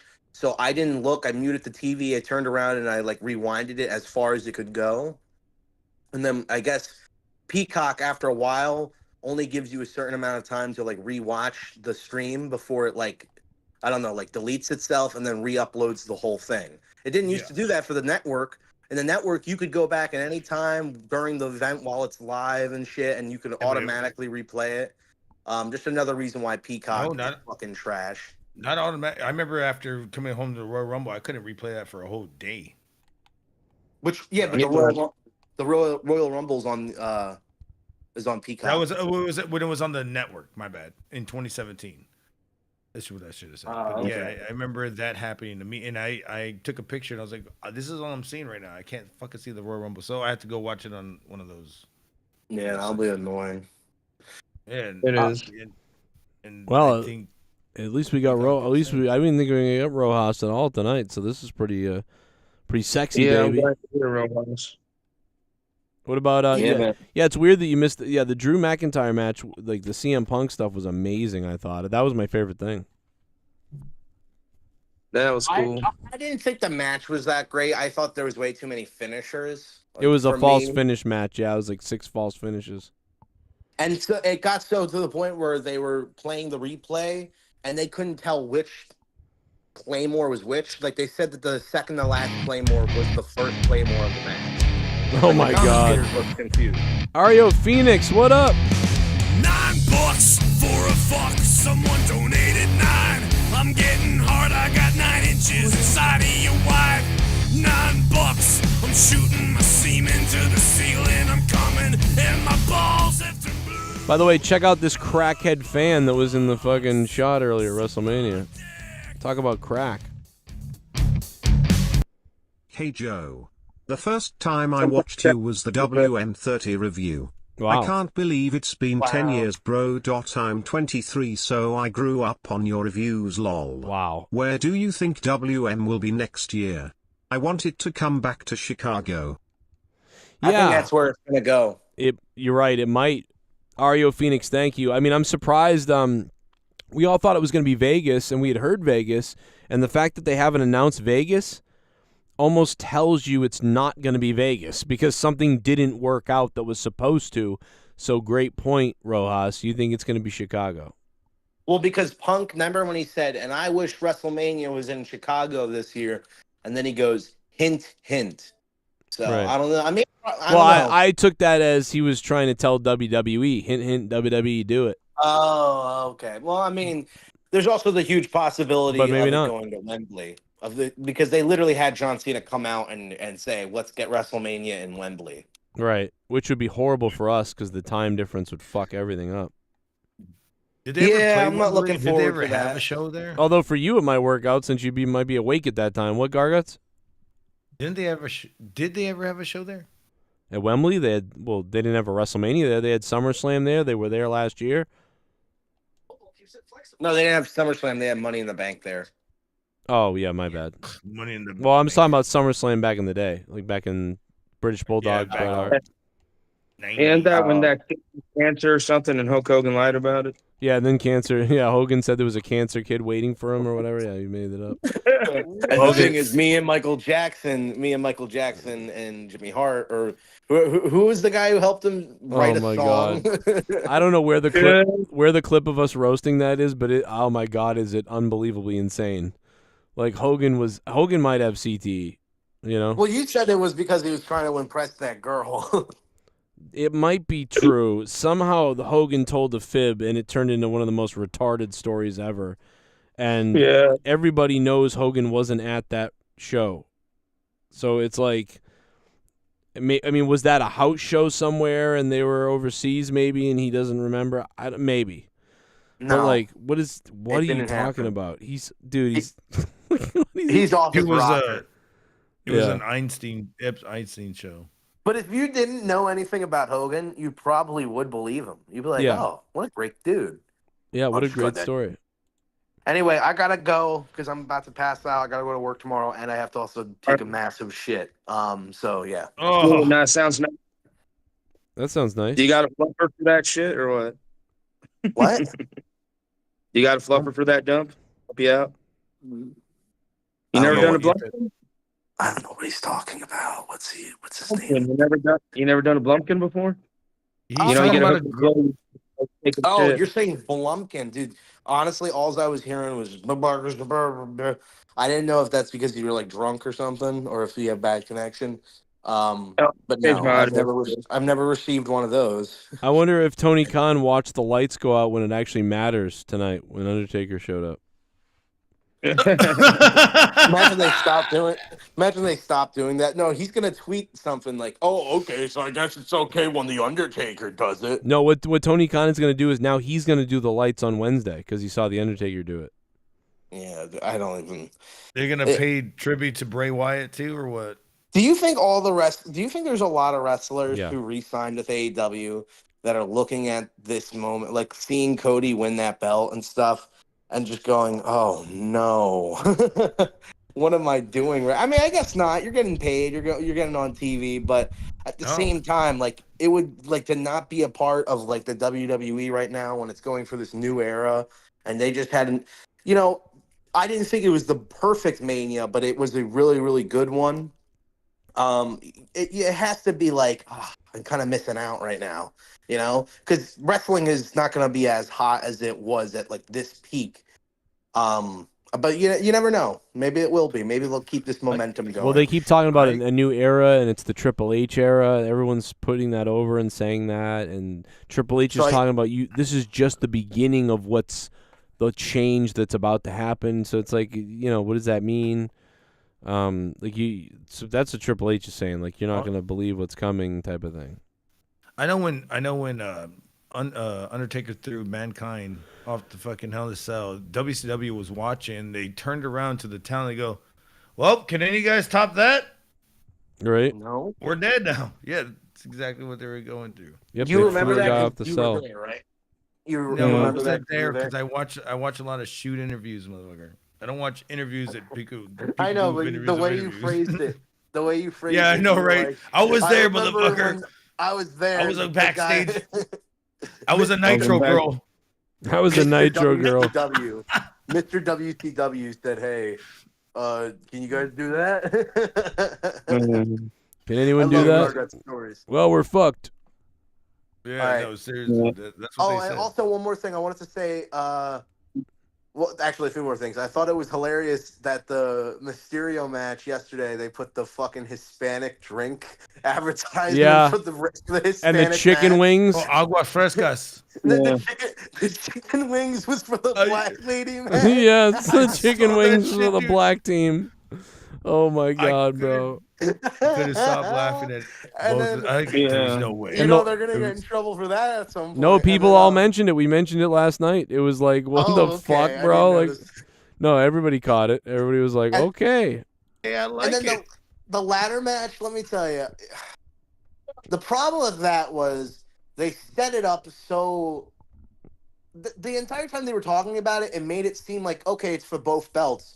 So that when the titles do get disputed, it would be. You didn't watch me. You didn't watch me and Jake's review.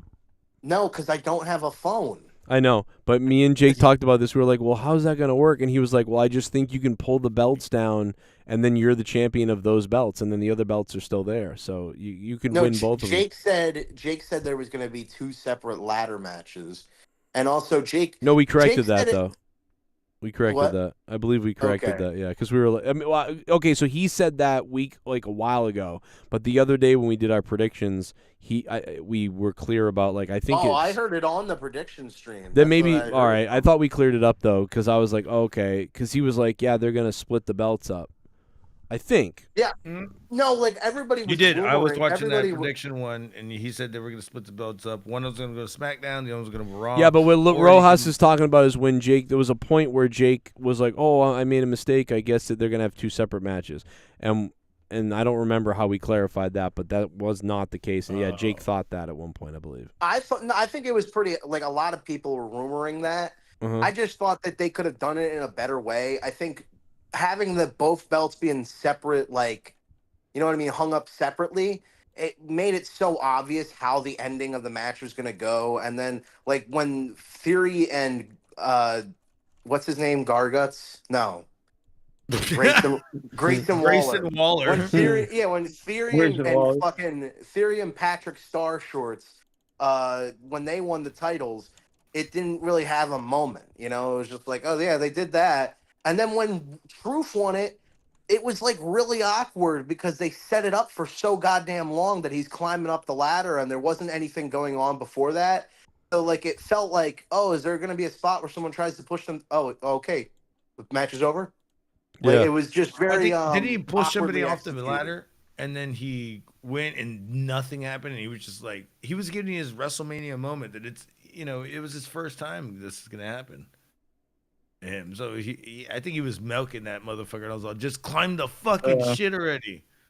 And then you could see the other wrestlers rushing into the ring, trying to be like, bro, he's just fucking burying us. So we're gonna rush into the ring for him to climb faster to get it. Right. If you saw the bottom corner, the bottom right corner, when they started rushing into the ring, because that was a little weird. You're right on that, Luke. And then again, fucking R-Truth's like 900 years old. Nah, well, I mean, he's pretty athletic for his age. The ladder match to me was the most disappointing match. because I just thought it could have been. I thought that could have been a real highlight, and it felt more like they were just trying to get it out of the way. Like, okay, get the ladder match. That's what I kind of felt like with the ladder match too. But yeah, when I was watching it with my brother, it was just like, yeah, a lot of those spots could have been better. Yeah, you know what? The thing is, it should have been 3 or 4 teams. It should have been TLC because I think the props being all over the ring make it cooler, so it's more spots and stuff. And if they did that, they should have had Bubba Ray for that. I don't know why Bubba Ray did the other one today, but yeah, it would have been great for him to do last night's. Were you excited about Cody? Did you jerk off, Luke? Let me tell you, the fucking match was so nerve-wracking for me because I was just thinking, oh my God, I'm never gonna hear the end of this bullshit if he loses. If he fucking loses, I was like, dude, I'm gonna be fucking trashed all the time. But you know what I love? I love the reactions from some of the fucking Cody haters I saw because they're such hypocrites. For all of you people who go, Cody crybabies, the thing that all these people are doing Cody is like, Cooks. bro, I don't even know how you could be happy with that ending. It was lame as fuck. That shit's lame. That shit's lame, bro. Dude, you are the crybabies. So go fuck yourselves, all of you, you fucking cunts. I'm fucking right. I was right. I was right for all this time. I said Cody was gonna get his rematch and win. I was right. So you know what? I might not have the fucking title because that piece of shit fucking wheel screwed me over. Even though everybody knows I should have won that fucking title match. It's fucking bullshit. And you know, props to Jay Menace. Props to him for being a great guy. But you know what? Honestly, go fuck yourself, Jay Menace, you fucking piece of shit as the champion. You're a disgrace. You're a disgrace as the champion. And I don't mean that because, oh, you're the champion and because of some fucking thing to do with your race. No, it's not a joke. It's the fact that you shouldn't be champion. You shouldn't have even been in the title match. You shouldn't have even been on any match with me. All right. And that wheel should not have been the fucking deciding factor. There's people who put their hard work, put the time in, were watching that show. They wanted me to win. The fans wanted me to win, and I got screwed over. And that's fine. Whatever. I'll get screwed over. Well, guess what? You know what? I'm not going to be here much longer. So bye-bye. I'm gone.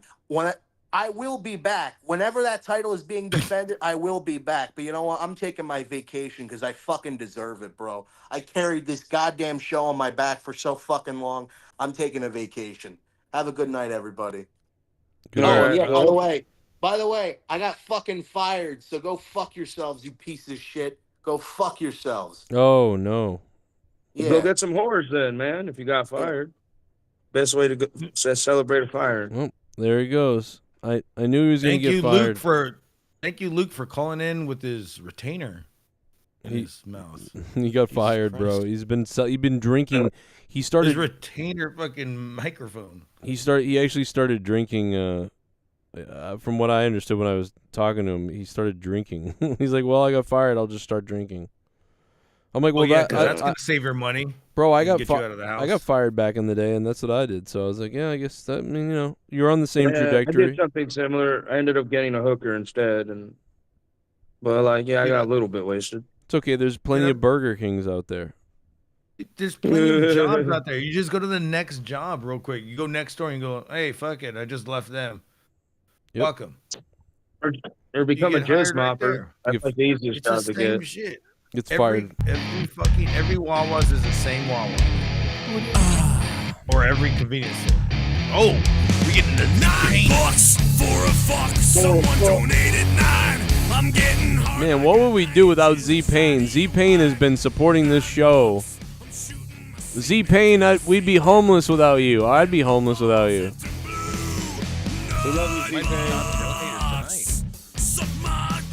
This is why Rojas didn't win, because we lost everybody. For Roas's screen protector. Oh, there you go, Rojas. We'll get you a screen protector, bro. We'll get that thing fixed. I had actually questions for him about fucking WrestleMania, but he just left in a fucking rant. And I was like, all right, we're not gonna get there. Damn. Yeah. It happens. Dude, I love that donation with Brock Lesnar. I wonder if Mark Merrill looks at that thing with like hatred. I saw a video of Mark Merrow. He looks different now. Oh yeah, he's like what the fuck? motivational speaker thing now. Yeah, he looks like one of these douchebags with fucking mullets and shit. Hey, when somebody bangs your wife. I mean, when you get sable bombed by your wife, that's all you have left. Your words. And she bangs a bodybuilder behind your back. Roided out, dude. Body behind it. No, nobody wanted. What, was he Sable. watching the whole time as she was banging Brock Lesnar? Then that's even cooler. What Jim Cornette said is the funny thing about Sable is nobody wanted to fuck her. Oh, and then you got these. That was his fucking bullshit. Nobody wanted to fuck that bitch. She's a whore. Like, all right, I love Wait. Jimmy. What's that? Wouldn't that be the main reason to fuck her? She's a whore. It's like, oh wait, This is the main where do I reason pull a for you ticket? to fuck her. And guess what Brock Lesnar likes? And guess what you like? Whores. Misogyny? Whores? Oh, that's awesome, man. We can talk about whores and steaks. Man, I want a steak. I really want a steak. I'm down for that. Dude, I would like to go to that Japanese fucking what's it called? Red Light steakhouse that District? all the wrestlers go to. Oh. All the wrestlers go to. Calhoun here in Boston? No. Oh wait, is that one in Boston? Calhoun is the Chinese place that all the wrestlers go to. Nice. That's fucking dope. Do they have like a bunch of wrestling paraphernalia everywhere? They probably do, yeah. They did. They had a little bit of stuff, but it's really a Japanese. I mean, a Chinese place. Like it's a very well. I love the Calhoun, man. I haven't been there in years, but I miss it. I bet you that shit's like $100 for a steak now. Maurice is tumor free, thank God. She's so beautiful. Keep her alive, please. Oh yes. Maurice had a tumor. Yeah, they found a tumor on her ovaries, so they took her ovaries, I think. Oh, well, now the Miz gets the jizz. Man. Yeah, he can't have he'll never have a boy, right? Because he's got 2 girls, right? Riberia, that's what it is. James McKeenan said in the chat. Riberia in Japan.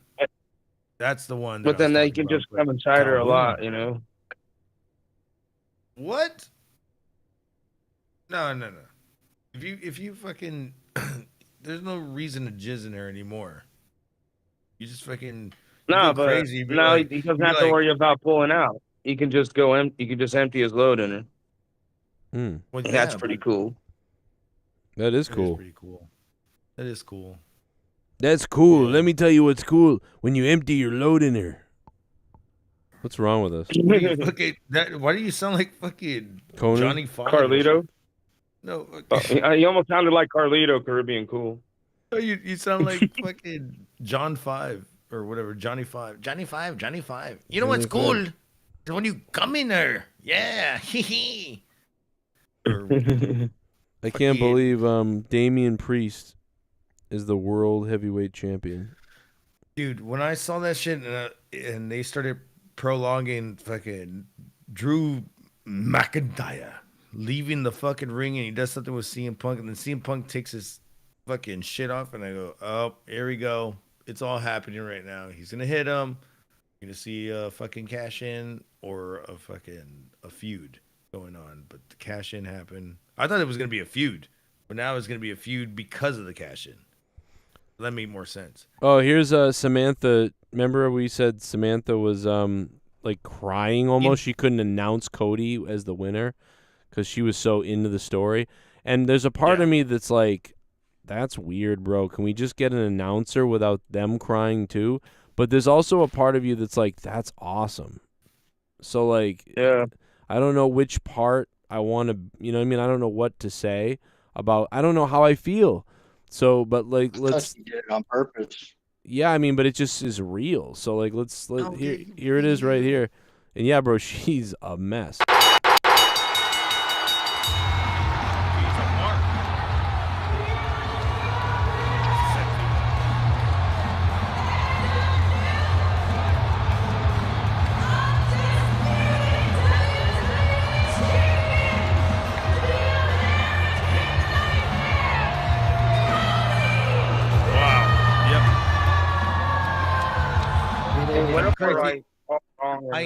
When I heard her call it, I was like, oh, she can't even get it out.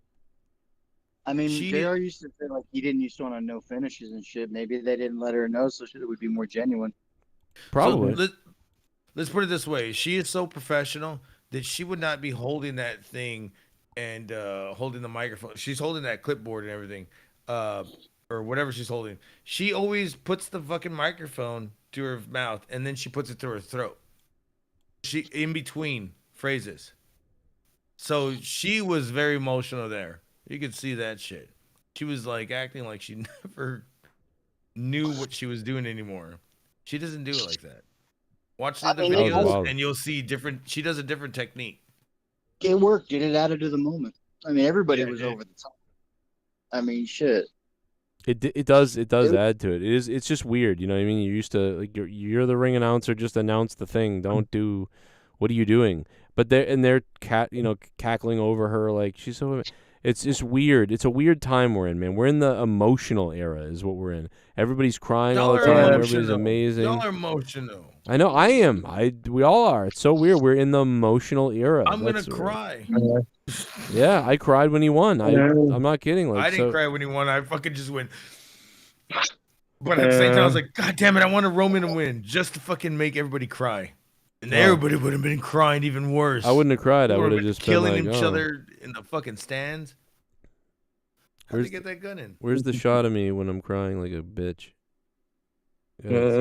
When tonight? Yeah, it was kind of like it's kind of fucked up. I was like, wow. I felt because I know, you know. Talking shit at the end of Roman, like, get up, bitch, win the fucking thing. Well, like, Roman's like, I'm trying. I'm trying, yeah, Roman. He said that? I missed that. Yeah, he goes, I'm trying. Great. Like Solo was just like, get the fuck up. Like, Here it is right here. I was videoing everything I was watching, so my reactions we'll find. I have all my reactions to everything. Oh man, that was good shit. Because I was recording myself. Now I really am a Cody crybaby. I really am a Cody crybaby. You That's Cody funny. cuck.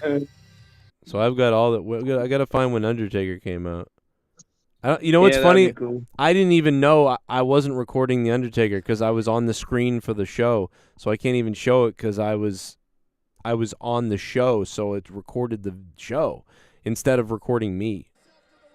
So when Undertaker came out, it missed it. You know what's weird is they blanked out The Rock yelling "fuck you, motherfucker." That they stuff. did. But it's like, but they never blanked out.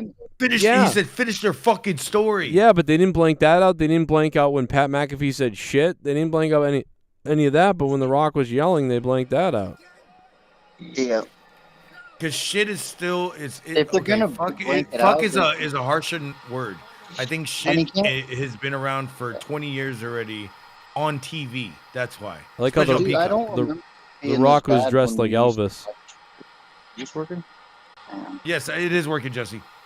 Oh, yeah. I remember when we back in the Attitude Era and shit, when they would bleep something out like in the first hour of Raw, you could still you still knew what they were saying. Like the way they do it now, they fuck everything up. It loses all the context of it. I remember one time they fucking blanked out the crowd instead of the word fuck, and you hear them say fuck. And they put the echoed in crowd on top of the crowd. That's funny. Yeah, I don't know. You need to knock that was shit in off the either 90s. Like either cuss or don't. But if you're gonna bleep it out, do it correctly. That's why I think That's why Pat Uh-huh. McAfee said shit, because what's his face was like, holy, and then Pat McAfee was just like, shit. Like he's like, you better say. And then Pat McAfee's over here.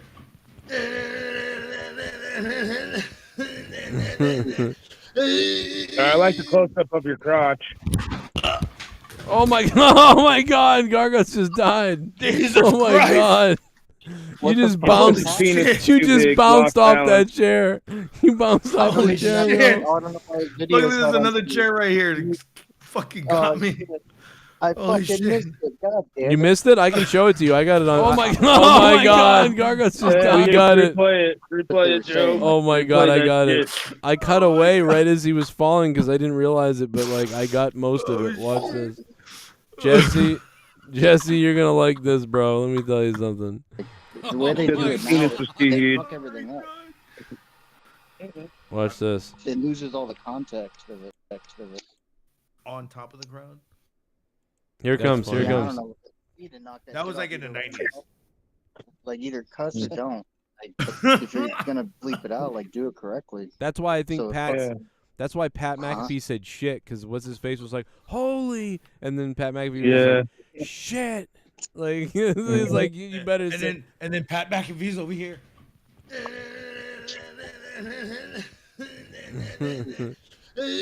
I like the close up of your crotch.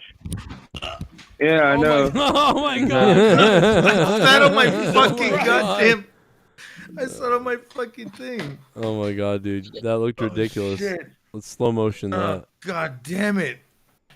Whatever this is. You can see my ass hit the fucking. My ass hits the armrest. And I'm done. I thought he was gonna drop trout. Oh my god, bro, you bounced up in the air like off it, like. You saw the whole chair go too. Oh my god. That was fun. I am the chair. Yes, I am the chair. Instead of I am the table. The chair was in you. Mm. That was Is crazy. that the first? It would have been crazier last night. Oh my god. When I was drunk. It's All right, not your first, and it's not going to be your last. Garguts, are you gonna go live, brother? Oh my god, brother. You Oh know my what? God, I brother. am because I am. Because Oh my god, brother. I want to go into more WrestleMania, brother. Yeah, you should jerk off. It's gonna be WrestleMania all night. brother. Oh my god, brother. Listen, everybody, Garguts is so yeah. It's time to You can stay up and party with him all you want. Look at the Rock's belt. Throw it out. I know.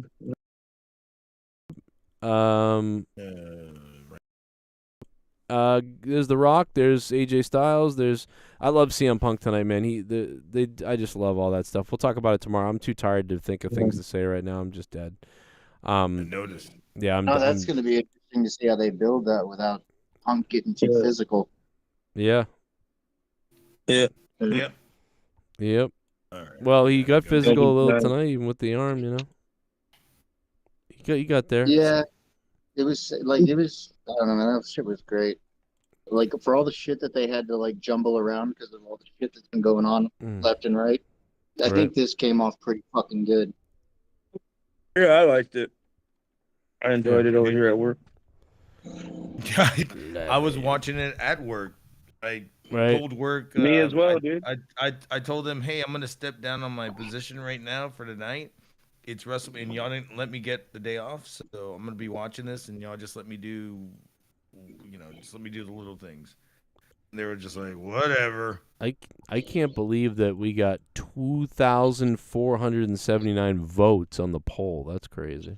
Oh, Jesus Christ! 2,000. How many? What was it? Yeah. It was good. Yeah. Yeah, what did it come out to? It came out to like 89% thumbs up. So Nice. 67% loved it. That's Like pretty somebody good. when I first looked when the show started, it was like 2% said it was shit or whatever. Which Oh. one was the piss match this year? It was the other. It was Fucking brothers match. yeah, the Uso match. Weirdly, you wouldn't Yeah, think that it, was- but Really? that was not good. They really had a bad match. I mean, you wouldn't know it was the piss match though. You would be watching it trying to be like, oh, this is gonna be good, and then you're like, oh, this was terrible. But you probably took a break during one of the women's things yesterday, but it should have been that match. I mean, I did see some of Bailey. Not all. Bailey's match was good tonight. Actually, it was good. Yeah. Go watch that. It was It pretty took a good. minute to, get going, but once it did, it was good. Yes, it took a minute to get cooking, but it was worth it when you it started cooking. Man, it really did. Yeah, it's like when you masturbate with no lube. It's not the best at first, but you know, Right. to keep it going. It is right, ladies and gentlemen. I love you guys. I'll see you tomorrow for the Raw review. All right. Garguts is I got it. Garguts Yeah. is going right Hey, before you now. go, let's get the Cronin kisses out. Give us the Cronin kisses. What is that? Oh, Yeah. fuck yeah. Fuck yeah. Kiss it. Garguts, I love you. And shout out to you, Jesse J. I love you, Jesse J. You're going to night-night, Jesse J. Jesse J. Shout out to the man, Z-Pain. Dude, Z-Pain crushed it tonight. Thank you to Huge Boner as well for dropping $100. They tied.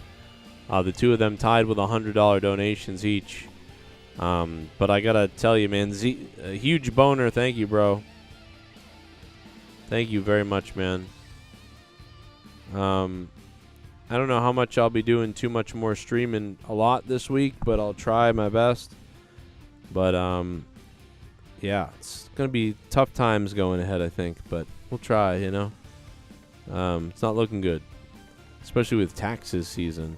But I want to thank Z-Pain also, especially. Z-Pain was donating a ton tonight. He really, really supported the show tonight on this WrestleMania review. Z-Pain was, goddamn, bro, an MVP. Thanks to everybody who's got the green badgie in the chat, the memberships. Thank you, sir.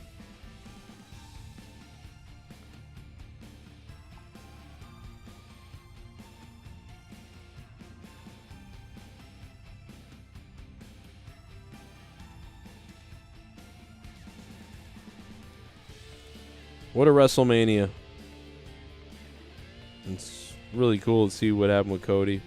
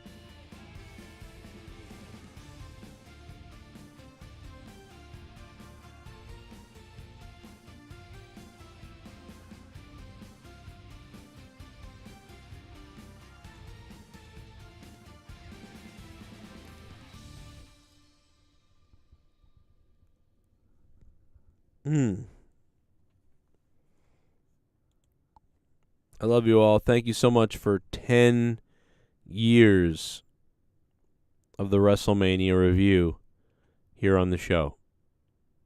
Thanks to everybody, man, who's always supported me and supported this channel. Called into the show, donated. Everybody who's a patron on Patreon and everybody who donated tonight. Thank you guys so much for allowing me to still do this. You know what I mean? Whether it was when I did it for fun, for no reason, than just to call out WWE. Whether I started doing it when it became a part-time job and started doing it for 5 years as a full-time job, my only job. And now that I'm back to, doing it part-time, thank you guys. It's been a long 10 years. Shout out to the other guy, man. He said he started watching when he was 13. That's crazy. He's 23 now. I told you a lot of people were going to grow up listening to this show, and they're going to, someday they're going to become, rich lawyers, and then they're going to sponsor the show. When I'm, 50. Because now that I'm 40 years old almost, it's I look at everything and I go, it's really cool that I've got to do this and that I got to do YouTube for so long. But, now that I have to now that I've been back to the real world again with the real job, and a real job is just a job that you have because you have to have it, because you can't do the thing you really love, but you can if you really want to. But, it's just crazy to think that, so by the time I'm 50, it's I don't have, what do you do? How do you start a new career at 40, So that's why I went out to get a job, because that's one of the reasons. But it's dude, I still don't really have a set career. I don't have a set trade. I don't, you know what I mean? People are either they have a set career or they have a trade, and everybody else is just kind of floating around with weird jobs and stuff like that. But when you have a family and a bunch of kids and you're about to be 40, it's what's my real job? What's my trade? What am I good at? What are the things that I'm good at? I mean, like, the best thing that I'd be good at is, like, commentating or, like, doing a radio show or something. But, like, how is that a trade for, like, how do you maintain that? So you can't. So you have to, or at least you can, but, like, you have to get lucky and do the right things. But, like, so you're like, oh, what do I do? So, you know, it's like, I don't really know. It's like, let's say, like, YouTube completely ended, like, next year. Or in 2, 3, 4 years, YouTube completely went away or like, was not profitable at all, right? So I had to do other things completely. No YouTube. It's like, fuck, what will I be, like, 44? And what do I get into at 44? You know, it's like, it's like a scary thing to think about. So I appreciate everybody being here still. And I hope you hit that like button, and I'll see you tomorrow, probably. Finished 3 seasons of The Boys. I've always heard that's good. I haven't watched it, but TKO Rising's here. I've been watching since 2014. I was 22 at the time. Damn, that's crazy, TKO.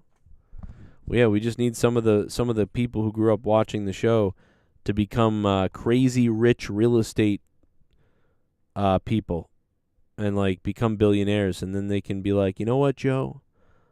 I'm a billionaire. I want to sponsor your show. I want you to shout my my realty company out every show, but here's $1 million. You know, and, like, we need someone to become like a nuclear physicist or something like that, and you love the show, or hit that Powerball. Looks like the Powerball winner is in Seattle or in, like, Washington somewhere, so just something fishy about it. It's always the West Coast. Wasn't California this time, though, so there's that, but it's pretty close to California. Anyway, thanks everybody. We'll see you soon. I'm sure we'll have some news in the midday tomorrow. Maybe. Although it's going to be a warm day. I'm doing a lot of yard work, but I'll be on probably for the Raw review. Thanks to everybody who donated, and once again, thank you very much to Huge Boner and Z-Pain. Big dogs tonight. WrestleMania 40, kind of fucking crazy, man. I cannot thank you guys enough for all the support tonight. Thank you again. Huge Boner for the $100 bomb.